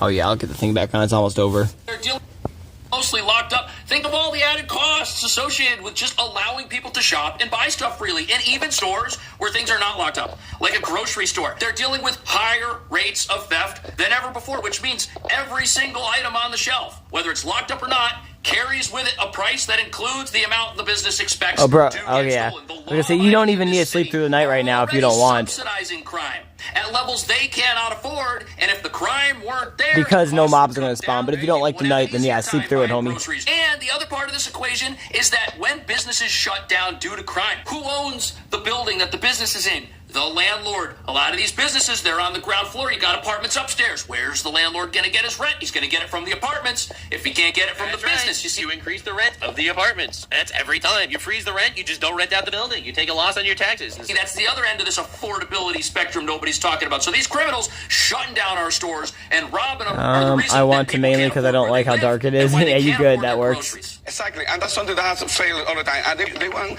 to use our tax-paid money to compete with us. So this is the city-run store.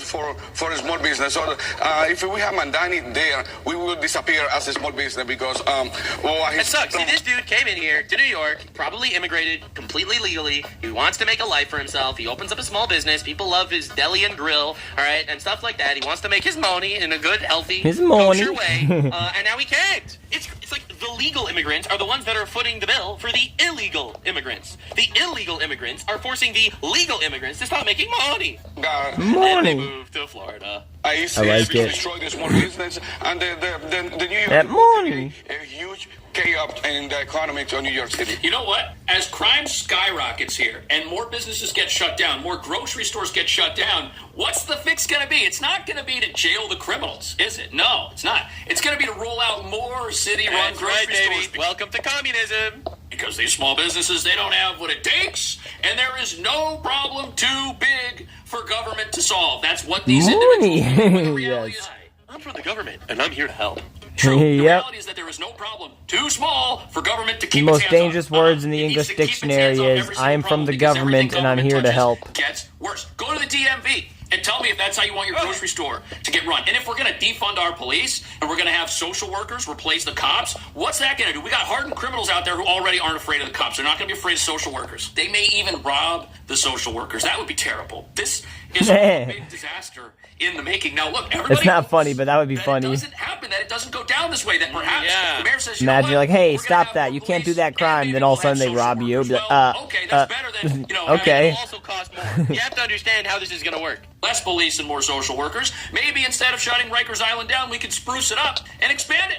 Give more criminals a place to stay. I doubt that's going to happen.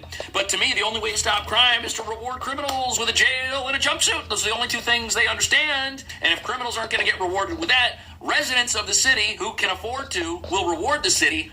Yeah, crazy. Someone in my chat just asked me what the Muslim scam is. Well, I'm actually glad you brought that up, actually. I'll show you. Breaking news. Minnesota's LOL, Somali community cartoon has been plot. caught funneling For taxpayer real. dollars to the terrorist group Al-Shabaab overseas by falsely diagnosing children with autism through Medicaid. In 2018, $3 million went to that community for Medicaid, and in 2023, $399 million went. Everyone's got a scam, and no one does it better than evil Moomin Rider, an unstoppable force. The way he adeptly reaches over to the cashier and takes all the money. Truly diabolical. Very excited to see, it sounds like a joke, yeah. Well, I'm very excited to see what the Trump-Zoran Mamdani meeting is going to be. Definitely subscribe. See you there. Bye. Like, subscribe, and this video was streamed live on kick.com/Nuxanor. See you there. Stay weird, man. You gotta give it a like. I don't know why, but for me, I'm like, if I actually like the video, I have to give it a like. If I don't, it hurts. It really does. I have over like 10,000 liked videos on YouTube. Dearborn, Michigan is currently in the midst of some sort of civil war. It is a Christian... I think it says 5,000 plus, but I know it's over 10,000. ...going on in Dearborn, Michigan right now. Now, one pretty insane thing that's going on is the fact that Jews have nothing to do with it. I wonder if I was falsely diagnosed. I'm just kidding. But this one, it's the other guys. So this is huge. Anyway, let me just show you a clip of an example of what That would be fucked up. I would say funny, but no, that'd just be fucked up, bro. It'd be kind of ironic, but I have a habit of liking per video, or liking every video you watch. That do be same. No, like I guess.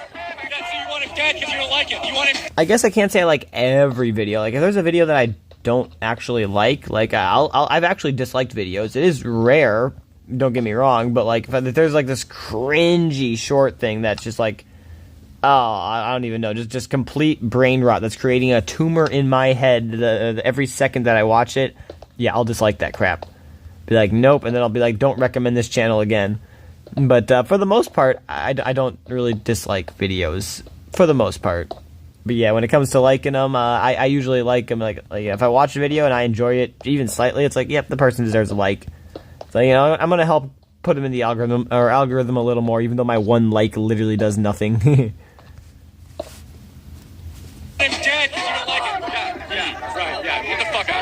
Yeah, so this dude, I don't watch shorts. Going on because Good. Do not watch them. I do on occasions, I'm not gonna lie, and I need to stop altogether. Because, okay,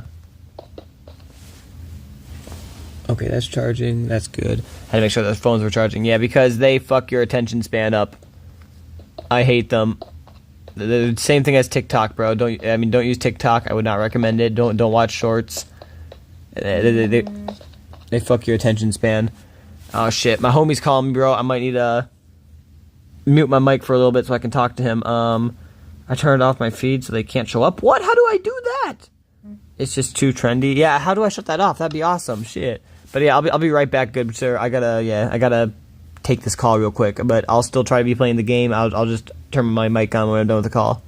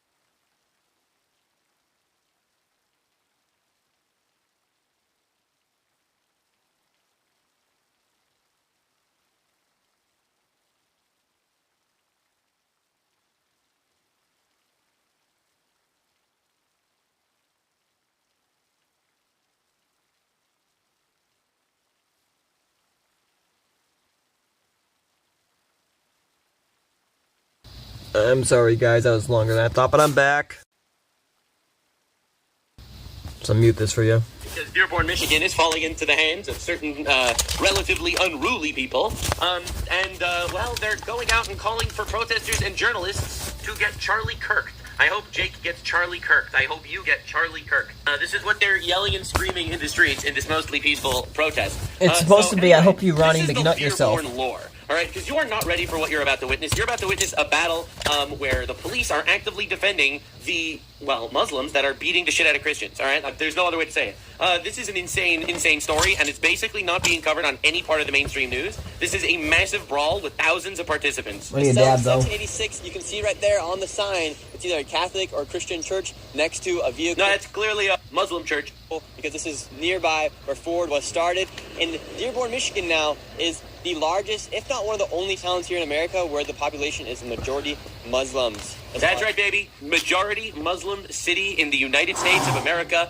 Nothing wrong with that. Their teachings definitely align with a lot of Christian teachings, especially where it's in the Quran to kill Jews and Christians. That is a very Christian-style teaching. So there's nothing to be feared. And if you think there is a problem, you're Islamophobic. As being part of the religion of Islam right now, 5% of the population inside of Dearborn belong to the Islam religion. It's kind of weird how this keeps happening. Now, again, this is cancel worthy, and I'm scared to say this out loud, or I don't want the Muslim Mossad to come after me for this one. But you'll notice that when the Muslims are a minority, they're always being oppressed. What is and it? It's true tragedy how they're being oppressed, and everyone needs to gather together to fight for the. Oh, I know what he's gonna say. Basically, when the Muslims are the minority, they want to say to each their own religion. Everyone live and let live. And then when they conquer or become the majority, that's when they try to kill you or force you to pay jizya or convert to Islam. I ain't afraid to say it. Fuck them. Rights as a minority Muslim. And then once the Muslims become the majority, they start kicking the Christians out of their cities. Dearborn. Yesterday, there was clashes between Christian protesters and Islam protesters as things got pretty wild as a man even brought out bacon and slapped the Quran with bacon. And so it got pretty crazy. They tried to light the Quran on fire. Muslims obviously came in and took the Quran. Or if a Muslim were to do that to the Bible, you'd see the exact same response. So things got super wild. And then you also had a man who was I'll tear a fucking governor Quran up right just now. A few weeks ago. He was then talking about not liking Islam, Sharia law, and all that, and then he switched his position on that. Obviously, take a screenshot of the Quran's pages, and I'll draw a dick on it and post it. True. And he had a clash with a man by the name of Jake Lang, and things just... So Jake Lang is a Gen 6er who decided to show up in Dearborn to the protest. It's a pretty diabolical situation. Anyway, I gotta catch you up on the lore. So this is the Mayor Abdullah Hamoud of Dearborn, Michigan. And this is a Christian pastor. Bombed the embassy in Beirut, and including many Americans. So I just feel like. So basically, what the pastor was saying, yo, let's not name the street instead of killed Americans. This is the response. You're an Islamophobe, and although you live here, I want you to know as mayor, you are not welcome here. And the day you move out of the city will be the day that I launch a parade celebrating the fact that you moved out of the city, because you are not somebody who believes in coexistence. So then Mayor Abdul Hamoud threw the Christian pastor out of the city for saying, yo, we should actually not be naming streets after Islamic terrorists. Now, another thing that you will notice if you pay attention to what's been going on the streets of Dearborn, Michigan, is the very common chants of death to America. Al-Mar to America means death to America. Yeah, that was Dearborn, Michigan. A great look. The mayor condemned it. The White House condemned it. But what about Congresswoman Rashida Tlaib? Spoilers, she doesn't condemn it. Anyway, I didn't want to get too into the weeds of the past. So this is that same Abdullah Hamoud. He just went on a podcast. This is a podcast that I think was released yesterday. And let's just say some of the things he said on this podcast were a little bit scary. Dearbornistan is growing. Because what you often... Yeah, saying death to America is mostly peaceful. It's a critique of American imperialism. It doesn't literally mean death to America. At least that's what I was told by Hassan Piker and Tucker Carlson. It's pretty weird that they decided to work together on that one. Here, that's accompanied with that as well. You must assimilate. You must assimilate to the country. All right, makes sense. I mean, you're an immigrant. You should assimilate to the country. I shouldn't put out a magazine that's in 2 languages. Why can't you speak English? Why are my videos subtitled? Nostalgia, what's up, homie? Caption both in English and Arabic. People get frustrated by this. But to me, it's like, I actually disavow the use of the term the melting pot. I actually don't like it. Why? Because in a melting pot, when you're talking about like a soup, everything looks the same. Right. We're the salad bowl. The lettuce is lettuce, the tomato is tomato, the cucumber is cucumber, and they all complement each other. In other words, we refuse to assimilate to American culture. In fact, we are going to remain a thorn in American culture's side, and we refuse to become homogenized in any possible way. And, we're going to sit here, we're going to be different, and we are going to outbreed you. That's kind of what it sounds like you say. I don't know, maybe I'm reading a little bit deep into this, but that's pretty insane. Now, anyway, this is why Americans are protesting. Yo, they lie. LOL, dang. I'm doing good. I'm not tired though. This ain't good. Yeah, I feel ya. Police proudly spoke on replacing forces with Arabs. The police force went from 3% Arabs to 45% Arabs, Muslims.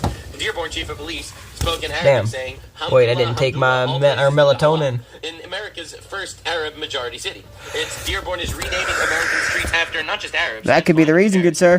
Islamic terrorists that are part of Hezbollah. The Dearborn police enforce Sharia law. Be right back, yes sir. Yeah. They made him make a public apology, published for 3 years for doing it. All right. Police badge features Arabic script. Dearborn has confirmed planned Muslim terrorist attack planned for Halloween stop by the FBI. For the record, this was a true. This basically didn't get news coverage either because thank God nothing happened. But on Halloween, a bunch of Muslims were planning a terrorist attack. They gathered a ton of weapons and explosives. And their stated goal was that, Halloween is a pagan holiday and they wanted to, attack people on Halloween. Thank God the FBI stopped that from happening. But anyway, Wall Street Journal wrote an article titled "Welcome to Dearborn, America's Jihad Capital." The mayor, Abdullah Hammoud, tells Americans to get out of their city if they don't like streets being renamed after, Hezbollah terrorists. The mosques in Dearborn, Michigan broadcast the Islamic call to prayer blasted throughout the city 5 times a day starting at 5 a.m. Dearborn during the April 2024 Hell yeah, that was fast. Protesters chanted "Death to America" with speakers labeling the U.S. as one of the rottenest countries. Dearborn, Michigan, ladies and gentlemen. So that's basically what caused this protest and slight scuffle. So Fox News, this is wild. Fox 2's David Kinchin claimed that the violent mob of Muslims throwing rocks, punching, pepper spraying, shoving, and robbing protesters last night was actually promoting peace. Of course, obviously, it was mostly peaceful. Gosh, this ain't good, man. Need to sleep. Oh yeah, I know it's easier to say, if you need to sleep, you can, but easier said than done sometimes, I gathered what I thought was the most epic. I don't want to get close. I can't hear you. I don't want to. So you got all these guys out there behind the fences. They're yelling. They're screaming. You got some Antifa as part crowd, like with the inflatable dinosaurs and shit. But so far, pretty peaceful, right? Yelling Allahu Akbar. Very cool. God is pretty great. Anywho, so it gets a little wilder. This is Cam Higbee. He's like a boots-on-the-ground journalist. And essentially, he got pepper sprayed for no reason at the anti-Islam protest. Sir, why is he not welcome on a public sidewalk? Get that camera out of my face. Get that camera out of my face or I'll take it from you, okay? So, he got assaulted for filming in public. Phone right here. Is this his phone? Yeah. All right, guys, he just got pepper sprayed for attacking and assaulting someone. No, you're not gonna get your phone. Actually, you get it. Here you go. There we go. Yep. Isn't that crazy? Come on in. So they literally just pepper sprayed this guy for no reason. Pepper spray. No. I got it. Right there. All right. Just stop. Yep. So that's insane. Guys, as you can see here, this is my jug that was water. We got a bunch of... Bro, poor guy. So, for the record, this is a YouTuber, all right? This is a YouTuber that went out there and, he was filming the protest. He was there for less than 30 minutes, and he got pepper sprayed. Antifa terrorists harassing a Christian protester in Dearborn. I asked him why. That's why you carry a gun. I'm sorry, and I don't know. Personally, they might say, "Oh, it's not lethal, whatever." You fucking threatened, or you used your fucking pepper spray on me in your mass fucking public area, your mass fucking herd mentality area. And for all I know, you could be planning on fucking trying to jump me now that I can't see or do anything about it with your entire fucking group of friends. So I don't give a fuck. I get pepper sprayed, and if I'm out there fucking in public recording, you're going to get shot, motherfucker. That's the way I see it personally, but yeah, maybe that's just a me thing. And why he didn't have the right to be. You're like, sure, I'm going to be hurt, but you're going to be dead. And then he immediately pepper sprayed him for no reason. Absolutely no reason. Mostly peaceful pepper spraying. Zero actual violence occurred. This wasn't self-defense. This was just pepper spraying. On camera, right? Cool. So this is pretty wild. So this is Jake Lane. As you can see, this is a random Muslim fellow that joins the protest to make believe he's on the side of the protest, and then he just beats the shit out of this guy for no reason. And if you look at the actual tweets, it's like, that you record yourself and not care? Yeah? Jake Lane was punched in the face today while leading his racist march. I wouldn't care then, bro. Like, what are they going to say? You shot somebody? Me personally just don't go, oh, I feel ya. Yeah, I mean, that is a way to stay out of it. But like, you know, what are they gonna say about it? You shot somebody? It's like, yeah, they fucking pepper sprayed me in the middle of their mob group and could not see anything, and I did nothing wrong. They literally pepper sprayed me. I didn't know if they were gonna try to kill me or what, so I started fucking shooting into their dumb crowd. Oopsie, if I hit somebody else, I mean, that's not the intention. The intention is to get the one that fucking pepper sprayed me, but that's on him for fucking pepper spraying me. I don't know what him and his herd mentality crowd is gonna do. At least in my personal opinion. They might say, oh, you can't or whatever, it's not a whatever, but yeah, it's not a deadly threat. But in my personal opinion, if somebody pepper sprays you, especially when you're doing nothing and they have a mob around them, that is deadly threat because they can literally kill you easily as fuck there. A random man for expressing his opinion? At least my personal opinion. I know a lot of people. I know if your family fails to punish you for your bad behavior, someone else will. Yeah, well, Mrs. Watermelon, let's try to use that logic against Palestine, against Gaza that decided to start a war, all right, that they knew they'd lose. All right, let's use that same logic there, should we? So this is the insanity that we have to deal with, man. Like, this is the actual crazy situation. Because yeah, and the funny part is, though, these liberals always celebrate when something happens to them or to somebody else, like Charlie Kirk gets shot, they celebrate. This guy gets pepper sprayed, they celebrate. Fucking guy ends up getting jumped or punched or whatever at a thing. You know, he ends up setting up his thing to debate with people, gets jumped and punched. They're celebrating. Oh, you're bleeding, boy. You know, it's like, huh? They're always celebrating when they inflict violence, and yet they scream that the right is the side that inflicts violence or incites violence on people. It's like, bro, shut the fuck up, you projecting pieces of shit. The reality is, it's so frustrating because it's happening in America. I'm not gonna lie. It's actually so frustrating that this happens in America. But anyway, so this is basically what we have here. A guy just gets assaulted, punched in the face for taking part in a completely peaceful protest. All right, this isn't bombing anybody. This isn't blowing up cars. This isn't keying Teslas. It's not throwing bricks at police officers. It is none of that whatsoever. This is literally the most peaceful of peaceful protests. And this dude punches him and runs away. He gets praise from the retards in the audience. And the craziest part yeah, they're literally liars like the people who report it, right? Years of radical Palestine protests that are being done by jihadis. Like, that's the craziest part. Like, dude, y'all have been, and they get away, or they've gotten away with it because of the censorship and fucking, basically the allowance of it, the conditioning to do such actions. Which is why I feel like it's still happening even to this day, you know, with Trump in office or whatever. You would think it would lighten up or whatever, and it's going to over time. But I feel like they've been so conditioned for the past 4 or 5 years that, oh yeah, we can do this and get away with it, that at this point, they think they can still do it with Trump and get away with it.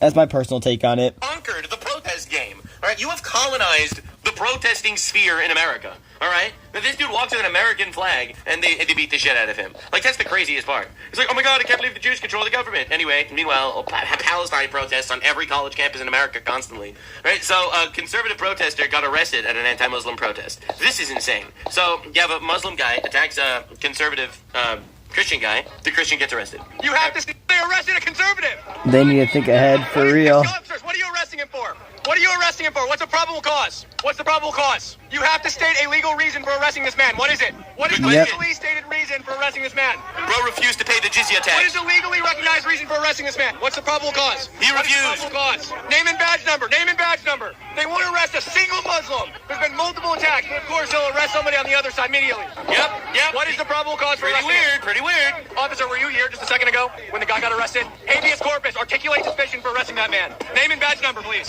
Name and badge number. Name and badge number, please, sir. This is name crazy. And badge number. I want your name and your badge number. Are you denying me your name and your badge See, this is why I want all these pigs to rot in hell. Get out of my face, don't touch me. They're fucking tyrants that need to be eliminated from our ranks. They need to be taken out of their government position. And that's not saying that we need to kill them. It's saying they need to be taken out of their position of power that they got. They're fucking tyrants, and they need to be removed no matter what, or at what, or no, at, wow, at, I fucking hate my English right now. They need to be taken out of their power at all costs. There we go.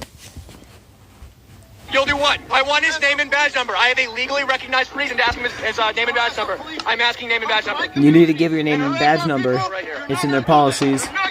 Officer, he's following me. What are you going to do? Who took my hat? He just took my hat. Bro stole his hat in front of the police. Nothing happens. Guy protests against whatever. One thing I have to agree with Nux on is Trump needs to stop this immediately. Oh yeah. Bin Laden Hussein decided to arrest that guy instead. This is tiring. So now we have Antifa defending cops, cops arresting conservatives. The cops are a majority Muslim police force. Pretty weird how that keeps happening. This is insane. This is absolute insanity. Now, they're not revealing their name and badge number, but remember, the ICE agents that are literally getting shot and harassed, and they're trying to assassinate ICE agents and their family members. Those guys are getting blasted by the media for not identifying themselves to illegal invaders when they arrest them. These police refuse to show their name and badge number while they arrest people without ever expressing a reason for why they're arresting people. This is just so frustrating, dude. If there wasn't a double standard, there would be no standard at all. Do you see how insane this is? So police will arrest an illegal invader. Everyone loses their mind because he's not identifying himself. Here you have a police identifying someone for freedom of speech purposes without expressing the reason why they're being arrested, and refuse to identify themselves too. This is absolute insanity. And you have these guys literally committing crimes. Like, look at this guy smiling in the background. This dude just stole his hat. Right? So this dude stole his hat in front of the police. No one does anything. He's just giggling in the background. Chances are bigger that the conservative guy is going to end up getting arrested. It gets worse. It gets a lot worse. So, Wall Street Apes Twitter account says this is a national emergency. I believe they're going to cancel the 6:30 City Hall meeting because everybody's being a cow. Let's get the fuck out. I don't have bananas. Chill out. Do you see this? How they just surrounded these journalists? Like, these are all journalists. This is Jake Lang. This is Nick Shirley. They're a couple of journalists. And they're being surrounded by a whole group of guys. This is not America. This is an insurgency. They are taking over our country. That's terrifying. They're taking over our country. They want us all dead. Wow, what's happening right now? People are pushing. Wow. That's crazy. Oh my god. Oh lord. That's wild. Anyway, check this out. This is awesome. This is a Christian who gets spit on by a Muslim, so the police arrest the Christian. Oh, yeah! He just sprayed him. Did they just spray you? Did they spray you? Spit on his face. Bro. Green kafir right over here. Spit right in the guy's face. For the record, spitting in somebody's face is actually considered assault. It is assault. Some would argue it might be even considered assault with a deadly weapon. This is biblical. Because no, this is actually a real thing. This is a real... Yeah, it is biblical. There was something, I don't know exactly where it was. Something Nux was talking about. I want to say it was in the story of Moses. I could be wrong, but I think he was saying that the Hebrew word or something for like the evil of that time or something like that was oh shit, I'm gonna butcher it. You'll have to watch the videos, but it was something like fuck. I want to say something like actually hold on. Let me double check that. I don't want to get it wrong.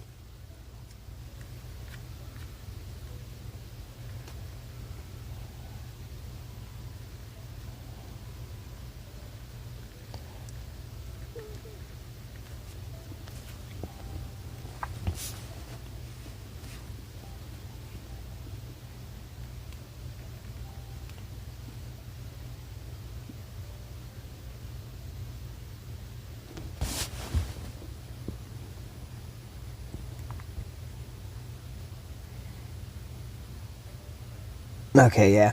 I don't know, but basically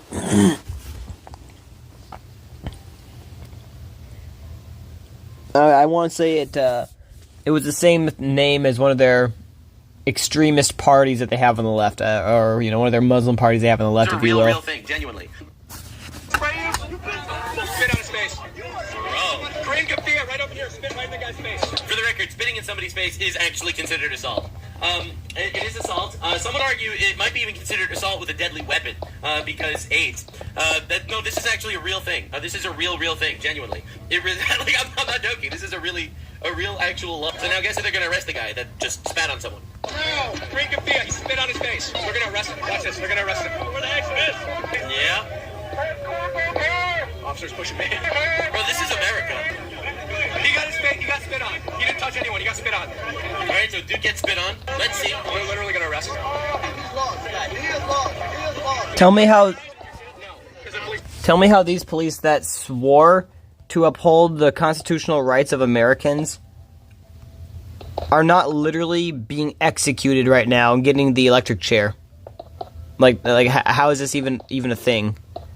I agree with what Trump's saying, but I think it should be more broad. Not just they made a video that's talking bad about following what I said.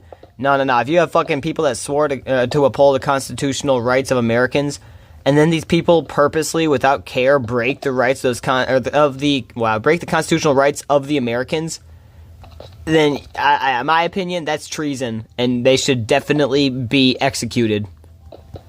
Personal opinion, but YouTube will say I'm harassing / cyberbullying again, but fuck them.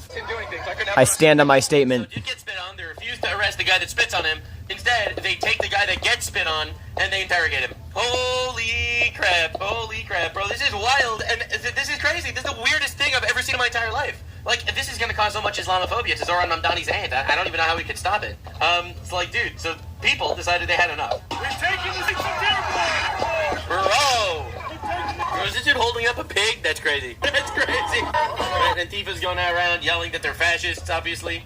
Classic. So it gets even hairier. It gets even hairier. Yep. Yeah, this is gonna go well. Yeah, break it up, guys. Go back to Europe. They're telling the Christian guy in America, there is no way. It's crazy, bro. Listen, I'm Jewish. I got used to this, man. I got used to this, bro. All right, so I hear they go back to Europe shit from time to time, you know. But like, this is wild. What's wrong with being Bible too, baby? Alright, so the police finally get involved after this dude got sworn by like 24 guys. Guy threatens him, he says, I know what your face looks like. Cool. Yeah, well, that's what we're doing. Now, a lot of you might not be aware of this, but if you see this crowd, there is about a 50% chance that every individual... The way of living is quite literally the way of Satan. I didn't see that comment, but facts. I'm not trying to be racist. This is not racist. This is statistics. I'm just being real here. I am just being real. I'm being very honest. I'm not trying to be rude. I'm just... It's just something truly demonic about how these people are acting. We're getting close. Oh yeah, I feel the same way, my G. If he's gonna give them the penalty for a video, imagine what will happen to those who actually hurt people. Think about it. Oh yeah, well, I feel that. See, like when it comes to like civilians hurting people and stuff, well, I do think it's fucked up, and they should definitely get some jail time and stuff like that. I don't think it's treason personally, because as weird as this is or it might sound or whatever, it's. Those people aren't doing anything that is basically, I mean, while we might say, yeah, you're going against people that stood for America or whatever, they are going to be like, no, I stand for America, you know what I mean? So it's basically going to be a subjective opinion on that part. Whereas for police officers that have, to get their job, they have to swear to uphold your constitutional rights, like freedom of speech, your a right to bear arms, like fucking, I don't even know them all, but, hold up, I know the fifth one is your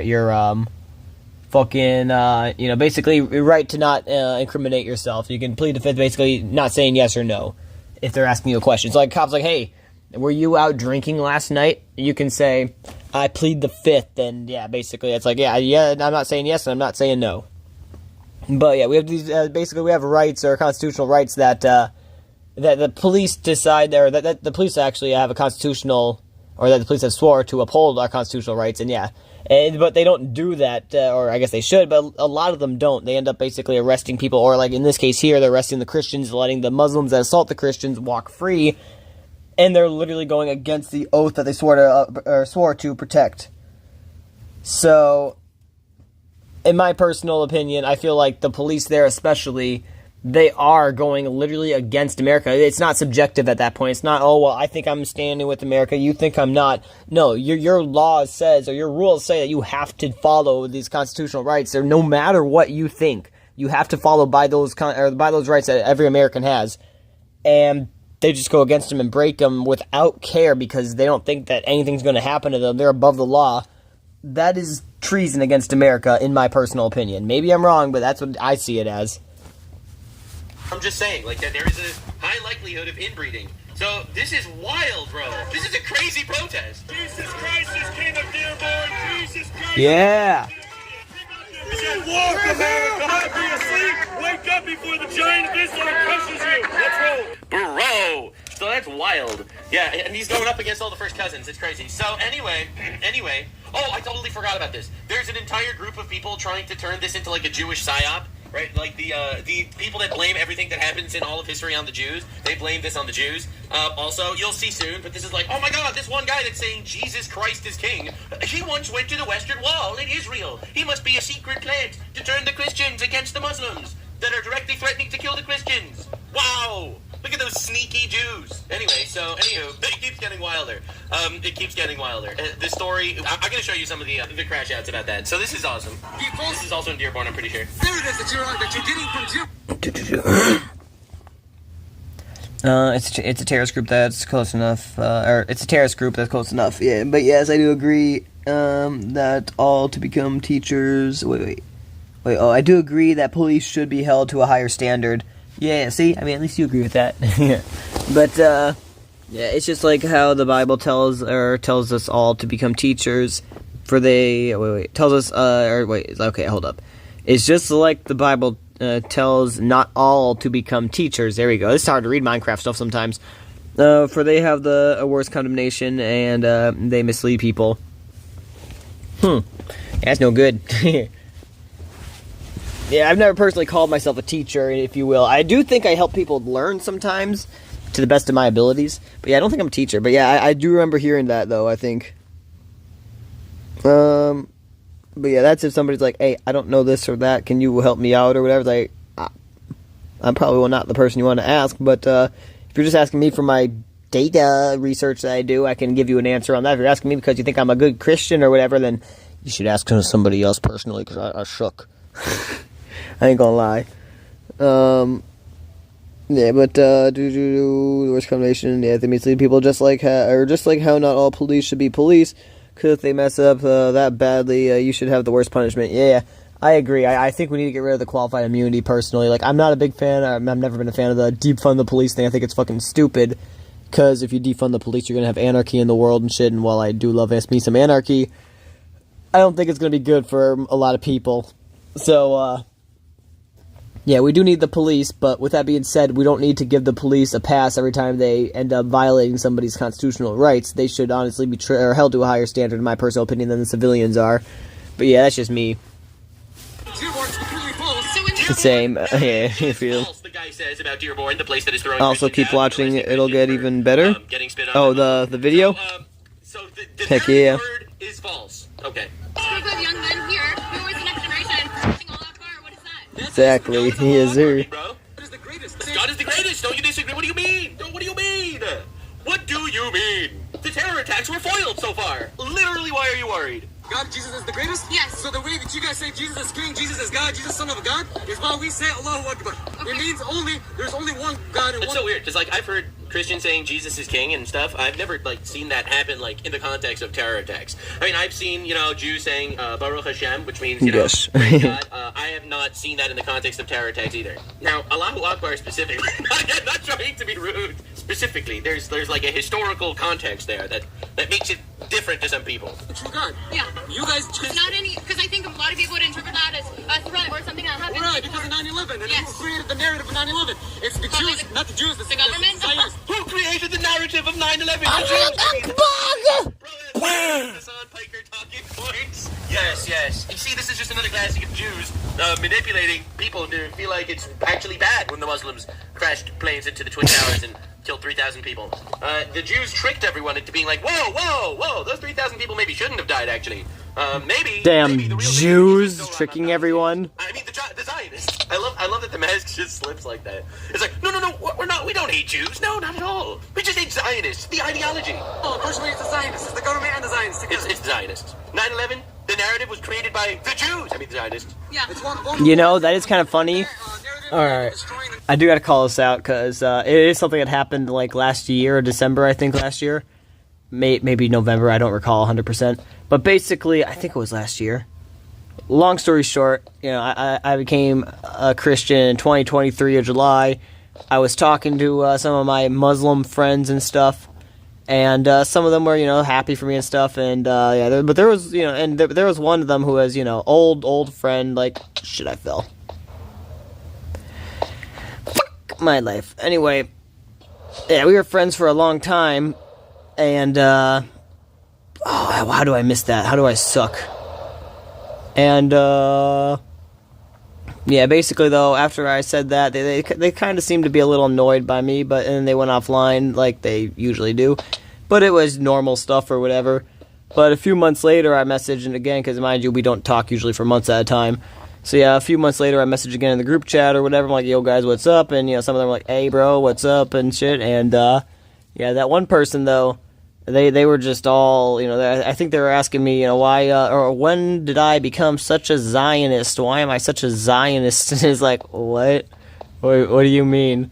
It's like, you're supporting Israel with this with this whole attack that's going down right now. You're supporting Israel in this, and it's Hamas who you should be supporting. And it's like, no, no, it is not. They're the ones who attacked Israel. And yeah, we went and had a whole debate on it, and obviously I like to debate with people and stuff, and I thought they were just debating because they are also they like to be a master debater, if you will. So yeah, we were both debating and stuff, and I thought it was all good afterwards. But then yeah, fast forward to about, like I said, 3 months later, and this is now finally November, December, something like that, 2 or 3 months later, and yeah, this person's just basically flipping out, like, fuck you, I don't want to ever talk to you again, you're a piece of shit, I'm leaving, I'm not your friend anymore. And it's like, okay, I guess if me becoming a Christian has affected you that much, I'm sorry, but it seems like my other friends don't mind, so I think it's just a you problem, little one. But I found it funny personally. But yeah, I'll get back into the story. It's the government and the Zionists together. It's the Zionists. 9/11. Oh wait, you're in the chat. The Jews. I mean the Zionists. Yeah, it's one whole. Bro, I keep mixing the chats up. Yeah, you know what I'm most tired of? More than the people trying to kill us are the people trying to gaslight me out of reality. Yeah, bro, for real. Like, y'all kill me off, that's a reward to... Wait. Like, y'all kill me off, that's a reward to me. I'll be with Jesus. Oh, yeah. Yeah, that makes sense. I didn't understand what you're saying until I read the end of it. But yeah, like, y'all kill me off, and yeah. And that's a reward to me. I'll be with Jesus. Heck yeah. And no, not that. Come on, wait. No, not that. No, not what. Sorry. I never read these in time. Oh. Yeah, the Zionist thing. Okay, I remember now. Sorry. Yeah, I was like, wait, what? And yeah, the joke's on them. Well, why is that? Damn, we're almost at 11 hours and 11 minutes and 11 seconds. Woohoo! Ow, I fell.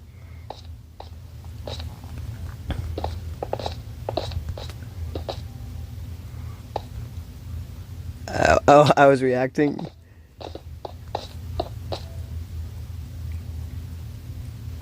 Yeah, all good. They formed that narrative and they're destroying the name of Islam the same way we are. To be real, I think the Muslims that flew the planes into the Twin Towers and then killed 3,000 people, and the mass partying and celebration over the entire Islamic world in the Middle East, because their God isn't real. More to ruin the name of Islam. Oh, I'm gonna have to say I disagree. I do think their God is real. I just think that they worship the God or the false god of Baal.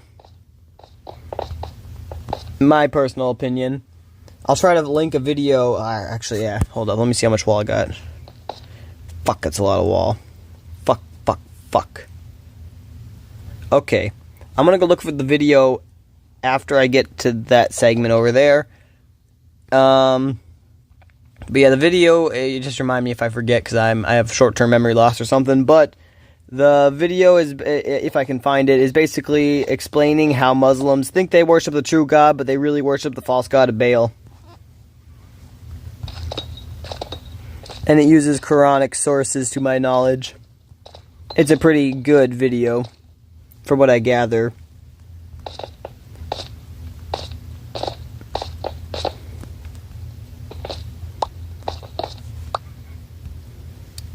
Interesting. I'm open to that. Heck yeah. Yeah, it's yeah, fuck yeah. I don't know exactly how it was worded, but yeah, it does seem to go into some good details. Like, damn, I never thought of it like that, if that makes sense. Again, I can't remember exactly how it went, but I'll try to find it. It was good, last I recall. It was like a year ago or so, I think, if not 2, that I watched it, but it was good. So I'll try to find it again soon. Let me just try to get to that wall and or this video. If this video's over, that said actually. I guess I'll look for it. Planes into towers and kill 3,000 people in one day. Again, matters of perspective, I suppose. But I think it was probably the hundreds of thousands, if not millions, of people celebrating in the streets of Iran and Syria and the United Arab Emirates and Palestine. It was probably all those guys celebrating that made people think that actually it's not very nice that they flew planes into the Twin Towers. It's not very nice. What the fuck? It probably made him think it wasn't very nice. That's the plan, but I guess the Quran is wrong. We won't allow that if we get any extremists out of the country because they're already both sides. Both sides. So we don't say both sides. Literally both sides. Islam has committed 48,000 terror attacks since 9/11. Christians have committed what? 10? Both sides. Both sides. No, defend the extremists. Cover your hair, you blonde whore. You should be saying, like, sort of thing. That's it. We live in peace here. There is no problem.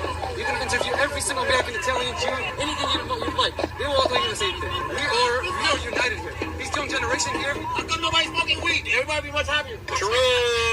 So yeah. Yes. See, everybody be much happier to smoke some weed, guys.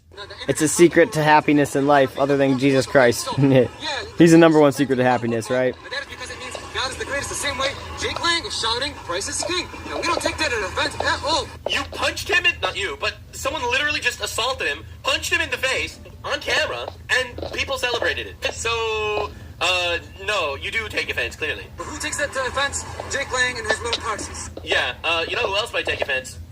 Let me see if I can find it again. Yeah, so this is Jake Lang saying Christ is king. Yeah, so obviously someone did take offense. But again, that's just a matter of perspective, I suppose. You know, words are violent, and violence isn't violent. That's what the left taught me. So anyway, I think this lady's just like interviewing. I don't think she's like evil or anything. But I think this is one of the greatest lines of all time. Because God is the greatest. Don't you say God is king, Jesus is God, Jesus son of God? Is why we say Allahu Akbar. Okay. It means there's only one God and one true God. Yeah. You guys It's not any, because I think a lot of people would interpret that as a threat or something that happened right, before. because of 9/11. Yeah. Right, so this is my favorite part of this entire video. The narrative of 9/11. It's the Jews, not the Jews, the Zionists. No. The narrative of 9/11 created by the Jews. I mean, the Zionists. Yeah, that's a banger. So anyway, Cam Higby over here, he decides to go to a police officer. This is after he got pepper sprayed, for the record. So he got pepper sprayed for no reason. He was assaulted, not in self-defense. He goes up to a police officer, and he asks the police officer if he can make a police report on the person that literally just assaulted him. My main issue here is that you said I could go into the station later and file a report. He's in black bloc. You're never going to find him again. Right? Because this is a dude in Antifa masking or whatever that assaults this guy, right? Just pepper sprays him for no reason. And he's like, yo, I would like to file a police report against this guy. That guy, pointing at him. The police officer says, well, why don't you just go to the station and make a police report in the station? It's like, this guy didn't show me his social security card, okay? Like, he's wearing a mask. Either way, that God is gonna die anyway. Fuck yeah, good sir. We worship the one true God. The Allahu Akbar bullshit is going to burn with the false prophet. You will never find him again. Yeah, that is shitty. Go file a police report, Jim. Habibi, go file a police report. There's nothing to see here. Police work. It's lazy. So you know that a crime happened, and you're gonna let it slide. It's a tyrannistic pig. That's all you gotta do is say you're a tyrannistic pig, you dumb fucking bitch. Go rape your mother and walk off. I would never let it slide. Just go to the police station and make a police report. I can't leave my post, he says. I cannot leave my post. Okay, find me somebody who can. Just go to the police station and make a police report. Okay, yeah, find the police report after he's gone, and you'll never find him again. This is lazy police work. You are a lazy police officer. A lazy pig. Just call him what he is, a pig. Yeah, I'm gonna be reporting that police officer. And everyone's like, all these, look at all this Zionism that's happening in Dearborn, Michigan, guys. I'll get his name and badge number. So dude's like, he walks away for like 2 seconds. He's like, you know what? I'm gonna actually go get his name and badge number immediately, because now I'm not just gonna file a police report against the guy that assaulted me, but also I'm gonna I'm gonna see if this officer can actually face repercussions for being a complete wanker.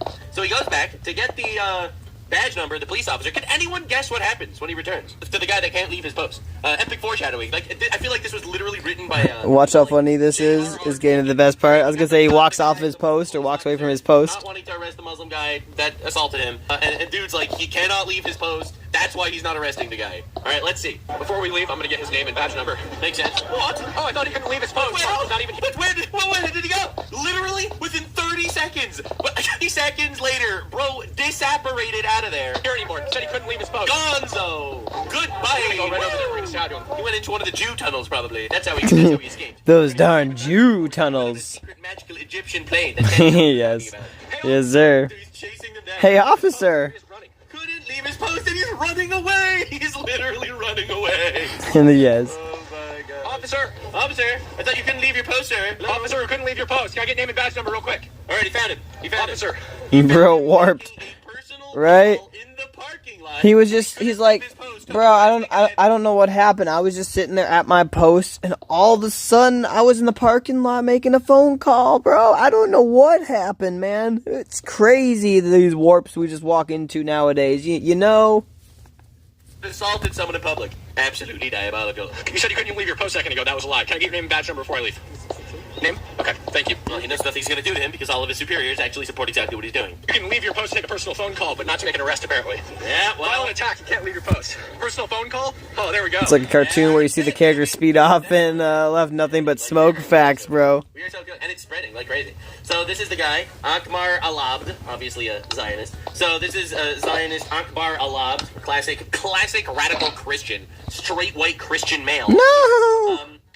Dearborn this morning, police chief, and this is the actual report saying that, yeah, this is pretty awful. Dude is cooked. And this is a guy. Oh, bro, I love this wall. So anyway. Build my wall, I build the wall.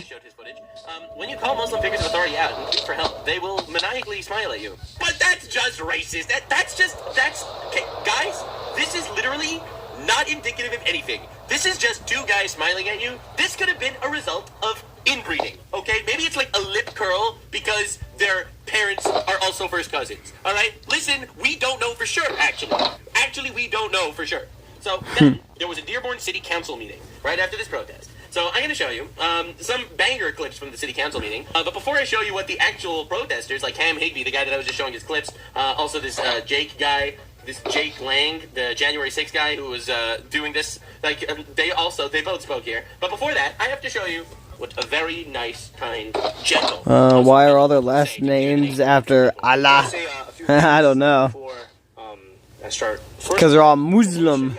Just means law. Saying Sharia law is saying law. That's right. That's why we call it Sharia law, because law is a totally normal sentence. Exactly right. I knew it all along. I was bigoted.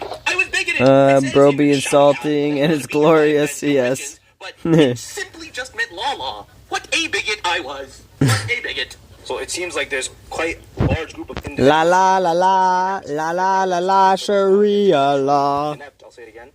I'm not sure who he's talking to. I assume it's not the people that come from the countries with an IQ average of 70. I assume that's not who he's referring to in this speech. Google it later. But other than that, it is in... I love how this dude is like, law, you fool, you absolute buffoon. Then why is it called Sharia law? Why isn't it just called Sharia? Interestingly enough, if you decide to like Google it, what does the word Sharia mean? It'll be like, Sharia, the system of Islamic moral and legal guidance based on the teachings of the Quran and traditions of the Prophet, prescribing both religious and secular duties. It has generally been supplemented by legislation adapted to conditions of the day, blah, blah, blah, blah, blah. That's what Sharia obviously means. Alright? It means law, you fool. Credible that individuals who were charged... Isn't their god's name Allah? Why they take the name of their god? Kind of egocentric, if you ask me. Yes. But hold on, wait. I was gonna say it kind of could be seeming that way, but I think it's also kind of based in some stuff like, or I could be wrong, but I think it's based on like things that Christians also did, or I should say Christian, but Jews also did back in the day. The reason I stopped it was to try to find the names of people.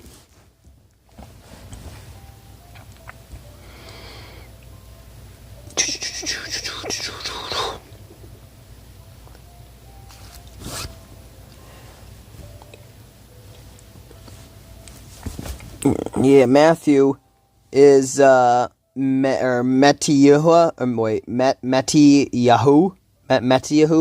I'm probably butchering that. But yeah, basically, if I'm correct, that's the Greek or whatever. But it means gift of Yahweh. Where John, well, I guess Mark's name, his full name was John Mark. So I guess this is telling you what John's name is first, and then what Mark's name means. So John's name is Johanna, or Johanna, which is Yahweh has shown grace. And then Mark, or whatever, Mark would be Oh yeah, and that's also in the Greek. Or wait a minute. Yeah, that's in the Greek for John's name, and then for Mark it's Makop or Makop. I'm gonna butcher all these. I only speak English, but yeah, that one does not mean anything in or at least when it comes to God, it just means of a hammer or hammer. La yes. But yeah, like Jesus' name, or Jesus being Emmanuel, obviously means God with us. And obviously, Jesus is God, so that would be a little whatever, obviously different than other people's names and stuff. But yeah, I assume that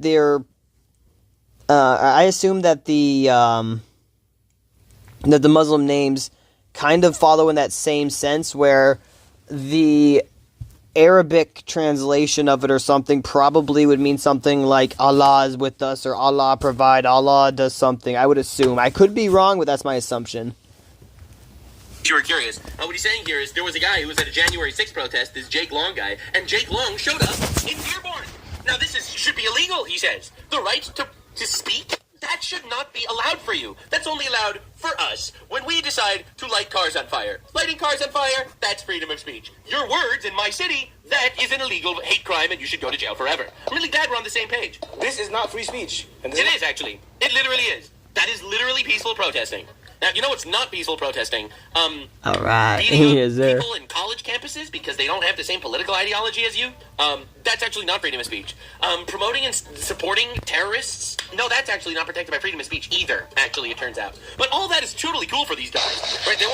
They wanted to deport that, whatever his name was, Hamoud, that guy, Mahmoud Khalil, for literally being a Hamas supporter, like a direct Hamas supporter, a guy that caused riots that were violent, that beat people up, that barricaded and locked people into libraries and classrooms. Like that guy, they defended for freedom of speech. But people going to the street and protesting, that is violence. Get on the same wavelength here. I hate speech. This is speech that will initiate violence. That is correct. You mean like, let's say, from the river to the sea, Palestine will be free? Well, what is between the river and the sea that is preventing Palestine from being free right now? Oh, all the Jews. Oh, it literally means kill all the Jews in Israel. Okay. That's not inciting violence. Absolutely not. What about death to America? Does death to America count as inciting violence? You had mass riots and protests in Dearbornistan, Dearbornabad over here, literally cheering death to America. No, that's just freedom of speech. That doesn't actually incite any sort of violence. No, that's crazy.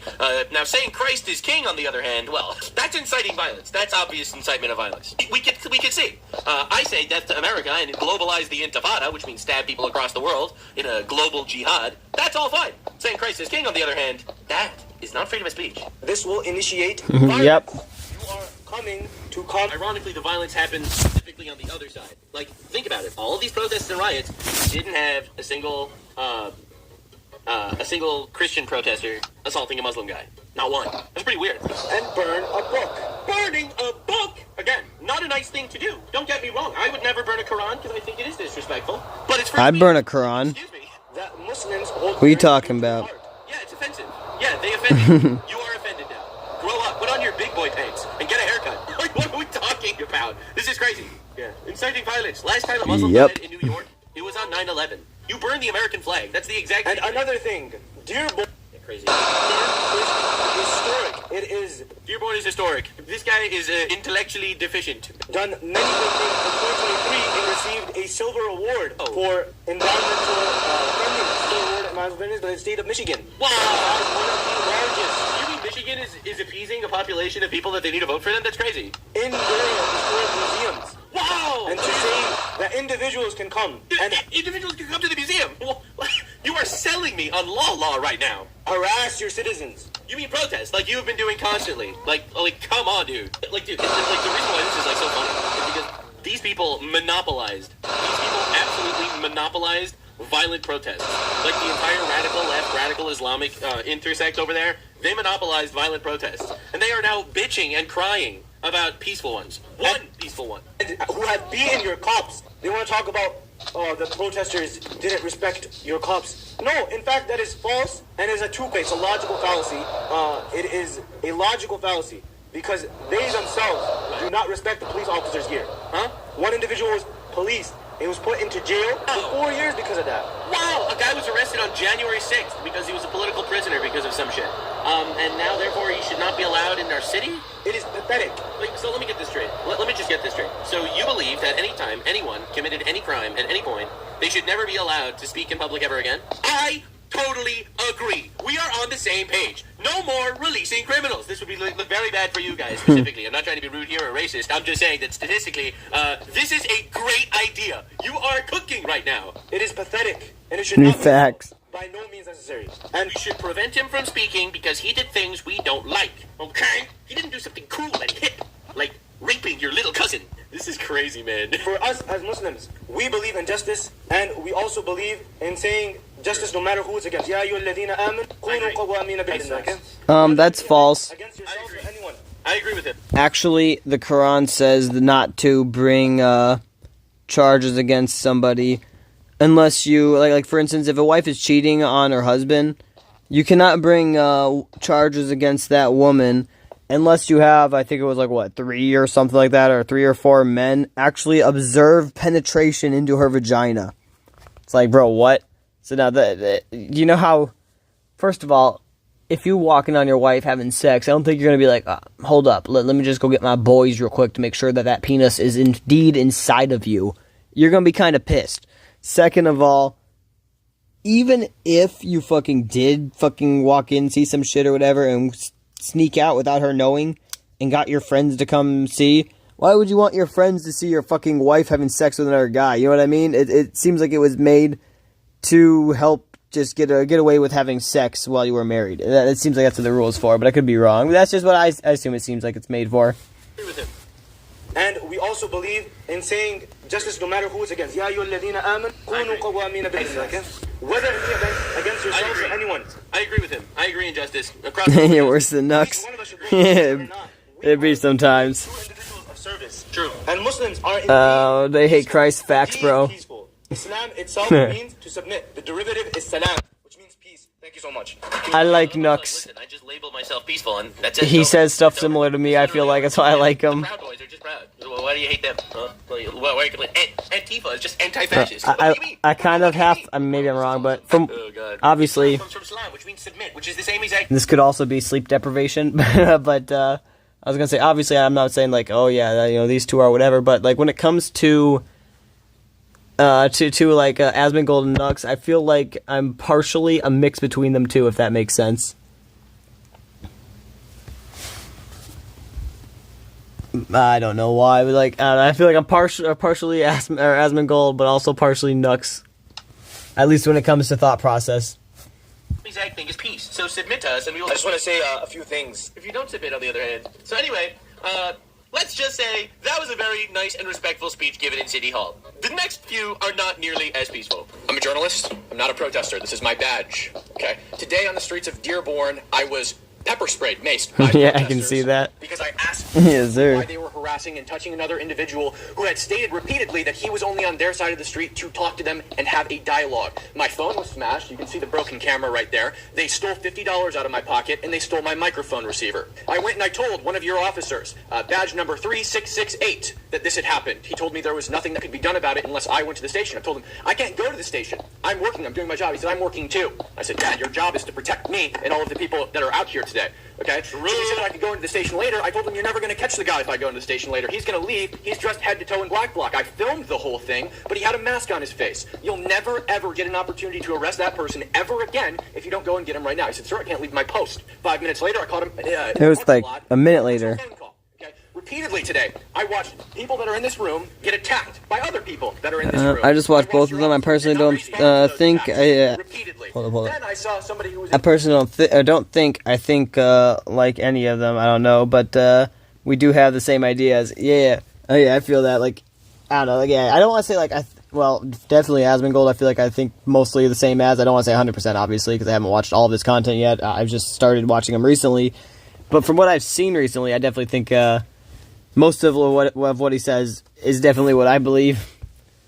I mean, obviously, he's not a Christian and stuff, and I do hope he does come to God, because that would be dope. But and he definitely seems like he's in the same mindset as I was back in the day of like, well, nothing matters, you know, it's just everything's worthless. I mean, I'm sure there is meaning in life, but the only meaning in life is what you make of it. You know, everything is meaningless. Meaning only comes from what you see meaning in. And yeah, that's not a good outlook to have on life, I feel like, because, I mean, it works for some people, but I feel like for a lot it's going to make them depressed or whatever, or just, you know, black-pilled, nihilistic, life is meaningless type, obviously, thing, you know?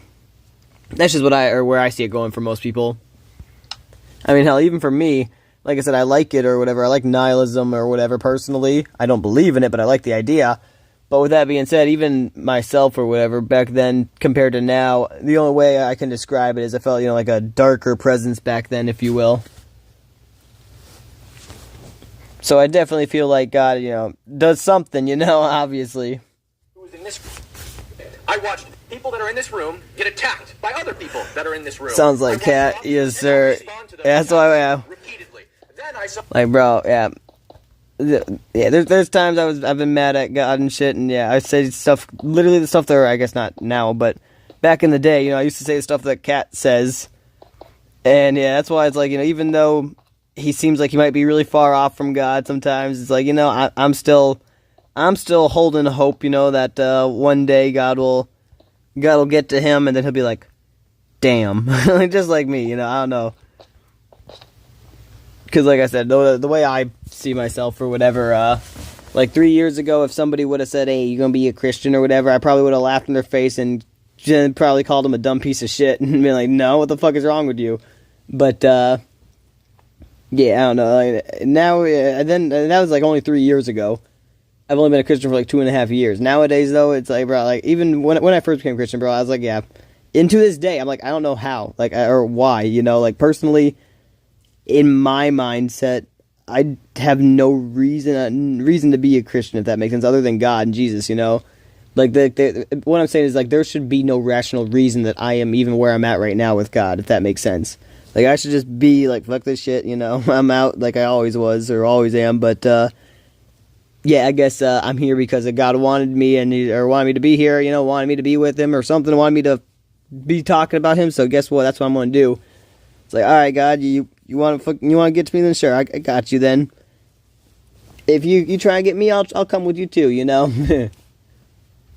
I saw somebody who was in this group, which, again, I'm a journalist. I'm just documenting what's going on, and I'm here to tell you what's going on. I saw somebody in this group get arrested. I asked the officers, habeas corpus, please articulate probable cause for holy long. I asked name and badge number. They refused to give me personally, you know what I think? I don't think Cat is that stupid. Just saying, this isn't coming from. Yesterday, I was. Wait, this isn't coming from no YK hoping or no YK hoping. Alright, this isn't coming from no hoping he accepts either. Like, I know he will come to Christ someday. I just think there's something blocking him. I feel ya. I don't know. I can't. I feel what you're saying. I can't deny nor confirm what if I think that personally. Because like for me, I could say the same thing for me back in the day. Be like, oh yeah, there's some.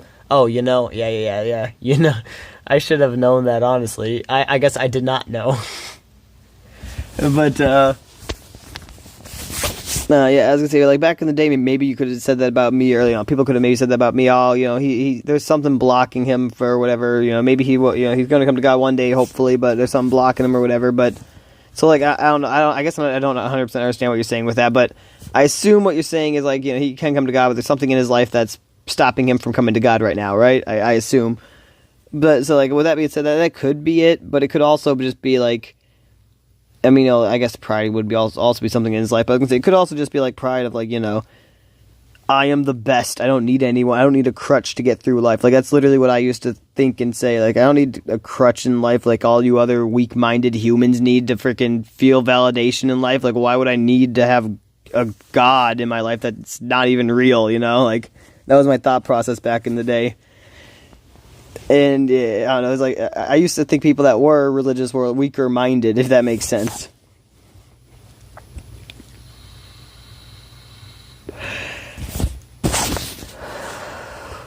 That cat talks a lot about space and wonders beyond.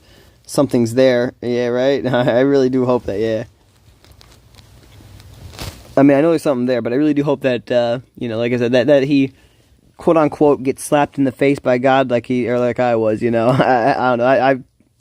I needed a wake-up call, if you will, and I feel like he needs that too. I could be wrong, but that's just my assumption on it. Yeah, something like that. No, definitely pride, but at the same time, a lot of self-lowering as well. It's a good mix of the two.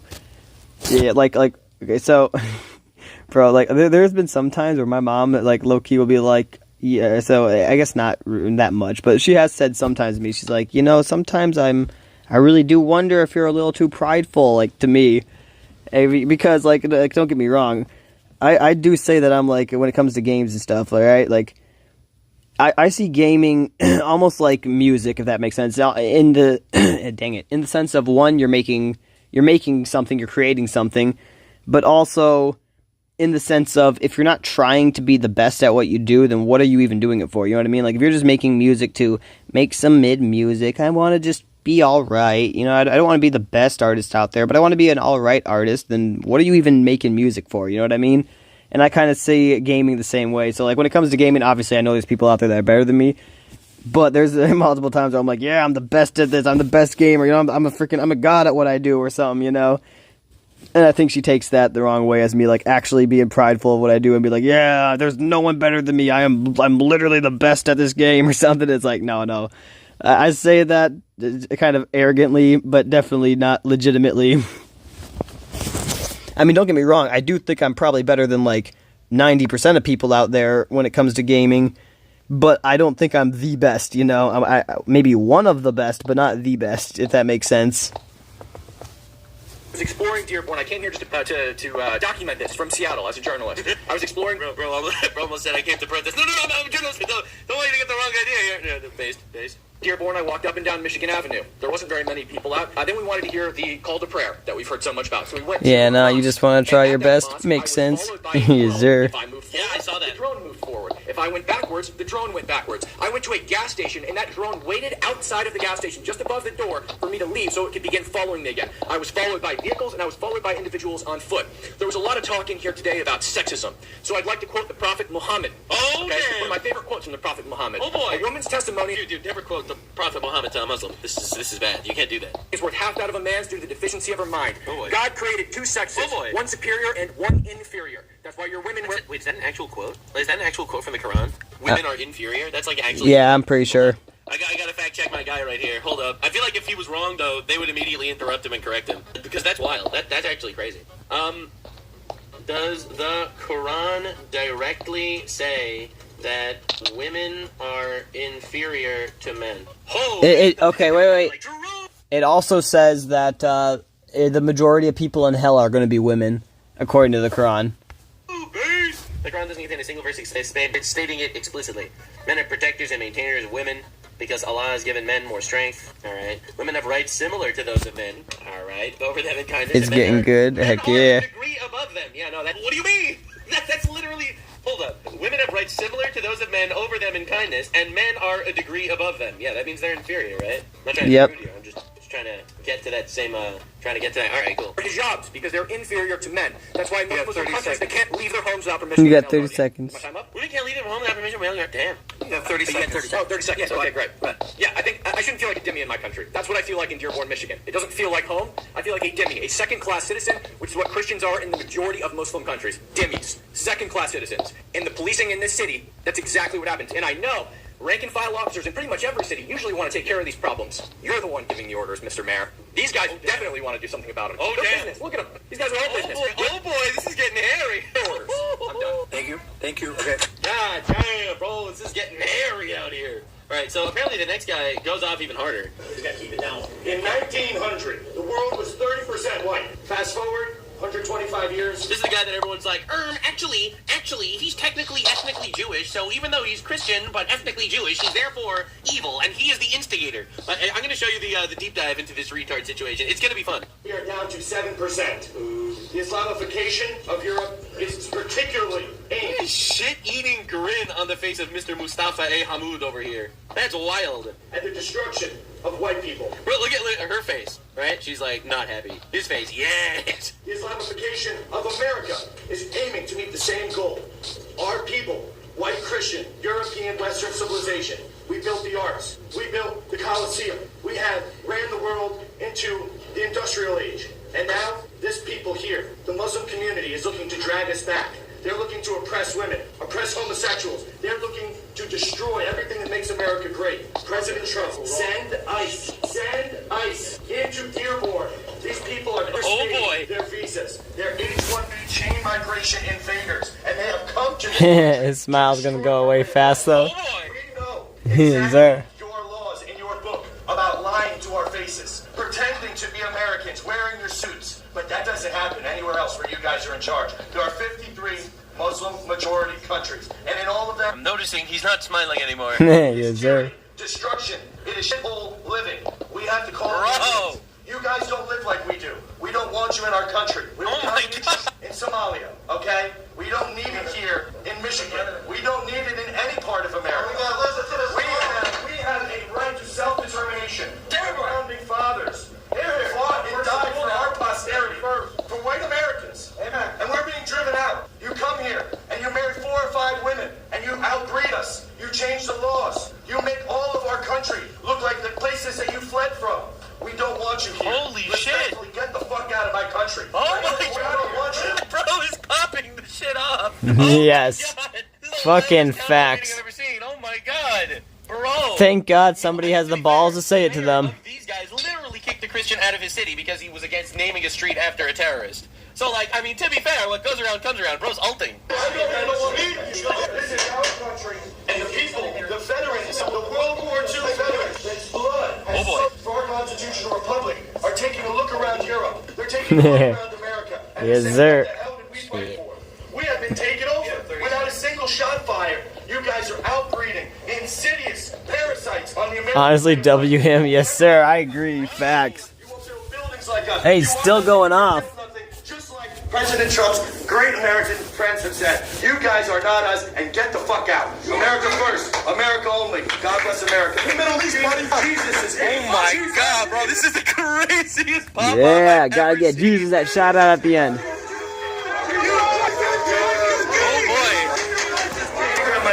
Jesus Christ is King. And the police all escort him out, obviously.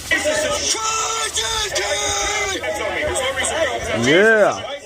I love the energy. Big ball energy. So that's pretty crazy. That's wild. That's wild. So everyone's like shitting on him for being ethnically Jewish, I guess, despite the fact that he's clearly a Christian guy. He starts going crazier. A weird hill to die on, I would say. Yeah, dude, that's geeking. You're sipping for the wrong team, I think. But that's wild. So anyway, so this is the guy, holding the cross. Jake Shields. Yeah, Jesus is King. Yes, sir. Jake Shields blames everything on the Jews. He's one of those. And so Jake Shields shows up and is like, Muslims don't hate Christians, so I'm not sure what the point of this is. Do this in Brooklyn in a mostly Jewish community. Amazing. Yes, sir. And debunk forever exactly why Muslims don't hate Christians. A lot of them do. I'm not. Yeah, so I'm not gonna lie. There's some that I get along with, or you or whatever that you can get along with. Don't get me wrong. I'm not gonna say all Muslims are just evil or whatever. But with that being said, even in did I do this right?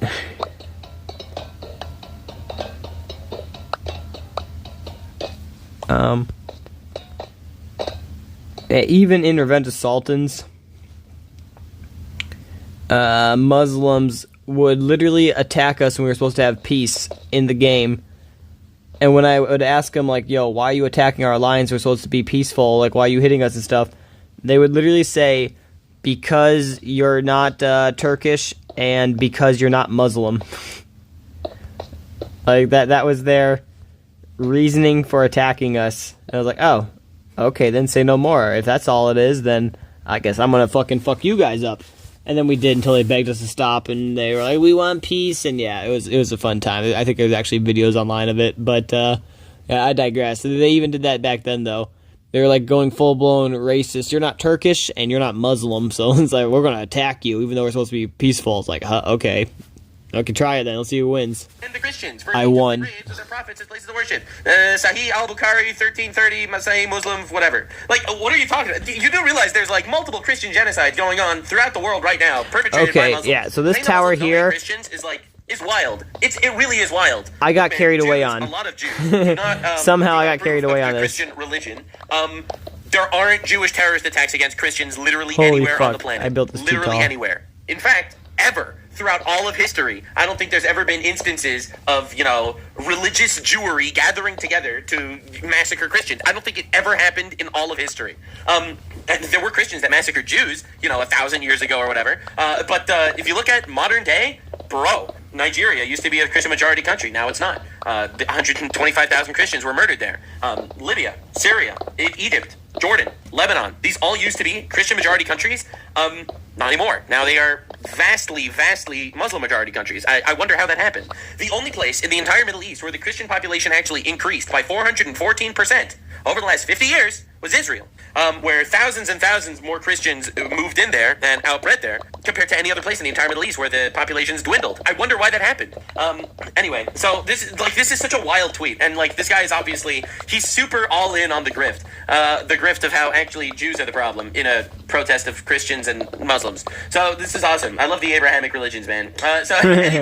Anyway, Jake Shields, let me just prove to you for just 1 second. Look at his pinned tweet. His pinned tweet denies the Holocaust. That's literally his pinned tweet. This man's entire personality. His entire personality is Jews are all evil. They're controlling everything. Every time a Muslim kills a Christian in Nigeria, it's secretly because some Jew is pushing a button somewhere else. That's how this dude runs his life. His literal pinned tweet is Holocaust denial. Which, again, I believe everyone has the right to speak. All right? I believe everyone has the right to speak. I believe in his freedom of speech. This is not trying to cancel him or anything like this, even though he always claims that people are constantly trying to cancel him. I just think he's retarded, because the Holocaust is one of those things that has overwhelming evidence proving it. Yep. To be fair. Someone in my chat just said, to be fair, Thomas, the first martyr of Christianity, was stoned by Jews. How long ago was that? 2,000 years ago? During the days of the early church, Jews hunted Christians. Yeah, that's true. That is true. That's fair. Jews did kill Christians in the early days of the church, for sure. That is true. I'm talking about terrorist attacks, within the last 2 millennia specifically. But I guess that's a bar. Anywho, the point that I guess we could list this back and forth throughout all of history. But this dude obviously has Candace brain syndrome of some sort. Don't worry, we don't hold it against the Jews. We love the Jews. Spanish Inquisition and the Crusades, these are 1,000-year-old instances of Christians killing Jews, but ultimately that's not relevant, here in 2025. But anywho, so that's this guy. Matt Walsh calls him out.